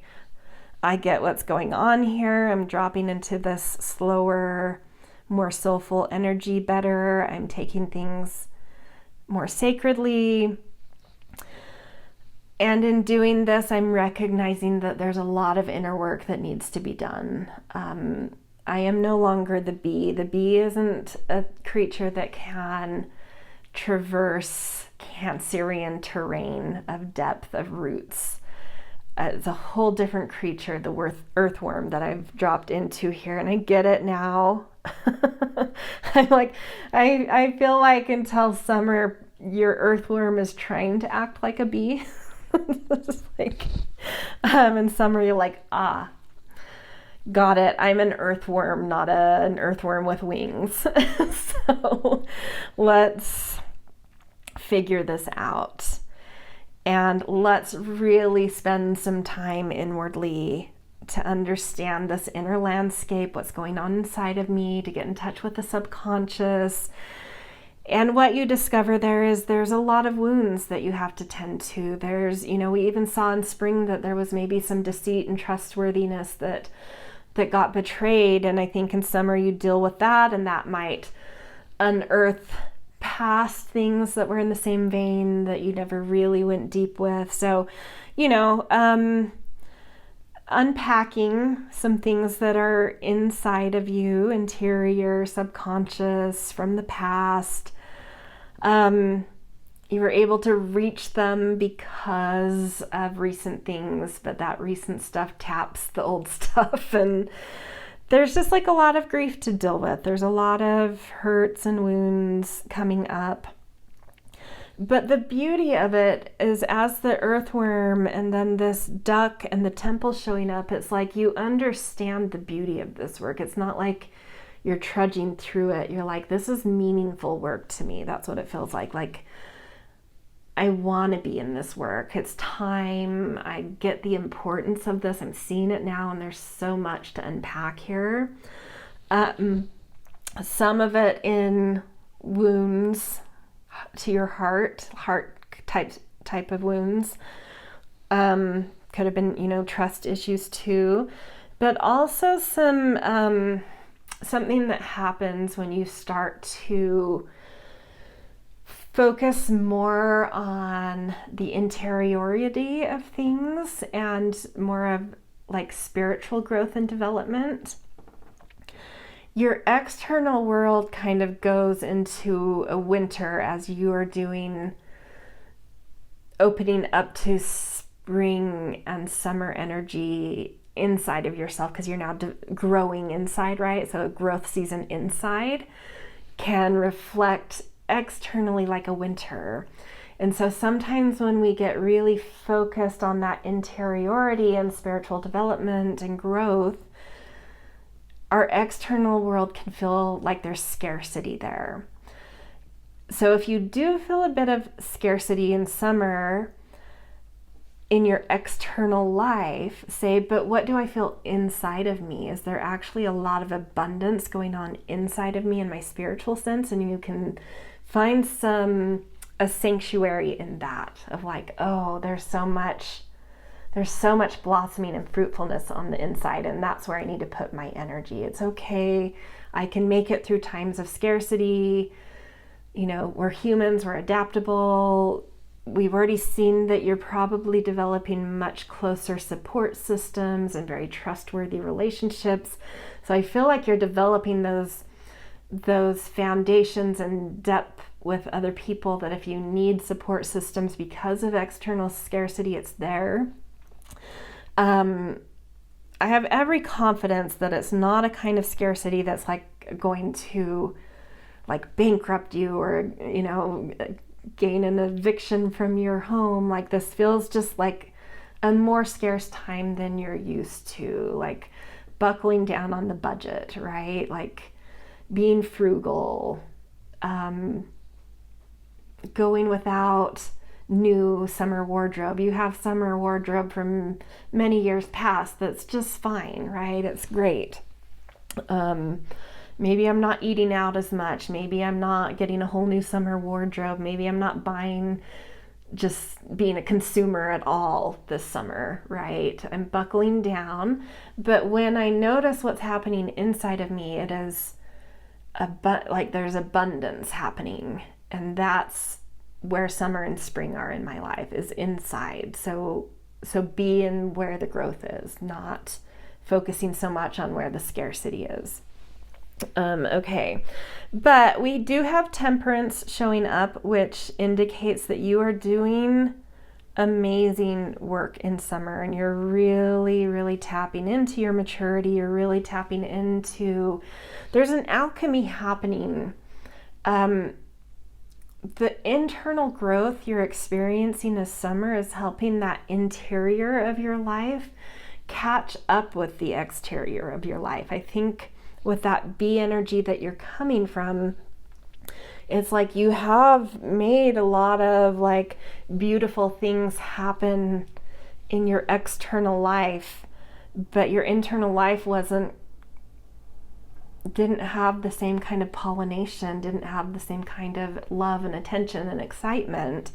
And so the work you do in summer, even though like the external life might have to pause a little bit, is helping alchemy happen where they're bridging better. That external and internal are finding similar resonance now, similar depth, similar development taking place. And so it's allowing you to by, I feel like, the end of summer, having like a really beautiful flow of being able to go inner and outer with ease and hold both of those worlds of your inner world and your outer world with so much more grace, so much more fluidity, so much more depth, right? So it's very, very valuable work that you're doing in summer, even though it may feel like external life is pausing. It's just that your internal life is catching up more so than like things falling apart in your external life. It's just like, it's just winter externally, even though it's summer. I don't feel like things are falling apart. It's just like on pause kind of thing. So yeah, go inside. Okay, let's get a message for summer from your angels and ancestors. Medicine guardian, be open to healing information. Yeah, I mean, we've seen that, the Three of Swords, Five of Pentacles, there's a lot of healing work, inner healing going on in summer. But with that showing up in connection with your angel or ancestor that's over you, it's like the right kind of healing messages are also coming your way.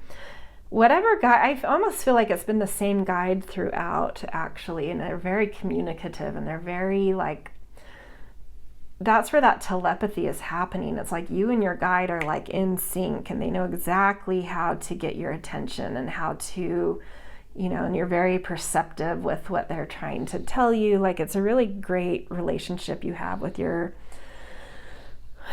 a guide this year of some sort. Okay, let's get a divine feather message.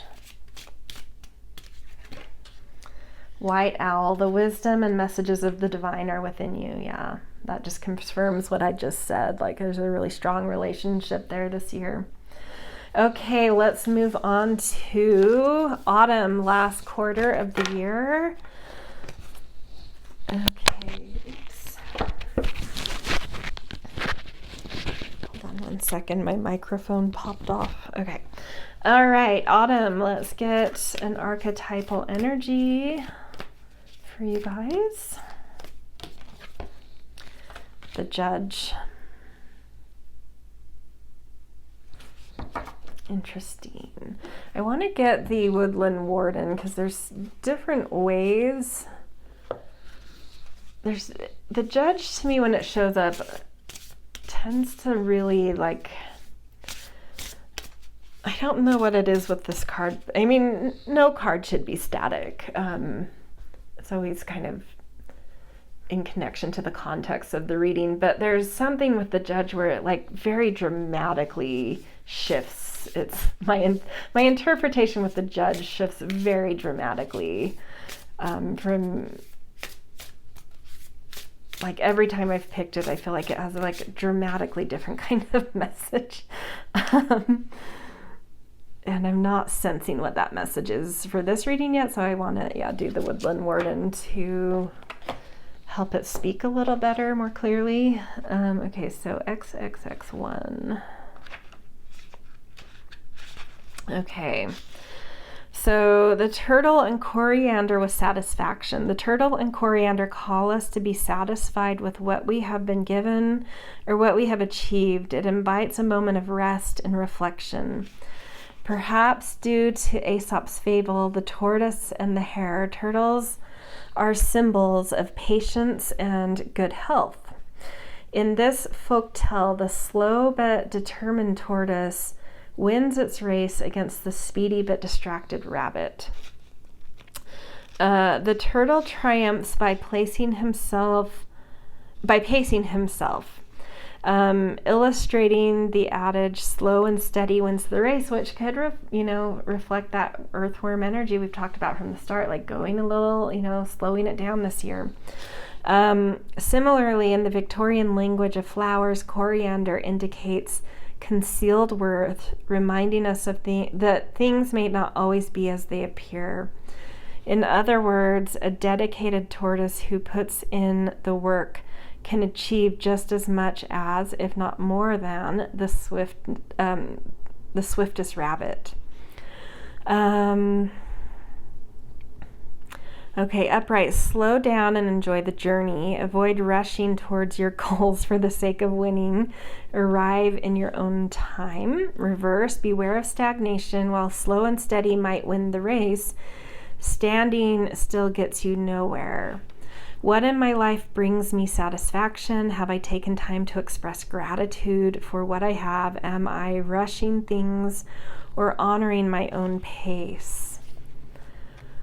Oh, interesting. I actually feel something dramatic happening here where it's like we saw in summer you really understood that you were the earthworm, and then you did some like really depth work, right? Some really almost psychological work, but a lot of beautiful spiritual growth too.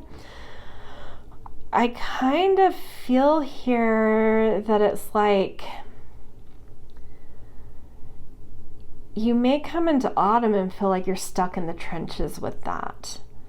That really hit me, the reverse meaning here of like stagnation. What were the questions that were asked again? It was like, sorry, let me find this one more time.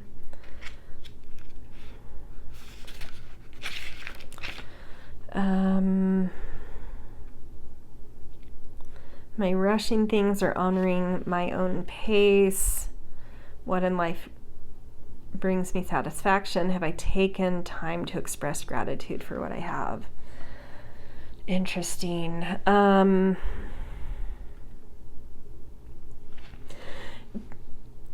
Because on this Judge card, this hand is popping out to me as like halt, where it said like, in that reverse meaning, it's like standing still gets you nowhere. Like slow and steady can be great, but don't stand still, right?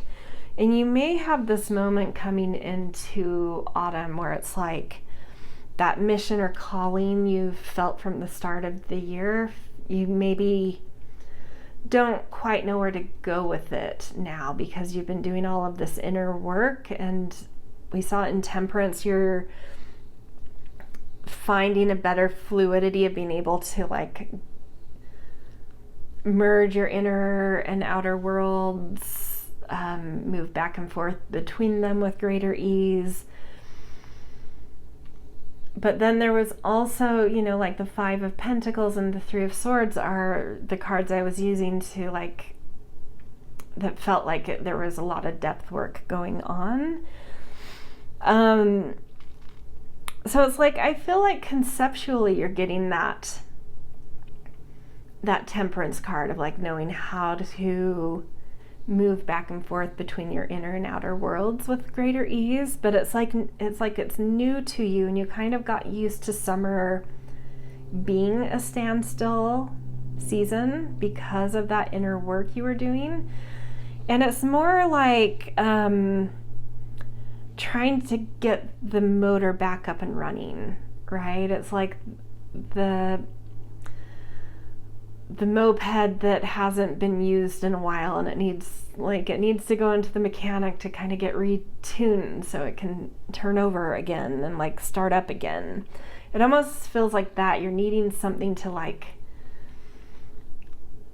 rev your motor a little bit, because I think you got a little deep in the trenches of the work, which is great and I think was needed. But it's like, okay, but now we're standing still coming into autumn, and that there was purpose for that in summer, but now it's time to get back to slow and steady, not to like shoot forward again like the bee energy, but like get that earthworm moving again, aerating the soil, working on the foundations again, rather than just doing all this inner work. Like, how do I make that Temperance activate?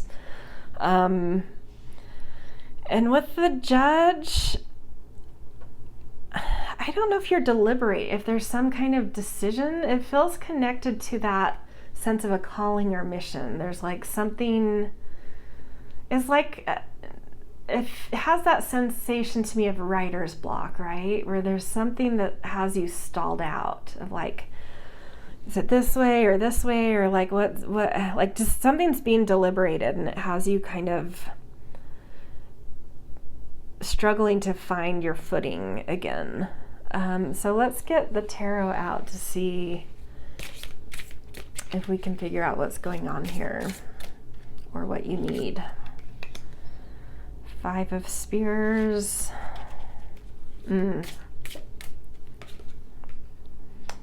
Seven of Grails. There you go. These tarot cards are speaking. Okay, last tarot. King of Grail. You'll get your groove back, don't worry. I see what's happening. So with all of the work you've been doing with this mission, feeling like it's attached to at the start of the year, by autumn it's like you've developed this whole new inner world, and it's kind of throwing things for a loop, and you're still, you know, like that Temperance card to me feels like it's still trying to figure itself out. It's there, you're developing that Temperance energy, but it's like still kind of an initiate rather than a magi or sage at what it does. And so coming into autumn, it may feel like there's all these potential paths you could take because you're still trying to like marry your inner and outer. And so there's like deliberation inside of you of like, oh, how do I move forward? And so externally what gets projected and presented to you are all sorts of potential pathways and opportunities, but a lot of them are like the old adage of like, not all that glitters is gold. Some of them are a little bit deceiving, and it's like you need to re-tap into that intuition, into your perception.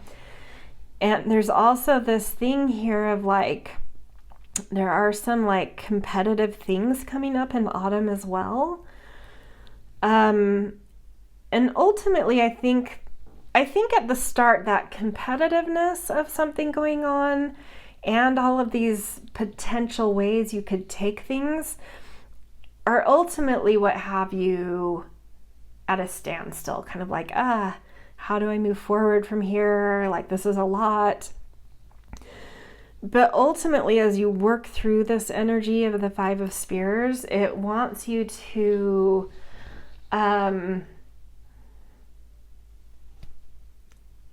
say yes to what it is you want and need, rather than trying to appease others or do what others are telling you, or being, not that you don't need to be nice to competitors, but like, what am I feeling here? It's like, you know, you've just done this beautiful spiritual inner work, so you're kind of like wanting to be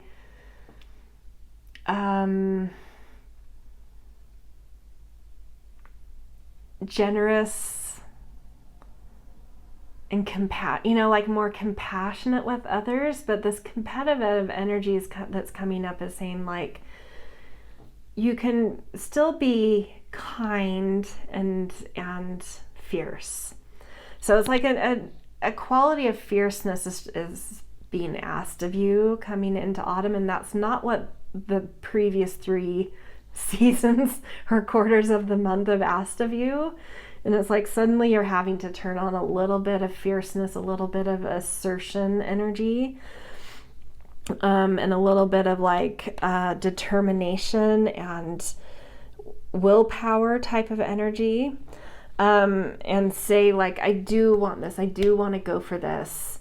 And as soon as you like tune into that and say like, yeah, I should go for the thing my heart is asking me to go for, and I can be fierce and compassionate at the same time, but like right now what my heart is needing from me is to be fierce.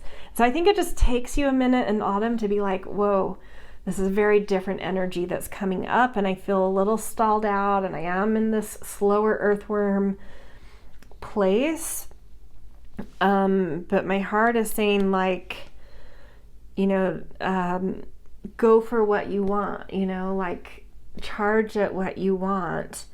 And as soon as you decide to follow your heart and be a competitor, be competitive, these 7 of Grells, all these options that are a little bit illusionary, a bit, it's like it becomes clear which one's right for you. It may not be the sparkly one, but you become clear as soon as you decide to like step into like, I can take on the rabbit as the earthworm or the tortoise. Slow and steady is powerful. I can enter this race. I can be competitive in this mode that's a little slower. And as soon as you honor that natural energy that you have found and developed, and not try to be a fast energy in competing or not competing, but saying, I'm going to compete as the tortoise, the path you're supposed to take to continue on that mission or calling becomes clear. And it's like there's so much success there. You really step into your power at the end of 2025 as that slow and steady, but wins the race ultimately. Knows its plan, knows its heart, knows the compassionate way to move forward in life and to get what you want in life, and to make magic happen. Yeah, it's like you suddenly deserve a little more of the crone status by the end of autumn versus like needing it in spring. And so it coming up for you, but then having to like go back and do some of the development you skipped over. By the end of autumn, it's like you can return a little bit. It's still a little fast to be in true crone energy from coming from maiden, but it's like you really master the energy you're in 2025 by the end of 2025.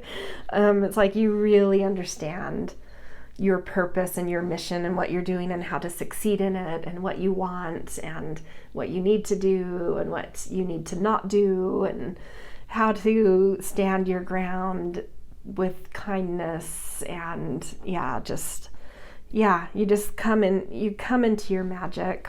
It's great. Okay, let's get an angel and ancestor card for your autumn. We've got fire guardian ignite your passion. Yeah, it is something, it's like a very different energy that comes up in autumn that needs you to be a little bit more fiery, a little bit more assertive, a little bit more fiery, a little bit more in charge type of energy, and just like really with strength, owning my slow and steady wins the race, but with passion too. Okay, divine feather messenger. Eagle, you are learning all aspects of spiritual connection and reaching new heights. Yeah, and I do just overall get the sense that like by the end of autumn, whatever sense of calling or mission has been important this year that like kind of kicks off in the new year for you, it's like you really have found the maturity and the foundation of what that is by autumn, and you know how to now kind of put your heart into it and put a little bit of fire into it and really hold some command with whatever this sense of calling that just feels really prominent this year is. So that's awesome. Okay, last thing we're gonna do. Oh, your guys' reading went way long. We are going to end this reading with a message, a goddess message from Kuan Yin, just an overall message about 2025 for you. In 2024, I did the same thing, and every Kuan Yin message was like shockingly just honed into the overall message. And so far, the first two piles this year had that happen too. So we'll see what comes up for you guys. What Kuan Yin wants to add here.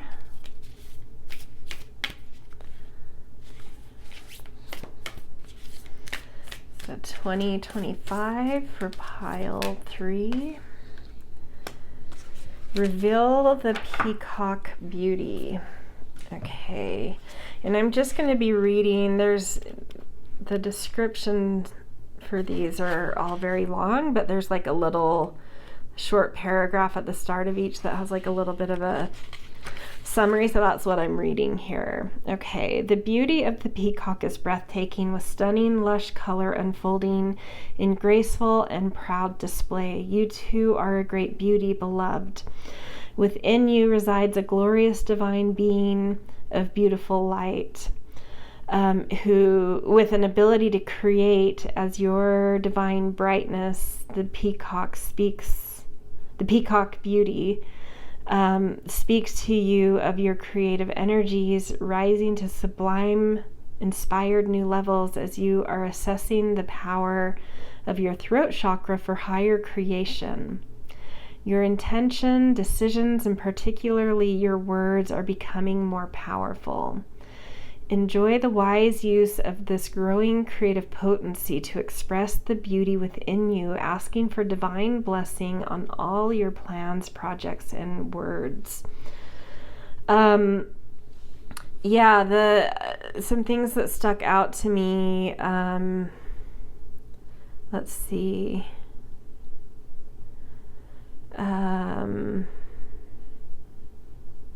Within you resides a glorious divine being, a beautiful light. And I think you're discovering, because you've been externally pollinating life, as you go inward, I think you start to discover this whole sort of, beautiful essence that's within that starts to fascinate you, and that you want to like really be in, communion with and in touch with and start to work with. And I think throughout the year you do that more and more. You're really pulling out this inner beauty that you've just tapped, you've just struck gold with. And then also that the very last thing, asking for divine blessings on all your plans, projects, and words. And that maturing energy is sort of like a project energy. Like, I'm picking that lane. I have a very specific project or that very specific mission or calling that seems to have come up this year.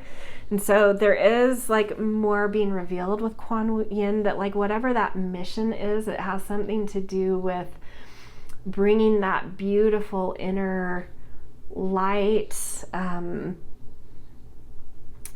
really using that in a mission and a project and a plan this year, and really teasing that inward beauty into, like, pouring it into something you're doing in the world. So even though there's a lot of inward work this year, a little less outward work, it is showing that it is, like that Temperance card, there is this thing where it's like you're pulling from that inner beauty that you've found within and that you've developed within, and you're pouring it into some kind of project or plan or that mission that has that more external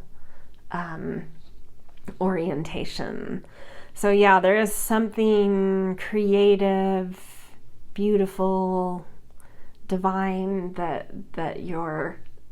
associated with whatever that kind of calling or mission is this year. So I love that additional information that Kuan Yin brought. That's great. Okay, so very big year, very interesting, really, really, like your perceptions and being tuned into so many more subtle senses than you had been, really finding new depth, new inwardness. It's like, take your time. Just remember that tortoise and hare thing, like slow and steady wins the race. Like, it may feel like you're only inching along, but you're still going to win your race by the end of 2025. You're still going to reach that finish line with strength and before others. Not that that's important, but like, just in general, you will you will hit that finish line with whatever important thing kind of comes on at the start of your year. You will get to the finish line with it. Slow and steady wins the race though here. Okay, have a beautiful 2025. This reading was really, really, it was a really gorgeous reading. But like a huge, like quite a transition and a lot of deep work being done. So, hang in there and try to enjoy a slower pace with it all. Try to find that as beautiful. All right. I will see you guys in several months when I'm more back regular here. Just wanted to pop up and get your 2025 reading, but I won't really be back for a couple more, 2 or 3 more months. All right, see you guys. Hello, Pile 4. Welcome to your 2025 year ahead reading. You guys picked the Thoth Tarot and our Honey Calcite Stone, which I'll just put up in the corner here. We're going to get to your tarot deck in a little bit, but first we're going to start out with some oracle cards to get somewhat of an energy check on where you're at starting the year versus where the energy of the year is going to start to pull you. So I feel like getting that current energy check, like the end of 2024, where you're at versus where the arc of where you're going, helps us to kind of drop into an energy a little bit easier of like where you're supposed to be going, or where the year is gonna start to shift you a little bit.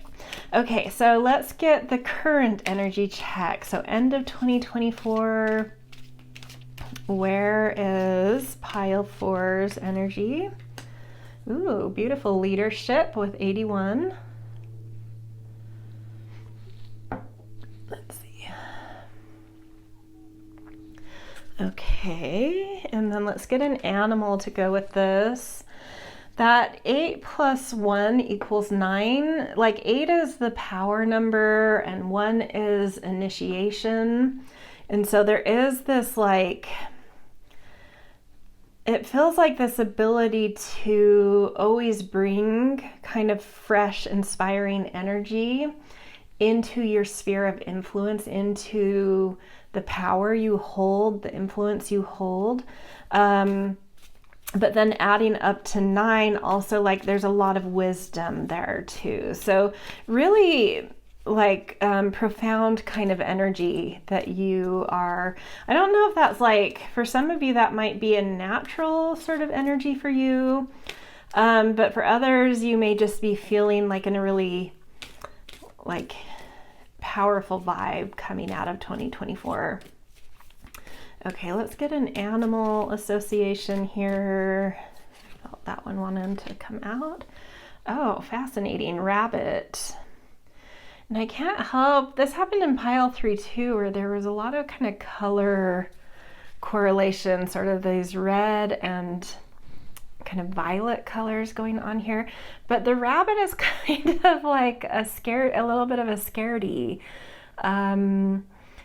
Sort of like a hypersensitive nervousness that's always aware of the dangers, always overcautious. So I'm trying to reconcile the two energies because they feel radically different to me. Let's see.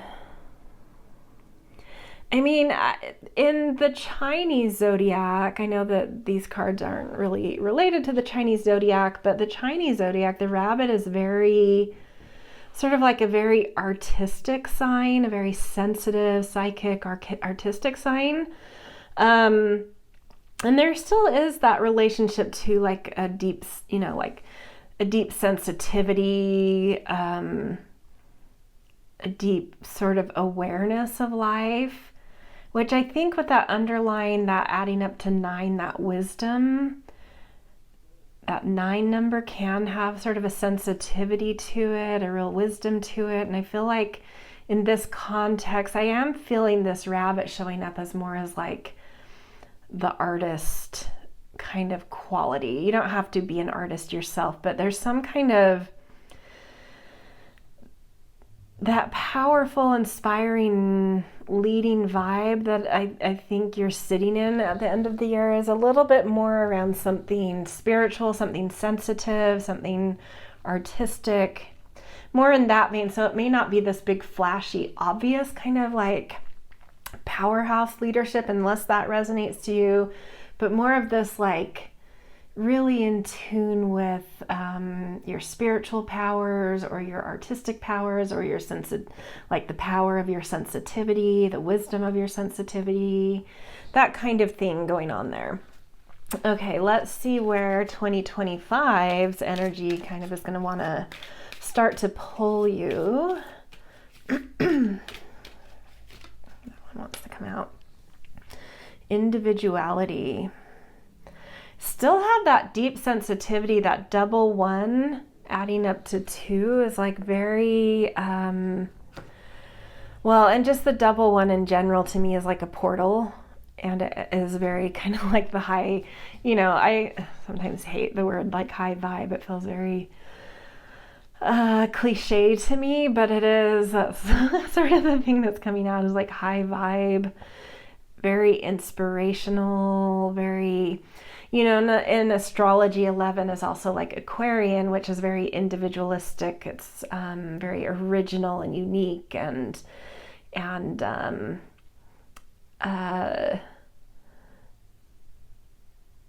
sort of has the hope of the future, has that promise of the future within it. Yeah, so I mean, there was already a 1 in this 8 showing some sort of inspiration, showing like an ability to be inspiring and pioneering, but it's like it really elevates coming into 2025. There's like a higher vision that you drop into. It's like less about having to have some kind of power.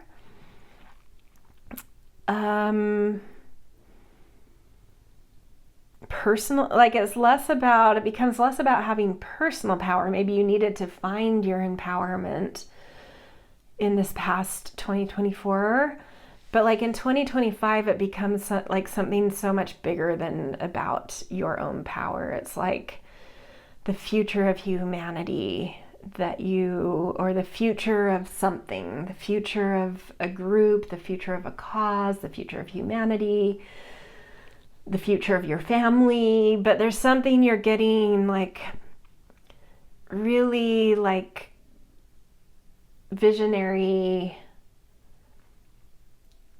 progressive, innovative, original kinds of notions and energy starting to take place. And then the swan, there's this reflection energy going on there, transforming too. I always feel the swan is like that, moving from the ugly duckling to the swan kind of thing, and sort of being surprised by it when you see your reflection, like, oh, I didn't realize I was that I was beautiful kind of thing, or that I became beautiful, or so the world, to me, this is feeling like the world is reflecting things back to you. There's so much mirroring going on. The 1 is mirrored, the swan is mirrored. There are things being mirrored to you this year to help you see clearly and to inspire you, that help you to show up as inspiring and innovative and original. There's definitely some mirroring. The universe is mirroring things to you. There are other individuals that might mirror things to you. All kinds of mirroring, lots of different dimensions of mirroring, like synchronicities that mirror things to you, individuals that mirror things to you, literal mirrors that mirror things to you, feedback you get from groups mirroring things to you, and you're elevating, you're moving from seeing yourself as an ugly duckling in some way, not overall, but there's something maybe you haven't even realized that you have thought of yourself more as the ugly duckling, maybe not like ugly, but like the not really developed, right? But suddenly something gets mirrored to you and you're like, oh, I'm a swan in this? Whoa, what happened? But yeah, I'll take it kind of thing. So just like the beauty of some aspect of yourself that's so much more fleshed out and graceful and elegant and beautiful than you realize, like becoming apparent to you, and it helping you to really step up to the plate as owning your individuality, owning that thing that's a little individual, unique, original about yourself, and like really sharing it with the world. It not being something that you hold on to as like, I'm so cool because of this or unique thing about me. It's like, oh, I see this unique thing and it's my responsibility to step up and share that, to inspire with it, to use it to help us move into a better future in some way. So very, like really on both sides, coming from mature energy and even just like leveling up too. So yeah, let's see a couple more oracle cards to flesh this out. Modern Nirvana deck. Let's see what it wants to add to the energy of 2025 for you. I'm really feeling the card behind here for some reason. Know thyself. Yeah. I mean, that makes so much sense. Like, you're really seeing yourself this year. You're really understanding who you are, because there are all these dynamic things being mirrored to you. So you're seeing yourself very clearly. And not only seeing yourself, but like seeing your soul, seeing your purpose. It's like really knowing, you know, who you are, what you're supposed to be doing, what you're supposed to share and contribute, how you're supposed to show up. It's just like you're really dropping into like a real deep knowing of yourself this year. Really beautiful. Okay, let's get a Priestess of Light for your 2025.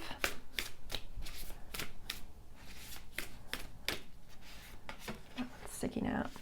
Angelic assistance, divine guidance, loving support. Beautiful. So you definitely have some, you know, like, I don't know if it's a specific guide around you this year, or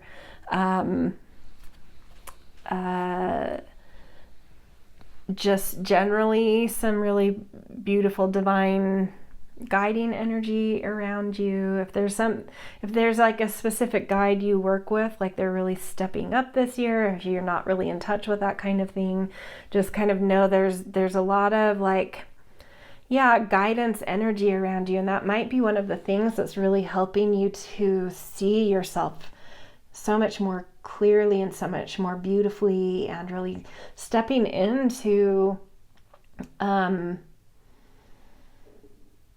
this amazing uniqueness that you have, in a way that you love it, in a way that you can own it because you love it, and share it because you love it. Like, there's something coming up about that, really helping you to not only know yourself and really see yourself, but like really love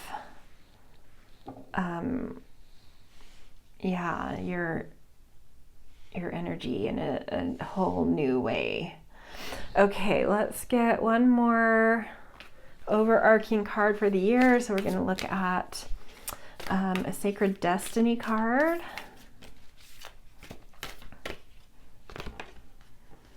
Thriving. Yeah, there's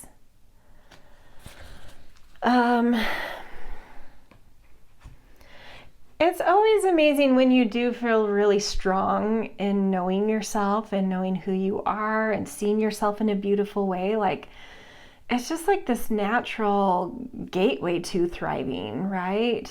You're just like, you're thinking about yourself positively, you're thinking about life positively, you're thinking about the impact you can make positively, and that naturally just attracts ways in which you can thrive, opportunities in which you can thrive. So it's really like, I feel like I could end your reading right here without going into the quarters, but we will do that. But it is, I don't know, it's just like, it's a really, it feels like one of those years you'll look back on and be like, wow, that was the year that really changed things for me, or put me on this path that was so great, where I really stepped into myself with like more confidence and comfort, and yeah, just owning yourself, seeing yourself, owning it, using the gifts you have. Yeah. Okay, so let's get into the quarters though. Let's break this down into pieces, little steps along the way to kind of build a story of the year. So we're going to start with winter. So January, February, March. Let's see what kind of archetypal energy wants to sort of show up for Pile 4's 2025. Come on, the mirror. Yeah, I mean, right off the bat, that mirroring is happening. That's so crazy. Um, yeah, I mean, winter is about starting to really see yourself, starting to really have things mirrored to you and being able to see the real you and know the real you and love the real you and feel beautiful in what you see and have the beauty of yourself reflected to you. Like you're really, yeah, in all sorts of ways. Yeah, we've already kind of talked about that, so I'm not going to go too much into depth, but it's just like that kicks off the year for sure. Okay, let's get a woodland warden to add to this, and I'm going to read from the book for this deck. That one wants to come out. Badger and Ginkgo Healing Wounds. And without even reading this, it does feel like that ugly duckling thing, like where there's some aspect of you or some way, dimension of yourself in which you've seen yourself has like not been favorite, like, you know, you have seen it in this like somewhat undeveloped way or even ugly duckling way, and it's like things are being mirrored to you to see yourself more accurately, to see yourself the way the universe and your guides and your friends and your family see you. And it's like, oh, I don't know why that was such, like, why I had such a distorted view of this part of me or of me in general, whatever resonates with you. But yeah, I already feel that healing wounds has something to do with that. Okay, so this card is XXX11. Okay. Healing wounds. Ginkgo is a sacred and ancient tree. Fossil records show the tree first arose in the Jurassic period millions of years ago. Native to Asia, the ginkgo is a symbol of peace and hope in China and can be seen in temples and gardens in Japan. The badger, in contrast, is known to be hot-headed and aggressive. Due to its speed and tendency to roam at night, the badger is often cast as a sinister shapeshifter in European and Asian folklore. Tempered by ginkgo, the badger invites us to reflect on harm we may have caused and seek to heal old wounds. Upright, your actions have hurt someone. Apologize and take steps to right your wrong, setting the stage for healing. Consider whether your own wounds have led you to inflict pain on others. Reverse, someone has hurt you. The person in question may not be aware of their wrong, but your pain is undeniable. Be gentle with yourself. Lick your wounds so they can heal properly. Am I inflicting my own wounds on other? What steps can I take toward healing? Interesting. I feel like this does go both ways. Like maybe there's, you know, some kind of wound that was inflicted upon you, and subconsciously you may have, you know, not in like a malicious way, but like acted out in certain ways because of it. And that acting out may have, you know, cause some collateral damage is how I'll say it. So, you know, not coming from malicious places unless that resonates with you. But yeah, there's something, so maybe that initial mirroring is helping you to see some kind of wound that you didn't realize was creating shadows in your life. And in seeing the wound properly, you're really able to transform it, transmute it, transform it, and really rise and elevate. That gives a new tone to the 81 leadership that came through as that initial tone energy tech as we end 2024. Like read in another way, that could be like the 8 is sort of your power and your influence, and 1 can be a little bit of a a self-absorbed, very willful energy. And so maybe if you were to look back on 2024, like, were there ways in which you pushed for your, kind of used your willpower to assert your dominance and power? And notice if that sort of stepped on toes, right? How did you maybe not notice toes you stepped on, or notice ways in which you had to step on others or push out others out of your way so that you could push your influence and your power forward in the way you wanted it to be, getting something done for you that was your thing. How might that have hurt people, or even if it didn't hurt them, how might it have stepped on them or pushed them to the side? Or how did you maybe not notice ways in which your own determination kind of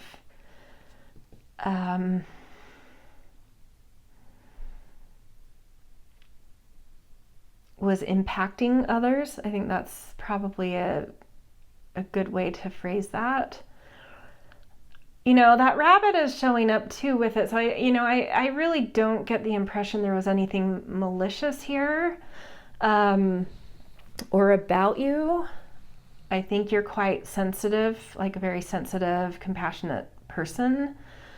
But maybe you don't see, look, that leadership, that 81 is in the shadow of the rabbit. So it's possible that you see yourself as the rabbit, as someone that's very sensitive, but maybe a little anxious.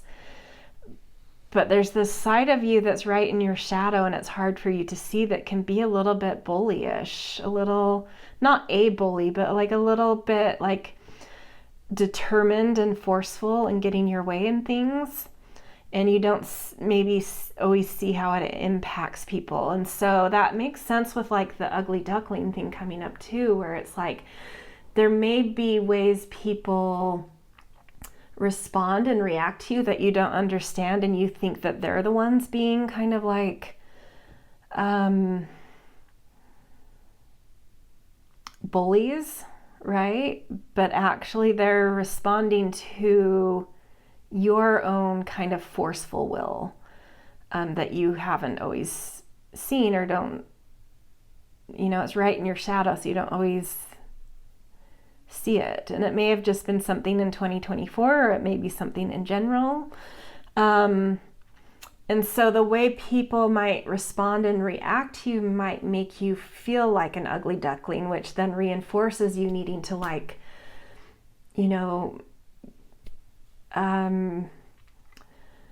dig in and find more determination, because you don't feel like people are like understanding this energy that people are responding to you with. And it's like, well, I've got to show them that like I have power, or that, I can get things done, or whatever it is. But that just keeps reinforcing that kind of negative response and reaction that you might get. And you're like, what's happening? I'm like this very compassionate, sensitive thing. And it's like, oh wait, but you've got this shadow you're not seeing.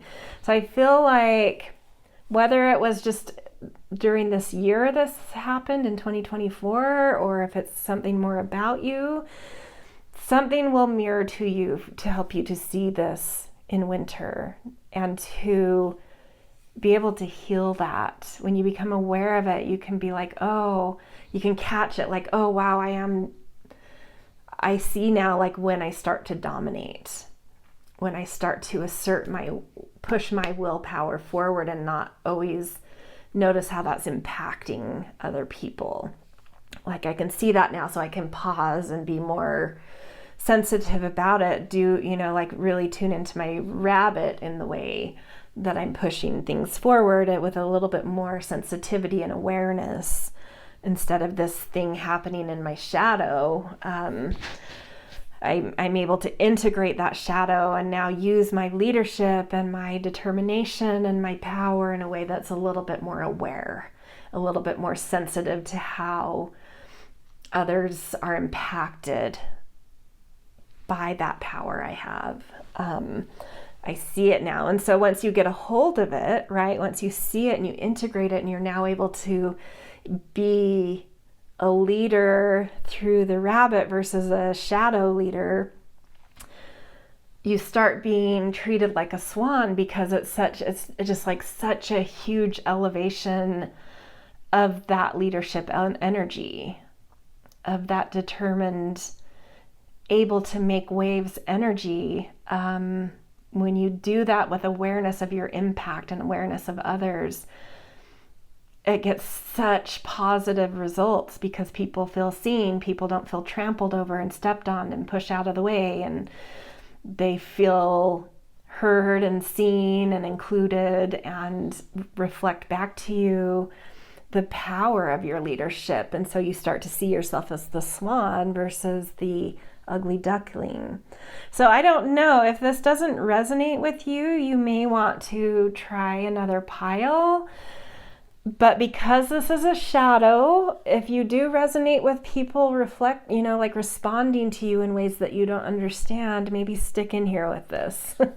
Okay, so let's move further let's get some tarot cards about this winter quarter, what's going on here. Ace of Wands. Yeah, this feels to me like the lightning strike, like, oh, how did I not see this? I see it. Thank you, universe, for mirroring this to me so I could understand. I did not understand, but I get it now. I see it so clearly, and I know exactly how to address that. Then we have Five of Wands.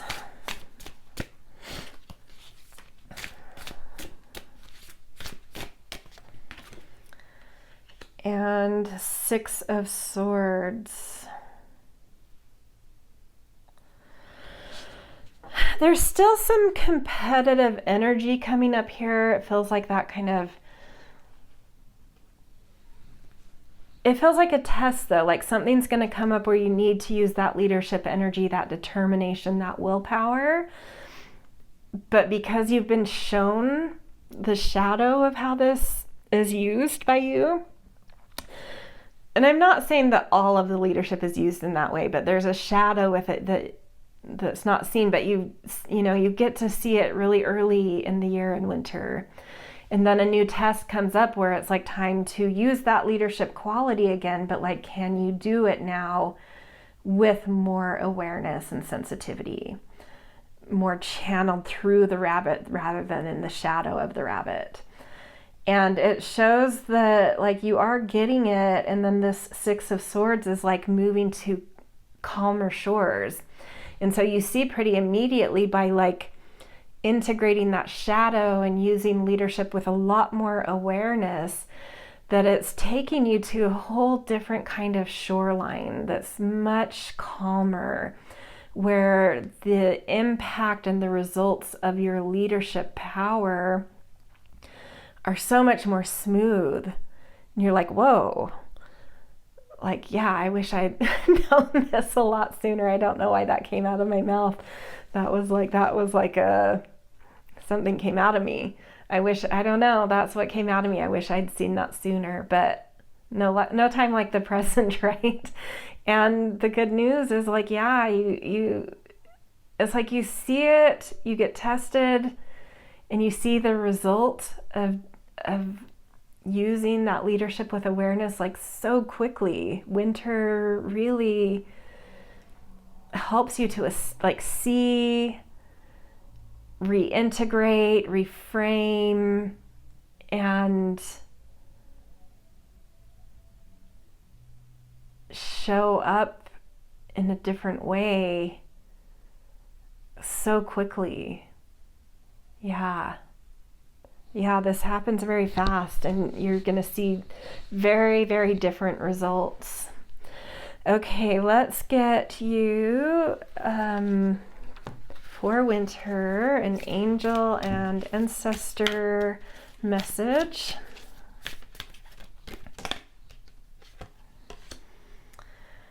Again, guardian angel. You are not alone. Yeah, so that's why this is happening so quickly for you, and why you're really integrating it and getting it and downloading it so quickly is like your guardian angels think you're ready for this. They're, on full-time work in winter, really helping you to see it, really helping you to, but like in this gentle, beautiful, compassionate way. Like there's no reason to beat yourself up about this. We all have shadows. We all have things that we have to heal, have things we have to witness about ourselves. And like this is taking me back to the ginkgo and badger, where it did say that like there's likely that like a wound was inflicted on you.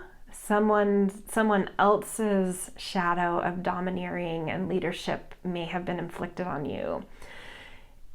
Maybe in your childhood, a parent or a teacher or a sibling or someone that you were around a lot, a close peer, may have had that energy, and you had to kind of like fight to be heard, or had to step up into being, like for some of you, you may have had to like been the parent in your household, or a parent, or felt like you had to parent somebody else, a sibling or a friend.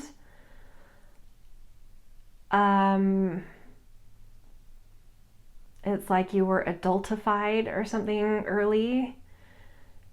And so it became, because like I don't know, I just, and it may not be for all of you, this message might be coming through for, someone or a few people specifically, but like something got ingrained so early that you thought it was like a norm, and didn't realize that you're like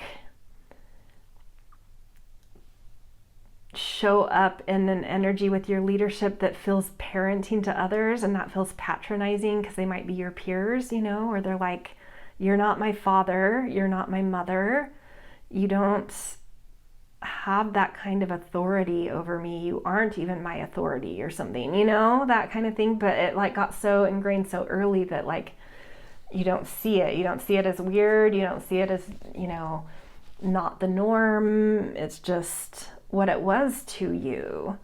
And so you may get something mirrored about that, where it's like,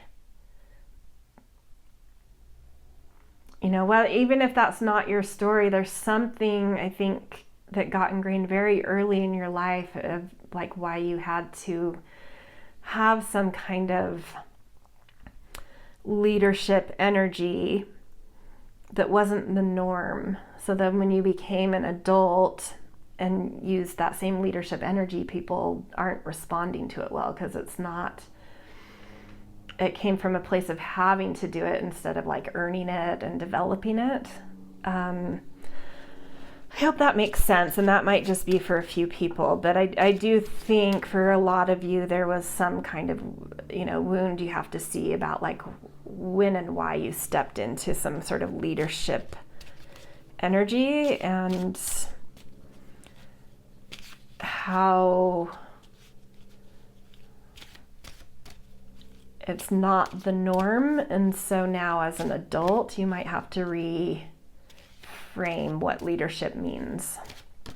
Okay, let's get a divine feather message, and we've got canary. Step forward now and sing your song. There is power in finding your voice. Yeah, and I think you're refinding your voice. You're seeing where the wound stemmed from. You're seeing how you, the shadow of some leadership, and you're really able to turn it around quickly and be like, oh, got it. I see it. I can check that. I can reintegrate. I can see how other people are leaders now, and how leadership is earned when it comes to peers and work and whatnot, and not something that I'm just is my God-given right, And I got it. I get it. I see it, and I get the test, I'm getting tested, I get the test, I'm passing the test, and I'm showing up very differently now. Like I developed leadership skills very early, so they're still there. That's still a power I own. I just had to see how to use it as an adult. Yeah, if I hope that makes sense. But like this canary is showing that like you're finding your leadership voice in a totally new way. And you're transforming, you're becoming, I don't think you're quite the swan in winter, but you're really well on the way to like, your guides are so with you with this. They're really helping you, and they want this to be gentle. They want this to be soft. There's no reason to beat yourself up. There was a necessity, I feel like, around how this shadow ended up for you. It came out of necessity, it came out of wounds, it came, and it's just like, oh, okay. But now that I'm an adult and I'm working with other adults, I have to see that this isn't the same. It's like, it's a little different now. Okay, let's move on to, that was winter. Let's move on to spring. Okay, let's get an archetype for your spring energy.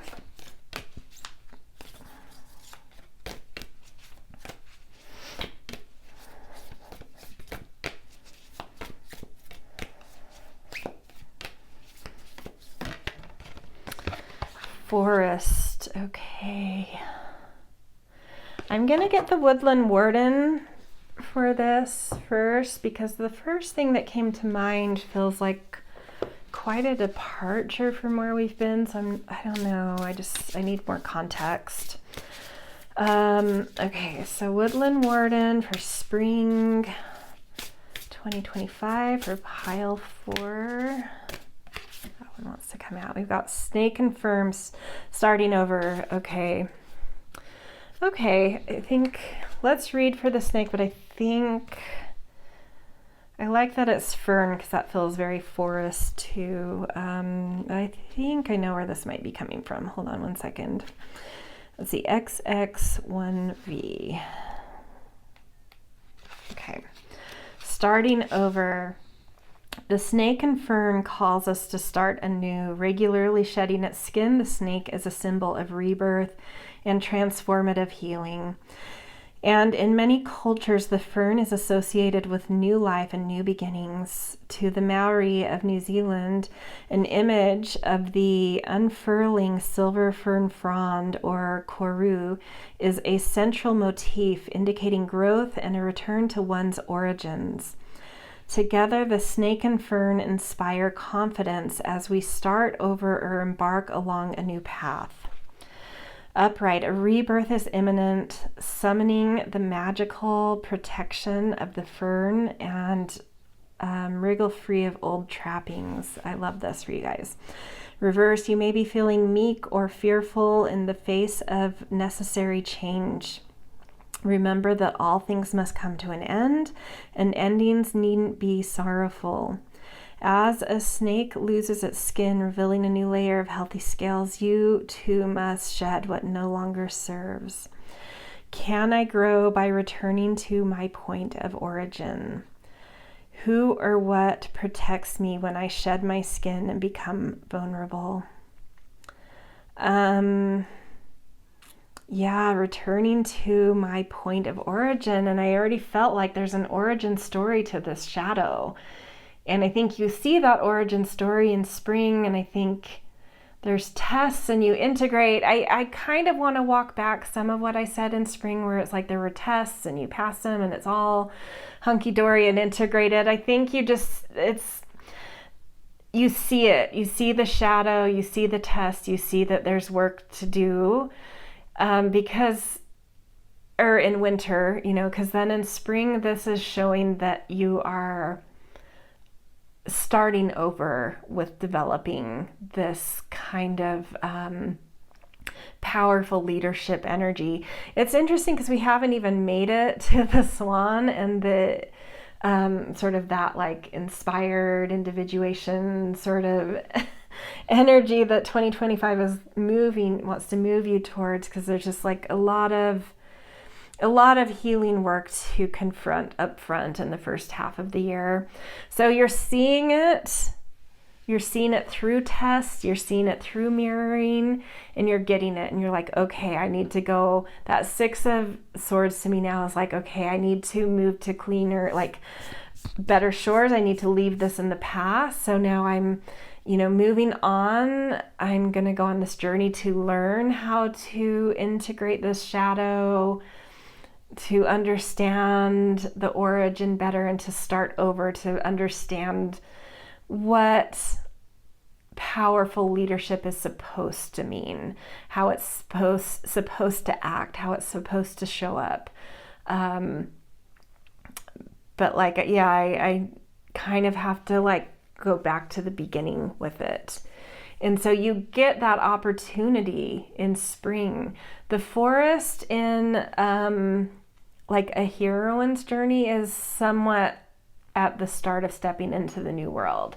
So that really resonates and aligns in terms of that context of the forest with the snake and fern here, with this kind of starting over energy. So it is like this new journey of like trying to learn in a whole new way what leadership is, how to build leadership, how to earn leadership, how to stand as a leader in a really healthy, flourishing kind of way, and what leadership is meant for as well. Because I think the origin story of leadership, there's like maybe a weird association of what leadership is supposed to be for. It might have had to have been used to kind of like control your environment. If your environment growing up was a little chaotic, or, lacking in structure, or, real parenting energy, like that leadership as someone who's too young to take that leadership on may have been used to control life, right? And so it's like you have to, that doesn't have to be for everyone, but the point being is like you have to shed the skin of your past, of that origin story of your leadership, to rediscover what leadership is supposed to be for. It's not supposed to be for controlling or dominating, or, and it's like you get this beautiful, luscious, fresh start in spring of like, okay, I get to really completely redefine this, rediscover this, really go through the, spooky but magical and wonderful and terrible forest, but it's such a fertile, interesting new adventure that just has wonder around every corner. And there's new things like that fern that are just unfurling in me as I completely go on this new journey of really starting from square one of what is my power, what is my leadership. I know it's powerful, but like that never gets lost, but like what is it supposed to be, and what is it supposed to be used for, and how is it supposed to be used? And there's adventures. There are adventures in spring that some are beautiful and magical, and some feel haunting and scary, and but it's like this whole roller coaster ride when you're in the thick of a forest. You can't see what's around each corner, and like one corner's magical, and the next turn takes you somewhere a little spooky, and the next turn there's a beast to battle, and then the next turn there's another magical thing, and it's just this wild, wonderful, crazy experience. And all through it, through the challenges and the gifts, you're just further and further unfurling with new understanding and new integrations and new beauty around it all. Okay, so let's get some tarot around this. These two want to come out already. So 5 of Cups, 4 of Cups, And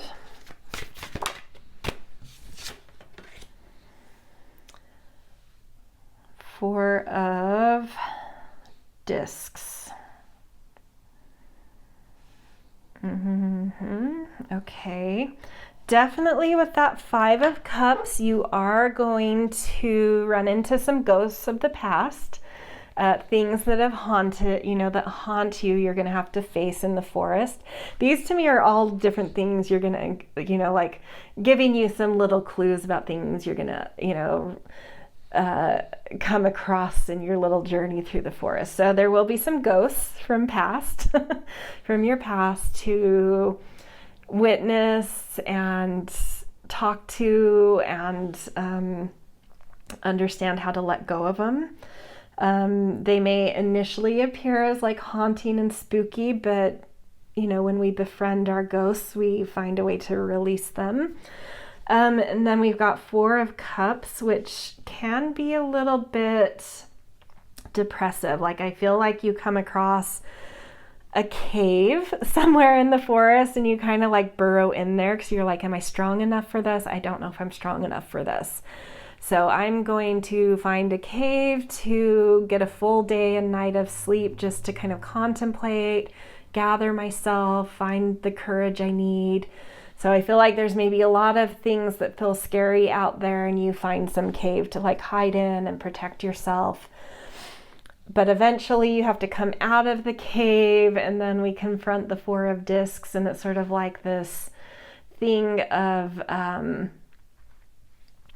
in what ways have you kept, trying to think in the context of what we've been talking about. This is like keeping things locked away in order to protect them, but in doing so, they kind of wither and die on the vine because things are meant to be out and, connecting and moving in life, pollinating life, circulating life, getting feedbacks and circulation, and it's how we grow. But when we lock things away, they kind of lose their value and just become less and less secure. So there's something you're needing to like break out of the walls. You've walled something in. So as you're going through the forest, you may come across some kind of fortress. I know this is all metaphor, so it's kind of conceptual. But like as you're going through these twists and turns in spring, you may come across something that like becomes obvious to you that you've protected. So in metaphor, you come across this little fortress in the middle of the forest where there's like this little shut off tribe. But they seem kind of primitive because you're like, have you talked to any outsiders? Like, what are you guys doing? And why do you feel so threatened? And you might have to befriend them and soothe them to kind of coax them out and be like, hey, come out and like talk to the forest, come out and talk to things going on. Like they're not as scary as they seem, but that's like a metaphor for you, like having these talks to yourself of like, there's something I have to let out. I'm feeling more and more like this is your heart. Like your heart is a little bit walled off. And that's why like another reason the leadership shows up in a kind of shadow way, or your power shows up in a little bit of a shower way, is like your heart is coming from somewhat of a walled up place. But in order, because it needed protection, like when this leadership initially arose in you early in life, out of necessity, like I feel like we've established for a lot of you, it was also to protect yourself. It was to control things and to protect yourself. And you got used to like having this wall of control and protection. But it's kind of, you're like, oh, wow. In spring, I think you're going to be kind of shocked by like, wow, I didn't realize how walled off the energy of my heart was, which is supposed to be the leadership energy, is your heart.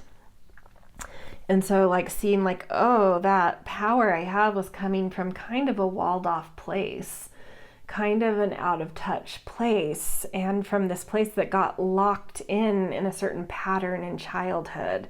And now I'm seeing that. I'm confronting something that's been walled off, and I really have to coax it out. I have to say, it's not scary out here. It's not like, I'm an adult now. I don't need so much protection. I'm capable of handling myself and supporting myself and dealing with the chaos of the world and the unpredictables of the world and the messiness of the world. Like I'm seeing in the forest that allowing a little bit more of that messiness and chaos and not having to dominate it or control it is actually like really magical and interesting and curious, and like it's okay. I'm not like, it's not as scary as it, my mind says it is. Like, let's open up a little bit. Let's let a little bit of the chaos in there, because there's so much magic and beauty in that, and it's not as unsafe as I've perceived it to be, or as it actually was when I was a child and didn't have the resources and tools to protect myself. But I'm an adult now, and I can be, out here in a little bit more of the wilderness. That's kind of what it feels like. Man, so I mean, a lot of depth work coming in for you guys in the first half of the year. We have not even moved to the other side yet, but I feel like it's, coming. But let's get your angel and ancestor message for spring.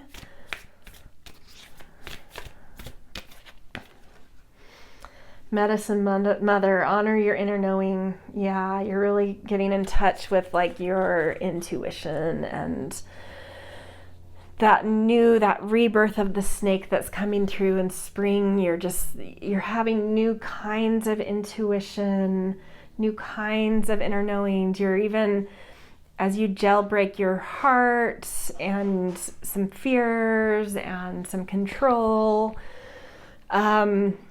you're really getting more in touch with like these inner knowing things that are like, oh, I know I can be safe amidst some chaos, amidst some danger. Like,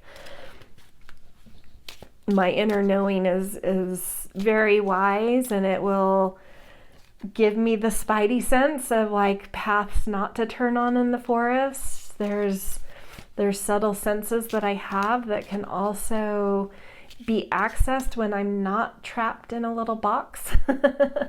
And that's wild and weird and wonderful to have access to that, because now I've stepped out of that walled off place and that place of control, and now I'm all of a sudden like in touch with these new kinds of inner knowings that keep me safe, in different ways. So that's pretty cool and interesting and a different sensation, and coaxes you even further and further out. And then we've got Owl. Your intuition is correct. Follow your inner wisdom without fail. Yeah, you're really touching into those subtle senses now that you're allowing, and that just confirms that you are, at least by the end of spring, you have jailbroken your heart, you have come out of caves, you have confronted ghosts of the past. You're now in touch with these subtle senses, your inner knowings, your intuition, and they give you a spidey sense of like where out in that more chaotic world, that messy, wonderful world, not to go, and where to go a little bit, to push yourself, So very cool. Okay, let's jump into summer. I feel like we're turning a corner here, and I feel like this amazing energy read for 2025 is about to pop out, but let's see what happens here. So, archetypal energy for summer. We've got the thread. Okay. Interesting. So something something alluring, some kind of mystery, some kind of intrigue is going to start to pull at you in summer. That thread of understanding something is like really getting more specific, it feels like. And then we've got the finch and peach with romance. Okay, let's read for this. So XXXV1.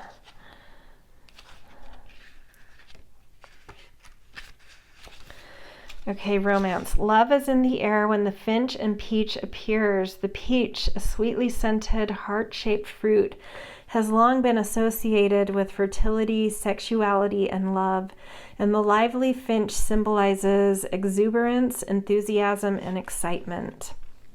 Upright, your vibrancy and charm have led to a blossoming romance, and I feel like that romance is within you, a new romance with yourself, with starting to see yourself in a totally different way. But it's like, I feel like that new reflection that's starting to come through because you're unfurling in different ways and new ways in spring. So now in summer, you're like, oh, now I see a reflection and I'm developing in new ways.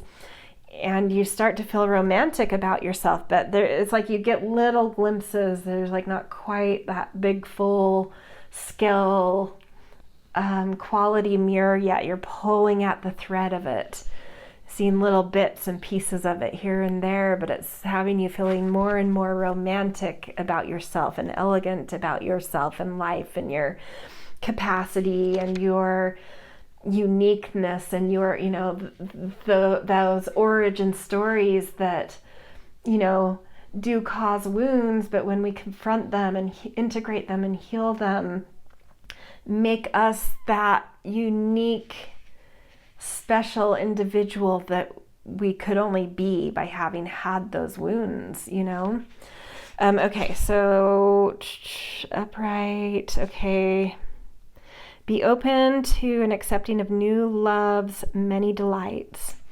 Okay, reverse, your timidity or unwillingness to take risks may be hindering your chances at love. Remember that vulnerability, while frightening, is essential to healthy relationships. And so I think you're like, you know, you've newly kind of jailbroken your heart out of some kind of walled off place, at least when it comes to like the power, your power and leadership. And now it's open, it's vulnerable, and you're seeing aspects of you in new, beautiful ways. You're pulling at those threads, but there are also very scary things about it, right? There's very frightening things about it. So you may kind of vacillate in terms of feeling a little bit timid about it and vulnerable about it to feeling really like impressed and romantic about it. So it does feel like a little bit of a roller coaster there, but you're like there's allure there, there's intrigue there, and so it like keeps you like a compulsion to just keep pulling at that thread, keep pulling at that thing of being able to see yourself in this way despite some timidity about all of it. How do I show others I love them? Do I feel safe and supported enough to be open to new love? And, you know, if that speaks to you, if that feels like something you would like to have happen in 2025, it could, in your external life, that new romance with yourself may also manifest externally as new romantic things going on around you in terms of like actual love interests. But both ways, either way, there's this like thread of intrigue. You're having these new romantic feelings about how you're starting to understand your power, how you're integrating your shadow, how you are opening up more, allowing the wacky, wild, chaotic messiness of life to be present and not needing to control it or dominate it. And that really starting to highlight your individuality, your uniqueness, a new level of power that could never have existed in that walled off place. And yeah, it's just, we are starting to get that 11 energy and swan energy and thriving energy going in summer. It's really gorgeous. Okay, let's get some tarot cards to see a little more about summer. Oops. So we've got 2 cards here. We've got 7 of discs, yep, and 8 of cups. Okay, one more.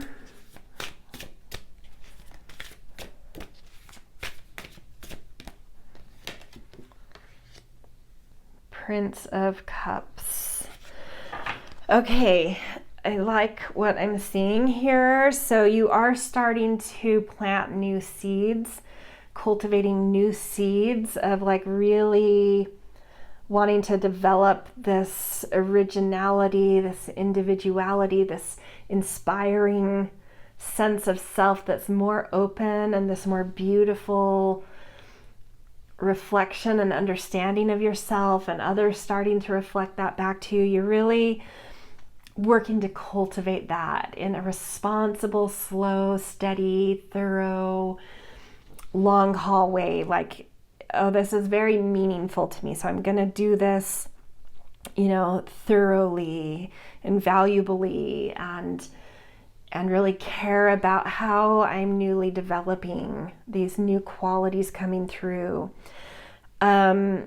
But there's still intrigue there. There's still things I'm trying to uncover. I'm still trying to see the full scale swan, the full vibration of the 11. It's like I sense it there, but like I only see parts and pieces of it, but I'm really working to cultivate this, but I'm still pulling at threads. And as you're pulling at threads, you're also unraveling the past. You're also unraveling that shadow, dissolving the shadows, dissolving those past patterns, dissolving those origin stories that, you know, created wounds. And as those threads unravel from the past and you cultivate this new sense of self, by the end of summer you start to soar. You really start to see it, the bigger view of it, the power of it, the new sense of thriving that is ahead of you with this new kind of quality you're cultivating and understanding you're cultivating of what power and leadership are meant for, and how they don't need to control everything, and how it's more about inspiration and motivation and the heart and just creation energy as well. And you're just feeling romantic about it. You're starting to soar. Spring, see your seeds grow. Yep, you're starting to see all the work you did in the first half of the year and even early in summer as you keep going with pulling the thread. You're starting to see the evidence. Things are clicking. You're really stepping in to your individuality and into seeing yourself beautiful and others seeing this power more beautifully. Okay, let's get a divine feather message for summer. Hummingbird. Release what you've been carrying and lighten up. New joy is on the way. Yeah. Totally. You're lightening up because you're unraveling. You know, you've jailbroken, you're unraveling those origin stories, you're elevating, you're understanding like new, more adult ways of using your power. And not even adult ways, because so many adults aren't adult, you know, like aren't mature. Mature is like seeing the mature ways of holding leadership and power and doing it with grace and elegance and lightness, and for a sense of creation and for a sense of, you know, and also understanding the sacrifices that go into leadership. and how meaningful that is. And it's just, yeah, so I love feeling new joy. That thriving is starting to come through minimally by the end of summer, but I feel like it's already jumping into summer. It's just building and building and building, right? Okay, let's jump into autumn, see what we end 2025 with in this kind of thematic story we've been going through.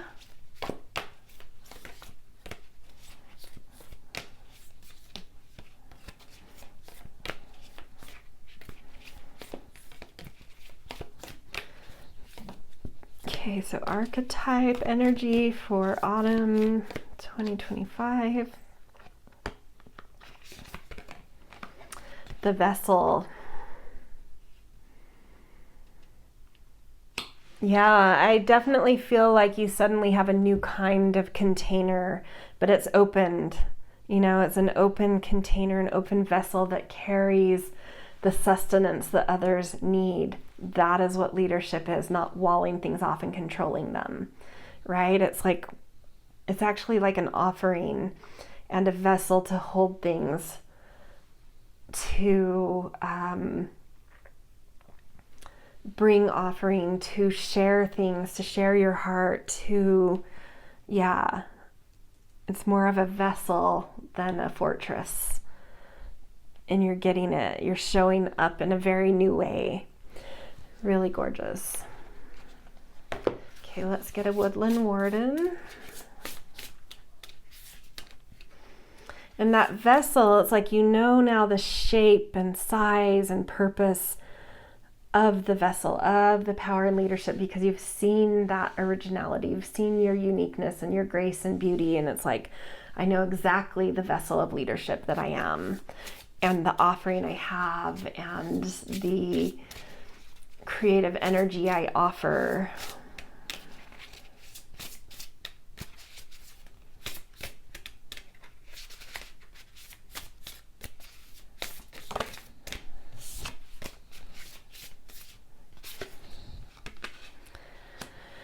Fox and Ivy with adaptability. So XXV11.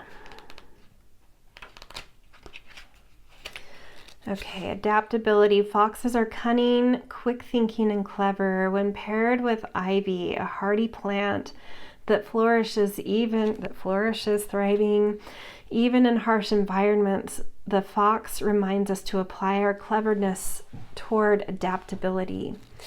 Upright. Allow the fox's ingenuity to guide you. Nimbleness and adaptability will suit you well in your endeavors. Reverse. Your stubbornness may be holding you back. Remain open-minded and beware of becoming stuck in your ways. Do I feel stuck? How can I adapt to changes in my life?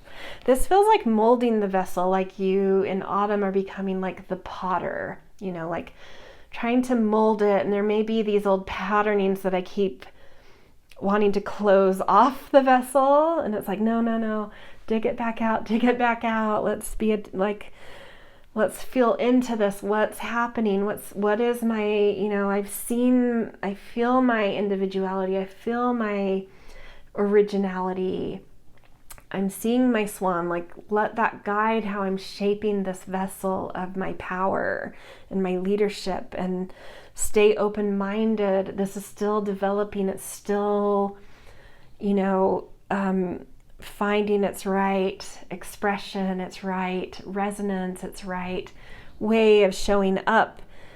Stay open to change, stay open to adaptability, because now I'm starting to like kind of step in again to being like a leader and using my power, but I've got to be open-minded and sensitive and kind of use the feedback and use that mirroring to help me see these new patterns that are trenching in me, that are developing in me. Like, stay nimble. It's okay to try some shape and be like, it's not quite right. Let's tweak it again. Let's keep working at this. Like, it's a work in progress, but it's starting to become a shape and a form and a use and having a specific kind of purpose attached to the power and the leadership that's really specific to you, and not just this kind of like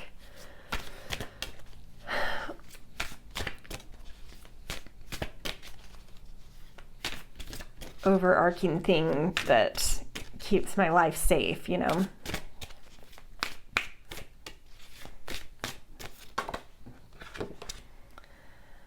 We've got the Hermit. Yeah, you're finding your originality, like your specific instincts. There's some practice coming in here. So maybe you step into using your leadership in tandem with that more open, elegant, original, inspiring energy that's not as closed off. But there's practice involved here, right? Like the potter. I love that I used that potter metaphor already.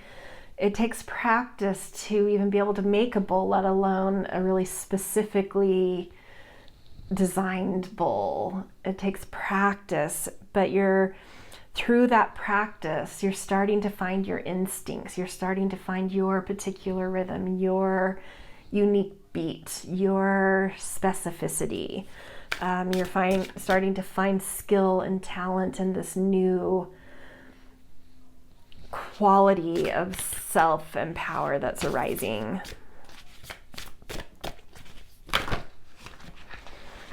Oof, this one wants to come out. So 8 of Swords, you're still, and that's why the Fox and Ivy came up with adaptability. There's still parts of yourself that you, out of habit, and it takes time, still wall off. But it's not as like, because it's like out of a wall of like circling yourself in trapping yourself in a circle of swords rather than brick and mortar walled off. It's a little, you're getting better at it, but you still may find this tendency to think too small or to contain, want to contain things too much. Like, how can you be more open and less contained? So in making that pot, instead of leaving an opening that's that big, an opening that's like a whole, open bowl kind of thing. So where are you thinking in too confined of a way still? Like, just keep practicing, just keep nimble and flexible and adaptable with it. And you'll start to notice very quickly too with this practice, like, oh, I'm walling it off again. I'm trying to control it again. I'm, like, open up. I'm not as trapped as I think. I'm not as set as I think. This isn't as patterned as I think. It's only in my mind. I can jailbreak this. I can have more openness and sensitivity and awareness and come more from like a free heart with my power. And the Emperor.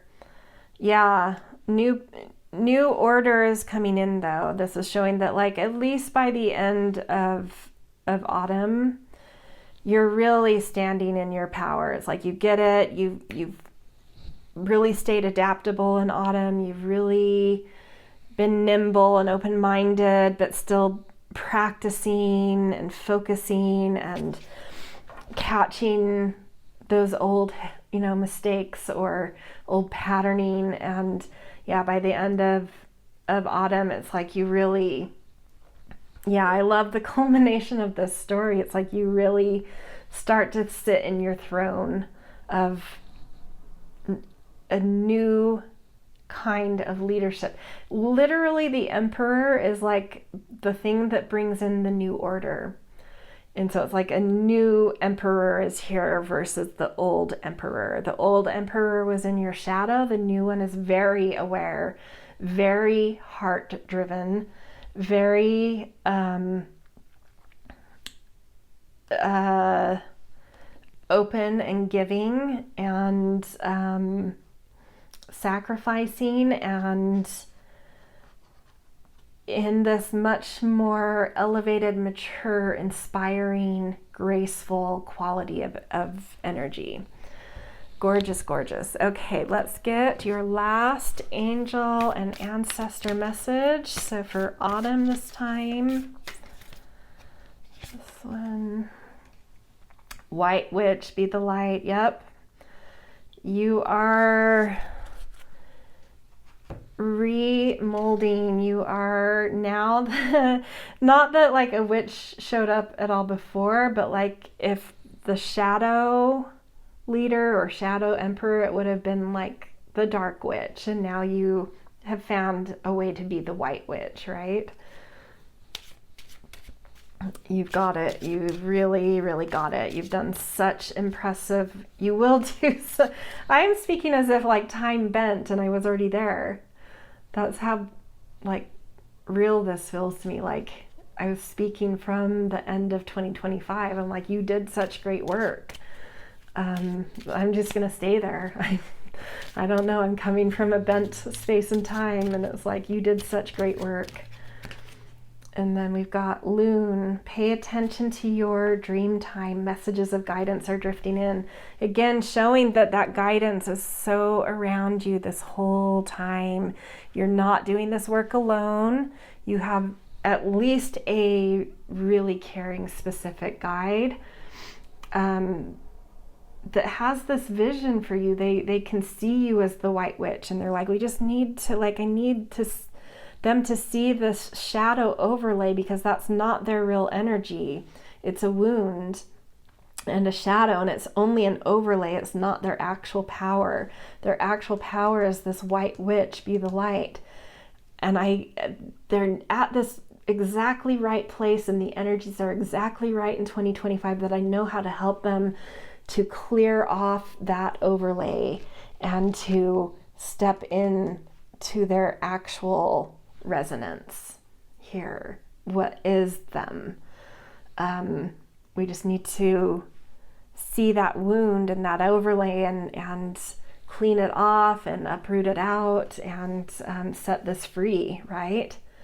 Again, that freeing, it's like freeing your actual leadership power and originality and beauty. It's all there. It's already there. It has to be freed. Gorgeous. Wow, what a year. That is some really, really potent work. Okay, so to end the reading, we are going to get a message, a goddess message from Kuan Yin, what she would offer up in general about 2025 for you. And it's been so amazing to see how on point each of her messages have been for the context of what has already come out in each of the readings. It's like directly, feels like she's just been directly speaking to everything we've already brought up in piles. So I'm excited to see her insight into this, her guidance. That one wants to come out. Many hands of the goddess. Okay, let's see in the book. So this is number 17. So this book has pretty long description. So I've just been reading like the first paragraph, which has been like, it's sort of like a summary of her message usually. But if you have the Kuan Yin deck, just know it's number 17 if you want to go and read the whole thing. Okay, the goddess Kuan Yin brings blessings to multiple projects and many different parts of your life and consciousness, beloved. She is not limited to one task at a time. Do not be afraid to surrender into her guiding wisdom and create genius now, for there is much that you can accomplish together, and she wants to assist you.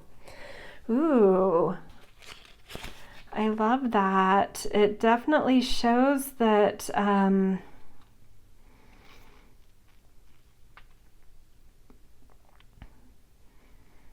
you have, like, to me, this is showing that this is one of many projects going on in the year. It came up, so I you know, like, and it was such a powerful story that I feel like it is maybe like the main story of your year, but I get the sense that there's going to be a lot of different things. There's a lot of threads. That gives new dimension to that thread card that came up in summer too, where it's like this is one of several threads that's happening in your life this year. If you feel called to one of the other piles, I didn't say in the intro if people should do more than one pile because I wasn't sure, and my sense was like maybe just pick one pile, but that wasn't feeling clear to me. And now I know why, is because I think for most people it's one pile, but for you guys, I think you should maybe pick 2 piles. If that feels right to you, if you felt torn between a couple piles, I think you have a few things going on this year, and this is like maybe your main one, but there's a couple other important threads going on. So maybe pick another pile.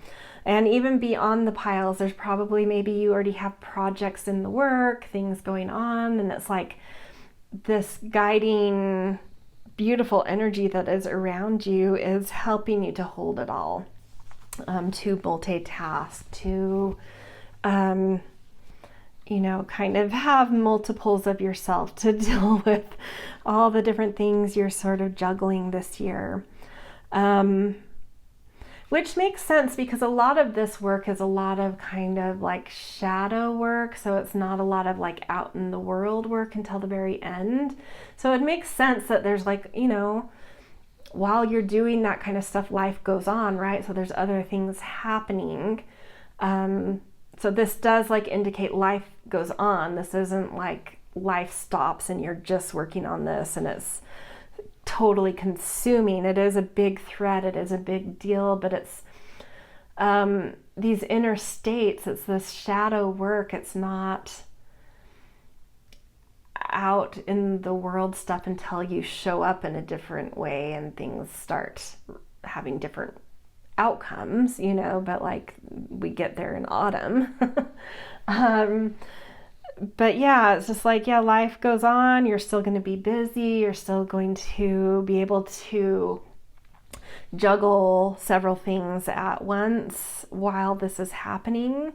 So it's interesting. This was the first one where it didn't feel like she was speaking directly about guidance around this story. It felt like she was like, you need to know though that life isn't stopping for this. This is happening and life is also happening. And so that was important to know. And I think that's why this card came out, is like that was something that hadn't really been highlighted. And for whatever reason, it was very important to her that you understand that this is kind of a background thing, and the normal goals, the things you're wanting to accomplish in 2025 aren't going to be caught up by this. This is one of several threads in play. Okay, so that's where I'm going to leave you guys. Amazing year. Definitely, if you feel called to, pick another pile, or maybe you just already know, like I do have all these things I have planned in 2025, and she didn't say anything about it, but Kwon like, don't worry, those are happening. Like that's still there, but anyway. So, good luck with this beautiful journey, though, that we did really unpack and get into. I think it's going to be really transformative and really impactful and really turn some things around in your life. So I will see you guys in several months. I kind of popped back in to get this 2025 reading for you guys in the midst of a bit of a hiatus, but I'm going back into hiatus, but several months into 2025 I will be back in some form. So good luck with this, and you've got it, and it's going to be so amazing come the end of this coming year, like the difference of things. So all right, I will see you guys in a little while.